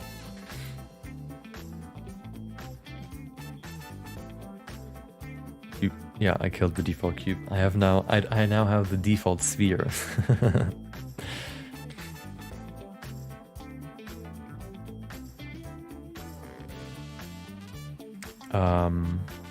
Or, you know, if you want to watch the stream itself, you can just go to the channel and then there should be like a live section on top. You can switch between videos and live, and there you should see all the streams. So if you want to see, I don't know, previous streams, you can do that too.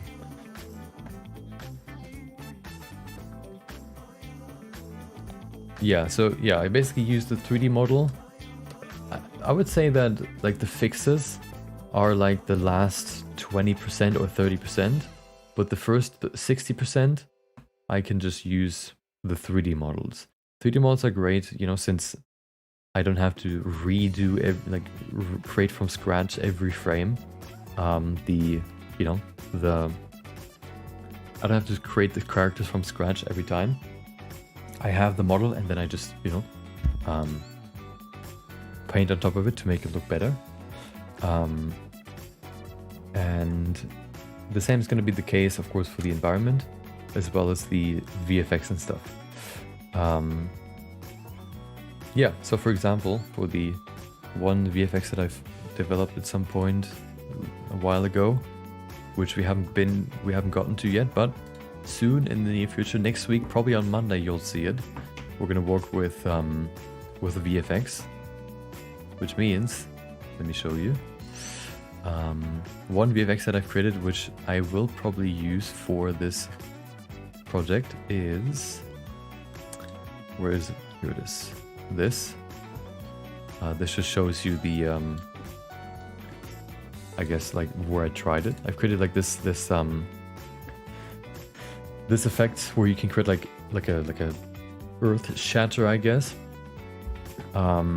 which still respects like the colors of the object. Oftentimes if you do stuff like this, it just removes it, but here you can actually just keep the colors, so I can just apply this to my ground right here, and it should keep all the lines that are here, and then you can dynamically create like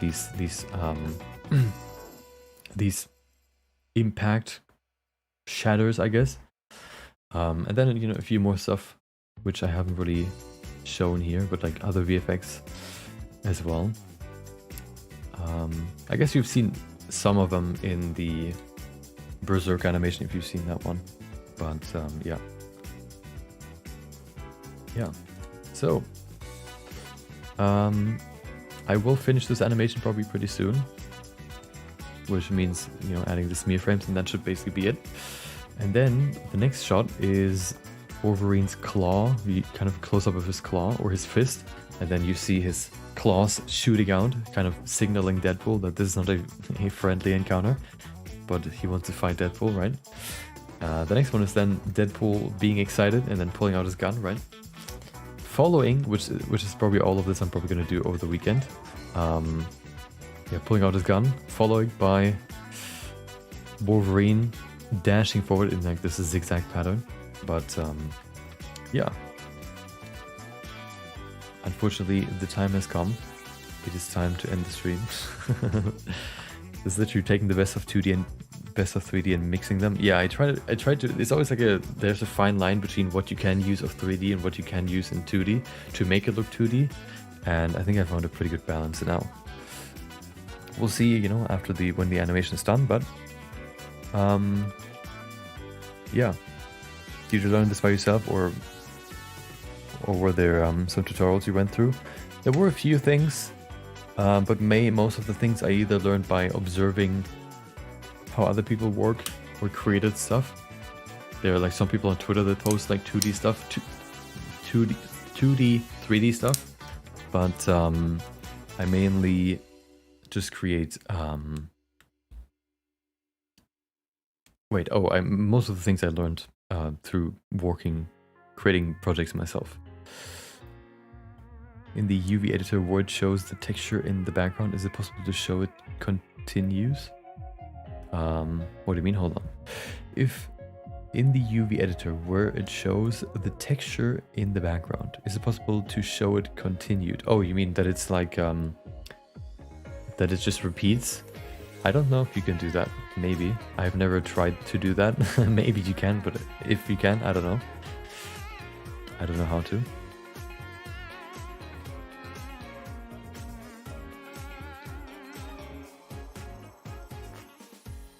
Okay, yeah. Just joined 10 minutes ago. Unlucky. I guess you can just rewatch the stream if you want. But yeah, so I will finish this bit, and then yeah, you can look forward to probably either this scene of this, you know, these him dashing forward, either seeing it finished, or maybe we're gonna work on it depending on how fast I am with these scenes. Otherwise, yeah, we have some more stuff in the future. After basically this point here, basically here, this is where the dynamic shots start. These ones are a bit more chill, right? Like this one, pretty chill. Oh, hold on. This one's pretty chill. This one's, yeah. Then this one. Have I rendered this one? I have. This one, right? This one's also pretty static. And then the next shot is basically the one with Wolverine that I showed you. And then this one, and then the Wolverine's claw. So these ones are like the introductory scenes, which are fairly short, but you know, kind of necessary. And then at some point we get into the actual battle. In the end menu under View, you can enable the repeat option. Oh, nice. Yeah. Stream is ending now. Sorry, Dopey. Welcome. I will be back on Monday. 4 hours ago, I started streaming. I will start streaming again on Monday at the same time. Or like 4 hours, 15 minutes rather. And yeah. If you want to see the rest of the work or how I created this so far, of course you can check out the other streams. Or if you're more curious about like the base of this project, I created a first part of this project as a video. You can check that out right now. It is live. Just check out I guess my videos. Other than that, I don't know. Oh, you can join the Discord. If you want to get alerted when I go live, there should be a link in the description. And you can also ask questions in there or whatever. Discuss 3D topics, ask for feedback and stuff. And yeah, if you want to read about some things that I've, you know, learned about the project that I've made, during the project that I've made, I also have a newsletter where I share, you know, some of the cool knowledge that I find. There should be a link for that in the description too. Other than that, yeah, thank you for joining. Maybe I'll see you next time. Have a good weekend, of course. And maybe I'll see you next time. Until then, see ya.